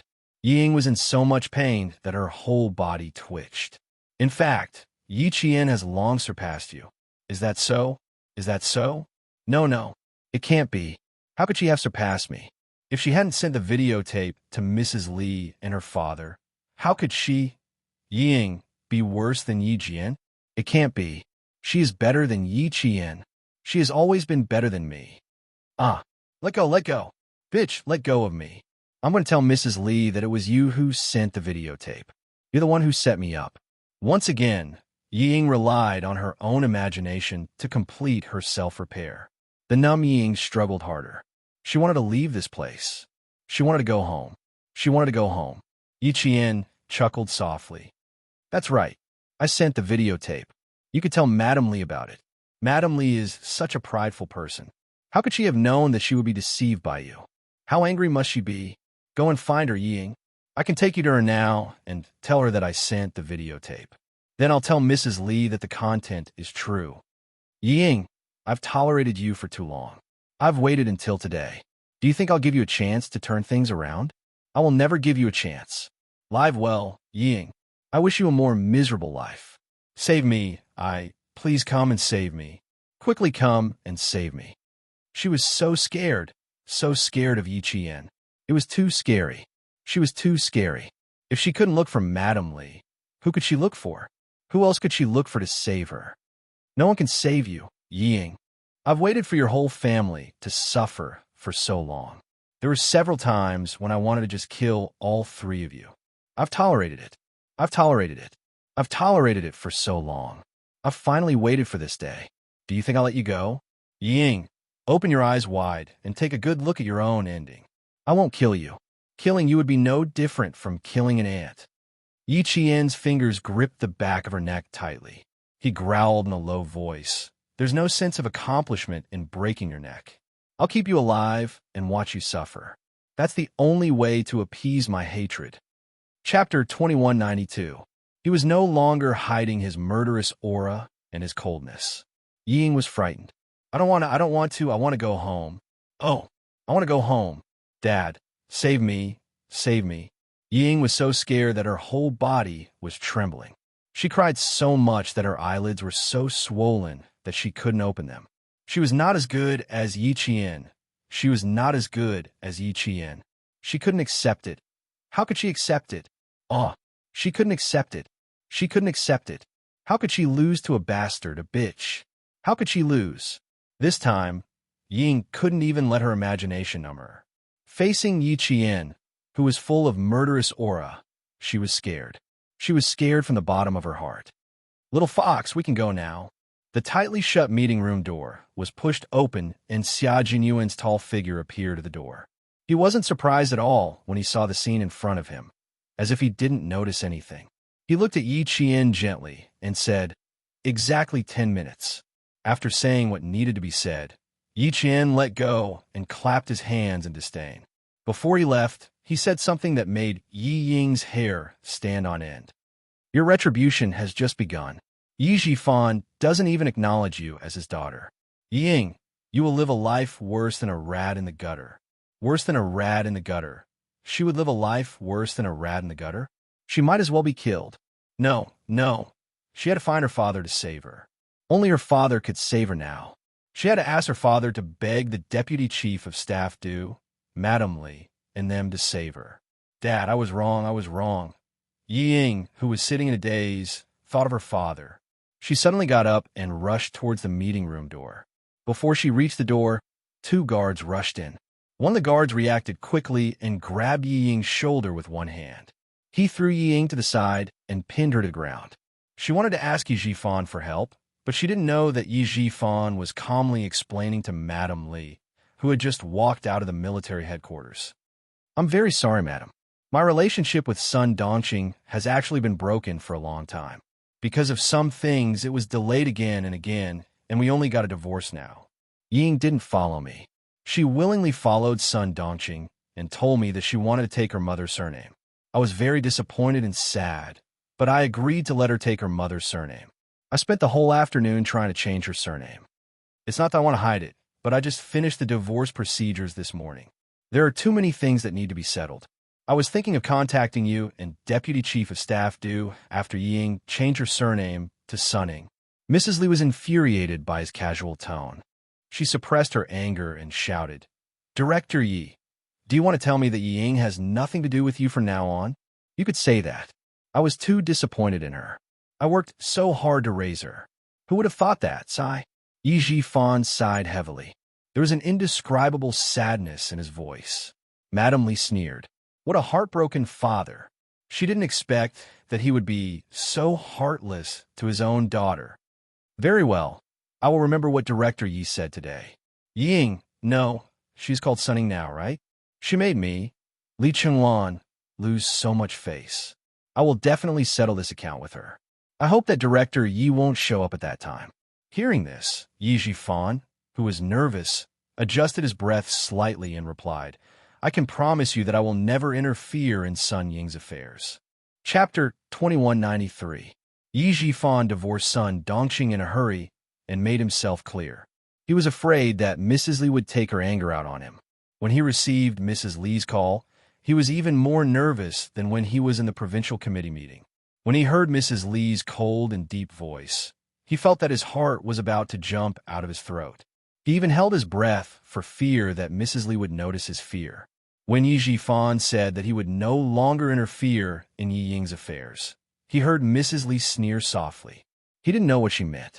It seems that Director Yi is going to put justice before family. That's right. No wonder Director Yi can be so successful. I can see that Director Yi can achieve great things. How could he not hear the sarcasm in Mrs. Li's words?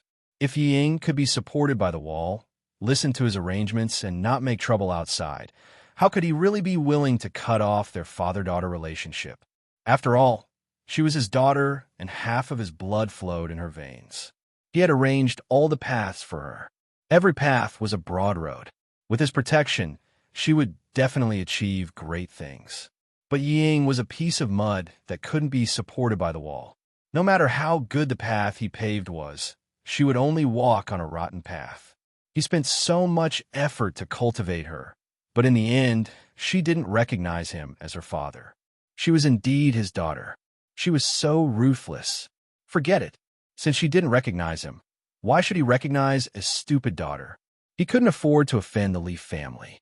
It was not easy for him to climb to his current position. He didn't want to be beaten back to his original position overnight, and he didn't want to lose everything. He had to give up something to gain something. He could only give up Ying, this daughter who didn't recognize him. Pretending that he didn't hear the sarcasm in Mrs. Li's words, Yi Jifan's voice was trembling. I'm sorry. She is too stubborn. I can't persuade her. I respect her decision. She is in her 20s. She is not young anymore. She should be responsible for everything she does. He was telling Mrs. Li that she would be responsible for everything that happened to Ying. It had nothing to do with anyone else. Although Mrs. Li was almost harsh to others, she was always generous to her children. Even if her children made a big mistake, it was the Du family's business. It was not an outsider's turn to tell them what to do. Hearing Yi Jifan's words, the coldness on Madam Li's face deepened. With such a father, how good could his daughter be? She, Li Chengluan, had always been the one to scheme against others. Today, she had actually been tricked by a little bureau chief, a little girl. Did she think that she could get away just because she was divorced and cut off the father-daughter relationship? Madam Lee, who had hung up the phone with a gloomy face, quickly dialed another number. Then, she said in surprise, "The Discipline Inspection Commission has already gone to the Southern Province? Are they going to clean up the Southern Province's officialdom? Unclear situation? Old classmate, is there something you can't tell me? I'm not making things difficult for you.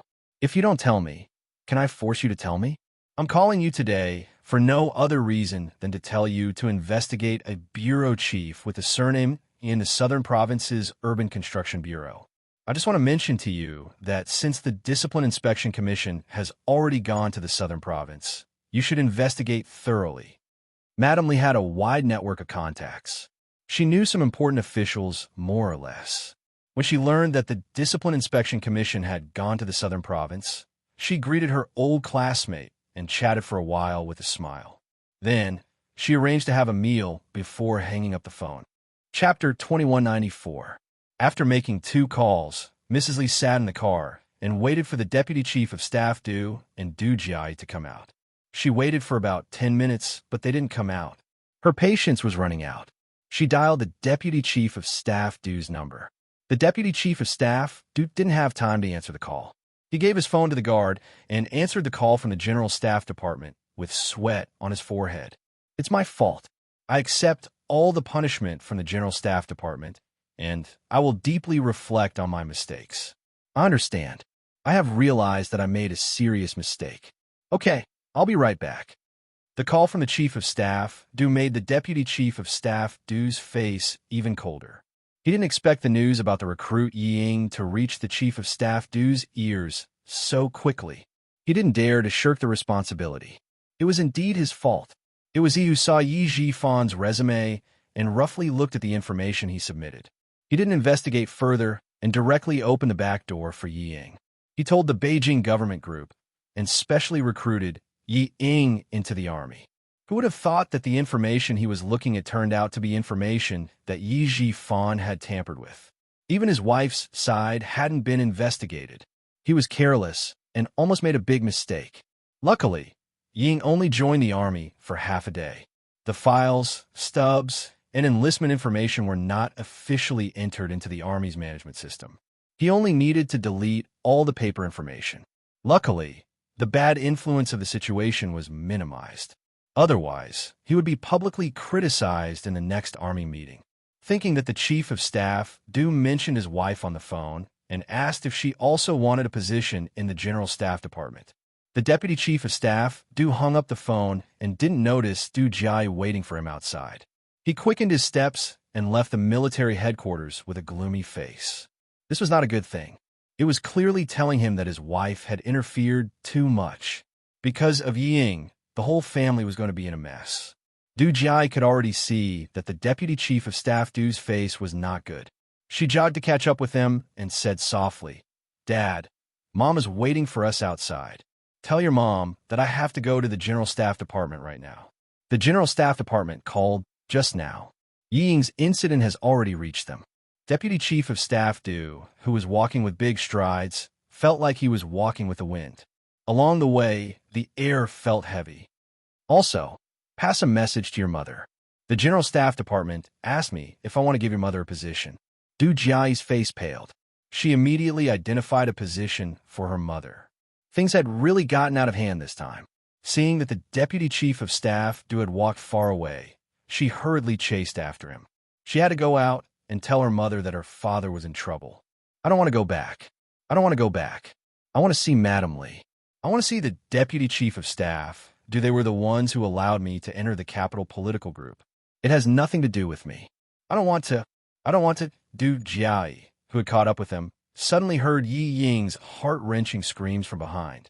What made her even angrier was that Yi Ying had actually splashed dirty water on the Du family. It had nothing to do with her. "Yi Ying, you really deserve to die." The Deputy Chief of Staff Du also heard it.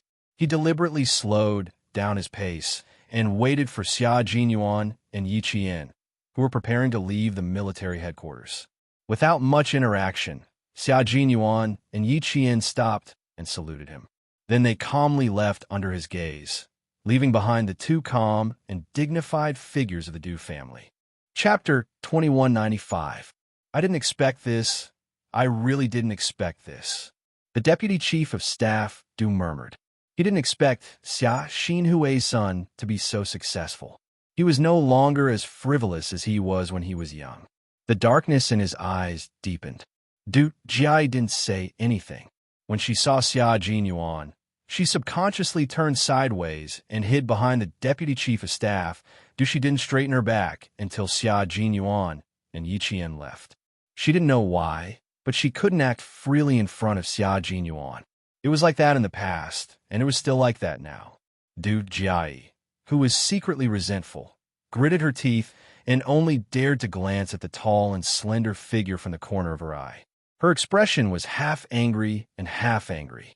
Soon, the two guards holding Yi Ying appeared. When they saw Yi Ying, the deputy chief of staff Du, they couldn't suppress their excitement and begged in a hoarse voice. Deputy chief of staff Du, please save me. I won't do it again. I won't do it again. I was wrong. I know I was wrong. Please give me another chance. I will definitely turn over a new leaf and not make the same mistake again. Please save me. It was you and Madame Li who arranged for me to join the Beijing political group. You can't just leave me alone. Deputy chief of staff Du, please save me. You can't just leave me alone. Yi Ying was now begging for help from anyone she could find. She had lost her sense of propriety and didn't even say a word. What she said happened to be the deputy chief of staff Du's most taboo words. How can you make a scene in the military headquarters? Gag her mouth and take her away from the military headquarters as soon as possible and transfer her to the relevant departments. The deputy chief of staff Du suppressed the anger in his heart and ordered in a deep voice, transfer her to the southern province overnight. No one is allowed to see her on the way. Yi Ying wanted to beg him to let her talk to her family. When she heard his order, it was as if she was struck by lightning. Yi Ying's vision turned black. Du, just as she was about to speak, her mouth was blocked again. Du Jiai was still the one who blocked her mouth. She had blocked one of her lips with her white gloves before, and now she blocked the other one as well. Yi Ying, you really have guts. There are countless guards in the military, and all of them are armed with guns. Aren't you afraid that you will be shot dead by the guards if you continue to quarrel? Be quiet, Yi Ying. Your business has just begun. Du Jiai emphasized the last sentence with a hint of murderous intent. Yi Ying, who was already scared out of her wits, saw the coldness in her eyes. She was so scared that she lost control of her bladder. Du Jiai was so disgusted that she almost vomited. The two of you should take her away as soon as possible. Du Jiai held her breath as she suppressed the churning in her stomach. Before she left, she glanced at Yi Ying, who was paralyzed with fear. A cold smile flashed in her eyes as she left the military headquarters. She even dared to beg her parents? Yi Ying, do you have a pig's head? The deputy chief of staff, Du, left the military headquarters in a car. Mrs. Li, who was waiting outside, saw the familiar license plate number flash by. She knew that her husband would not go home with her. When Du Jiai came out and conveyed the deputy chief of staff Du's words, Mrs. Li frowned. She was so angry today that she did not control her temper for a moment. Now she was being laughed at by others. Asking her to get a position in the military headquarters was accusing her of meddling too much. She even dared to meddle in the affairs of the army. Mrs. Li, who was a little tired, raised her hand and pinched between her eyebrows. She closed her eyes to hide the murderous intent. She pressed her lips together and closed her eyes to rest for a while. Yi Jifan saved her son. This was a great favor. Chapter 2196. Knowing that he wanted her daughter to join the army, Li Chenglan had always been a grateful person. She agreed without hesitation. It is not a big deal. She just wanted to make it easier for his daughter to be a little art soldier. It was just a way to repay his kindness. Unexpectedly, the daughter of a director turned out to be such a bad person. She rarely used her husband's face to help, but in the end, even the general staff department knew about it. The army meeting was about to be held, but her family encountered such a bad thing. It was foreseeable that the Du family would not have a good time during this period. Mrs. Li suddenly opened her eyes, grasped the black handbag on her lap with both hands, and said in a low voice, "You dare to challenge my bottom line, Ying. If I don't make you beg for death, my surname is not Li." Ying, whose hands were tied and dragged into the car, shivered violently. She lay in the cold back of the car. She had no more strength to cry. What awaited her after the army was withdrawn and sent back to the southern province was endless torture. Sun Dongqing was counting the assets at home when she heard the news. Although she was divorced, she still had a lot of assets. She had 2 properties in Anyang and the southern province. Her family savings were 7 figures. In addition, in order to keep the company left by Sun Yaozu, Yi Zhixiang gave her a car, gold, silver, and jewelry. Sun Dongqing was very satisfied. As soon as she finished counting all the assets, Yi Zhifan called. "What? Yi Zhifan, you better explain it clearly to me." Sun Dongqing only heard the words, "Your baby daughter was sent back to the southern province." She was like a volcano erupting. She held the phone tightly and roared. Yi Zhifan leaned against the back of the office chair with no expression on his face and said coldly, "Considering that we were husband and wife, I intended to inform you in advance so that you could be mentally prepared. Your baby daughter's mistakes were all exposed." Mrs. Li also received the videotape. She was furious when she saw the content. Just now, she called me specifically to question me. Her tone was very unfriendly. She told me clearly that your baby daughter made her lose face and made her a joke in the upper-class circle in the capital. She planned to come out and teach your baby daughter a lesson. As for how to teach your precious daughter a lesson, that's not something I know. However, I can tell you now that Sunning will not have it easy. Fortunately, he had changed the surname of Yi Ying to Sunning in the afternoon. Otherwise, he would not be able to explain it to Madame Li. Sun Dongqing couldn't believe it and shouted, "How is that possible? Madame Li likes Ying so much and even wants Ying to be her daughter-in-law. How could she bear to let Ying suffer? Yi Zhifan, you bastard! Do you regret giving all your assets to me and my mother? Now you're trying to make things difficult for me." This was Yi Zhifan's wife. She was short-sighted and extremely stupid. In the past, because old Madame Yi had done some inhumane things to her, he felt guilty and endured it. He always thought that his wife had shared weal and woe with him. Even the stupidest thing she did was for her own family. He spent more effort to keep an eye on her and prevent her from making a big fuss. Who would have thought that not only was one stupid person, but the daughter he had raised was also stupid? Her stupidity was even worse than that of her mother.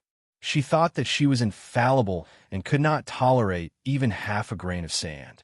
She looked smart, but in fact, she did things that were even more stupid than her mother. The trouble she caused was even bigger. Yi Zhifan was glad that he had made a quick decision and did not get himself into trouble. He snorted and said, "Sun Dongqing, wait for Madame Li's call. She will contact you properly." Chapter 2197. Which madam would like such a promiscuous woman? Do you think Madame Li is like you? Was Sun Ying her own flesh and blood? No matter what Sun Ying did, would she forgive her? Sun Dongqing, think about it from another perspective. If you had a son, would you be willing to marry such a woman as your daughter-in-law? Of course not. Sun Dongqing blurted out. As soon as she finished speaking, she was stunned. How could Madame Li be willing to do something that she was not willing to do? When she saw the video, she was so angry that she wanted to kill her daughter, who had embarrassed her, not to mention Madame Li. Wrong. It was all wrong. It was all wrong. Sun Dongqing finally woke up from the dream that her precious daughter had found a general to be her son-in-law and made Yi Zhifan angry. How could Madame Li be willing to do something that even she was not willing to do? No. What happened to Ying was a great humiliation to her mother-in-law's family in the countryside. How could she forgive her so easily just because she liked Ying? She was wrong. She was wrong. No one would like her. Even a mother-in-law in the countryside would not like a girl who had a cold and was fickle as her daughter-in-law. They would all feel ashamed. Madame Li was the wife of a major general. She was famous in Jing City. How could she forgive Ying when her daughter-in-law, who she had chosen, suddenly made such a scandal. Old Yi, you have to help Ying. She is your daughter. I know I was wrong. I know I was wrong. Please help Ying. Sun Dongqing, who was so scared that her hands and feet were cold, forgot that she and Yi Jifan were divorced. She even urged Yi Ying to change her surname to Sun this afternoon. Knowing that her daughter was in trouble, she was so scared that her whole body trembled. She, who was out of her wits, could only think of Yi Jifan at this moment. Old Yi, call the deputy chief of staff and tell him that Ying is young and ignorant and made a mistake. Please ask him to let Ying go. We will discipline Ying later. Yi Jifan waited for her to finish before he said, "It's too late, Sun Dongqing. Sun Ying is no longer my daughter. She said that she doesn't recognize me as her father anymore. As for you, you're just my ex-wife. Sun Ying is already with you. I have no obligation to clean up your mess. Sun Ying will be sent back to the southern province soon. Someone will inform you to visit her. All right, Sun Ying will be fined 100,000 yuan. Prepare the money. Also, I'm warning you, don't use my name to cause trouble in the future. You're my ex-wife, and I have no obligation to clean up your mess. If you dare to make things difficult for me again, Sun Dongqing, don't blame me for ignoring our old friendship. Ex-wife, divorce, mess, fines." Sun Dongqing's mind was muddled, and she couldn't get a word in. Before he could say anything, the beeping sound of the phone being hung up came from the receiver. "Yi Jifan," Sun Dongqing screamed into the microphone. Her voice was trembling, and she no longer had her usual arrogance. When she dialed again, the line was busy, and she couldn't get through. Sun Dongqing, who was completely flustered, kept dialing. She didn't know how long she had been dialing.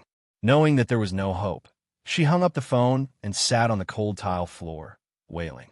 The urgent phone suddenly rang. Sun Dongqing, who was crying at the top of her lungs, thought that it was Yi Jifan calling. She quickly stood up and picked up the receiver, shouting, "Old Yi, Mom quickly asked Dad to save me. Mom, it's Ying. I'm so scared. Quickly ask Dad to save me." Chapter 2198.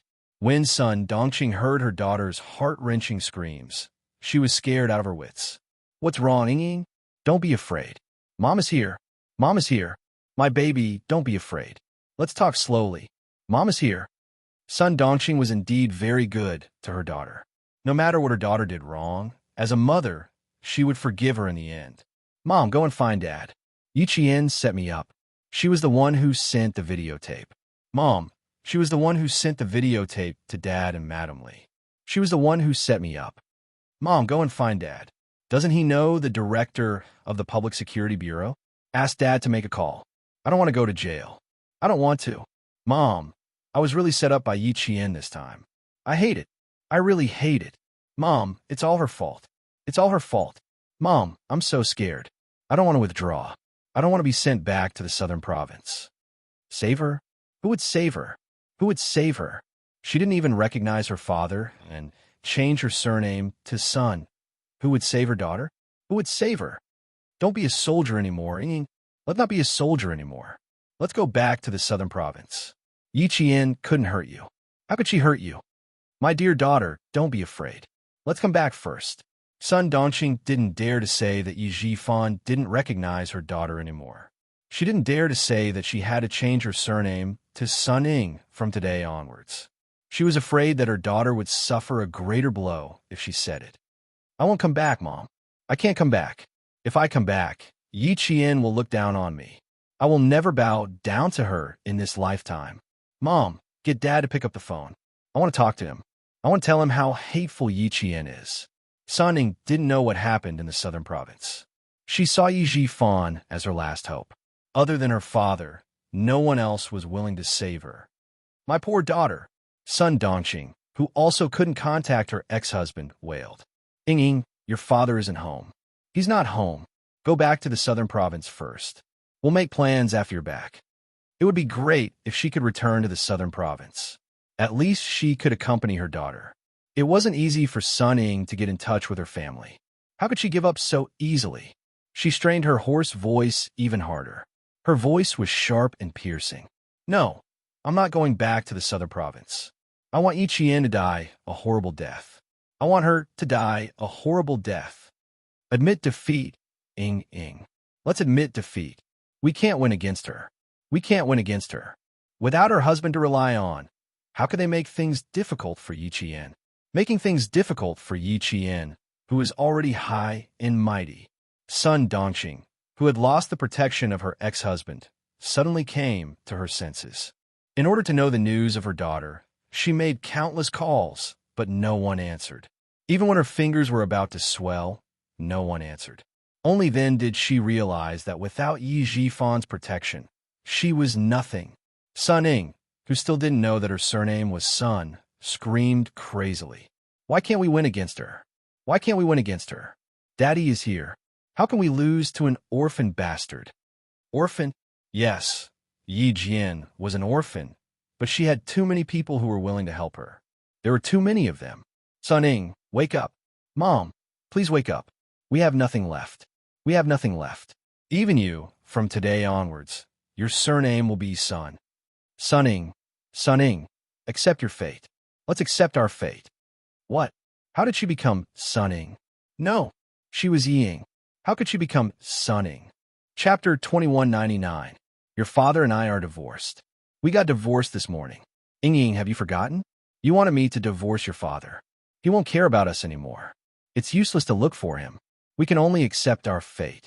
Sun Ying, we can only accept our fate. Sun Dongqing, who was crying loudly, told the truth. She didn't know how her daughter would react after hearing it, but she had to say it. If she didn't, Sun Ying would continue to dream of defeating Yi Qian. Impossible. It would never be possible. No, it's impossible. Mom, what did you say? It's impossible. I'm Ying. How did I become Sun Ying? Sun Ying couldn't hold on to her last hope.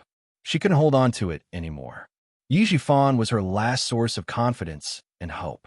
My poor daughter, it's true. You're Sun Ying now. I listened to your arrangements and asked your father to change your surname. He told me himself that he won't care about us anymore. Ying, he won't care about us anymore. Yi Jifan means what he says. He means what he says. That night, you said yourself that you don't want to acknowledge him as your father, and you won't beg him anymore. Ying, there's no way out for us. It's all my fault. I didn't stop you. It's all my fault. It's all my fault. No matter how much Mrs. Li likes you, there's a limit to how much she likes you. How can she tolerate and forgive you like me just because she likes you? Even I was angry at you for the shameful things you did overseas, let alone Mrs. Li. Ying, you were wrong. You were wrong from the beginning. We can't climb up the social ladder. You're not shameless enough to let Mrs. Li like you after she finds out. Yi Jifan also told me that we embarrassed her so much. She won't let us go. Come back. Let's not fight anymore. Let's go back to Nan province and start over somewhere else. As the sound of Sun Dongqing's sobbing gradually subsided, Sun Ying did not make any more noise. She was completely silent, sitting there motionless like a clay figurine. Was she the one who cut off her own escape route? She had forced her mother to divorce her father, thinking that Mrs. Li would always like her. She had even said that she wanted her surname to be Sun. She had cut off her last path of retreat. She had cut off her own path. Gone. Everything was gone. She had become Sun Ying, no longer Yi Ying. The father who had protected her and treated her as the apple of his eye no longer wanted her. From the moment she changed her surname to Sun, she was no longer his daughter. No one could save her or protect her anymore. How could this be? How could this be? Why? Why? She couldn't understand it. She really couldn't understand it. She was clearly the best, but in the end, she ended up being betrayed by everyone. She couldn't understand how she ended up like this when everything was so perfect. Mother said that we were all wrong. Was it really all wrong? How was it wrong? She didn't want a bastard to ride on her head. Was that wrong? Was it wrong for her to want to get rid of an opponent who was blocking her future? Was it wrong for her to want to be above others and be envied by everyone? These were all what her parents had taught her. They had taught her how to get everything she wanted from a young age. They had taught her how to destroy the things she wanted but couldn't get. How could she have been wrong? How could she have been wrong? How could she have been wrong? Sun Ying couldn't figure it out. She suddenly screamed crazily and smashed her phone. Her head slammed hard against the door of the toilet on the train. She couldn't figure it out. She couldn't figure out. Why did Yi Qian win in the end? Why was she the one who won? A filthy, cowardly, ugly bastard with no parents had won the battle? She couldn't figure out. Why did she let a bitch that she had always looked down on win? The guards who were waiting outside to escort her back to Southern Province heard the commotion and kicked the toilet door open without hesitation. They first subdued Sun Ying, who had hurt herself, and then immediately informed their colleagues to come and pick up the phone. Even the battery was coming out. Where did the phone come from? Why did she have a phone with her? Chapter 2200. Sun Ying didn't say who gave her the phone. It was not that she didn't want to say, but that she didn't know. Someone squeezed her before she got on the train. After she got on the train, she accidentally touched the phone in her pocket. She found an excuse to go to the toilet and called back. She might as well not make the call. Sun Ying, who had lost her last hope and confidence, was like a deflated balloon. She didn't struggle or make any noise. She just stared like a wooden puppet and didn't eat or drink. She took the train back to the Southern Province from Jing City. She didn't know what was waiting for her. Her world had collapsed the moment the military announced her punishment. The investigation of her past had been reported to the military. What else was there to investigate? Everyone knew. Everyone knew what she had done. She didn't know what to do or how to do in the future. It was a gloomy world. No matter where she went, there was no hope. There was no chance. There was no chance at all. How could she win against Yi Qian? How could she fight against him? She had lost. She had lost completely. It was over. It was all over. Sun Ying curled up her legs and hugged them tightly. What would be waiting for her when she went back? What would Mrs. Li do to her next? Sun Ying, who was sitting in a daze, lost her vitality. She was like a flower that withered overnight. She couldn't find her original brightness. She was like an old woman in the twilight. Sun Dongqing called again, but the phone was turned off. She was so flustered that her hands couldn't stop shaking. Who should she look for next? Where could she find her daughter? She would be sent back to the Southern Province and transferred to the Public Security Bureau. Yes. She should go to the Public Security Bureau first. No. She had forgotten something very important. There was still something very important. What was it? Did she forget what it was? Sun Dongqing was so flustered that she was crying and walking back and forth in the living room. She forgot something very important, but she just couldn't remember it. Money. Yes, money. Yi Zhifan said that Ying Ying would be fined 100,000 yuan. She still had to withdraw the money. She had to go to the bank to withdraw the money. Then she could save her daughter. No more fighting. Sun Dongqing didn't notice that it was already 9 o'clock in the evening. She took the passbook and ran out in her slippers like crazy. The lights outside were waning, and the cold wind of early spring blew through the treetops, bringing with it a chill. Early spring had arrived in the south, but the cold wind still blew in the north. They were sent back to Nan Province overnight. Yi Qian, who was peeling an apple, asked Xia Jinyuan, who had just ended a call. Why is it so urgent? Won't the Beijing political group investigate further? The two of them had already returned to the hospital. With Yi Qian by her side, Major Xia was very cooperative. She no longer pondered about how to leave. She placed her phone by the bedside and wrapped an arm around her waist from behind. She said faintly, "Yes, the Deputy Chief of Staff personally gave the order. The Beijing government political group is also in the middle of a 3-department trial. They don't have time to care about her." Yi Ying was specially recruited into the army. This also shows that there are many problems in our army. The Deputy Chief of Staff happen to bump into the muzzle of the gun this time. It's going to be very tiring. Yi Qian handed the peeled apple to the man, who suddenly wanted to eat fruit. She frowned slightly and asked in confusion. Mrs. Li said in the conference room in front of the Deputy Chief of Staff that she did it all by herself and had nothing to do with the Deputy Chief of Staff. I've always been very puzzled. I don't understand why she said that. Wouldn't it harm the Deputy Chief of Staff even more?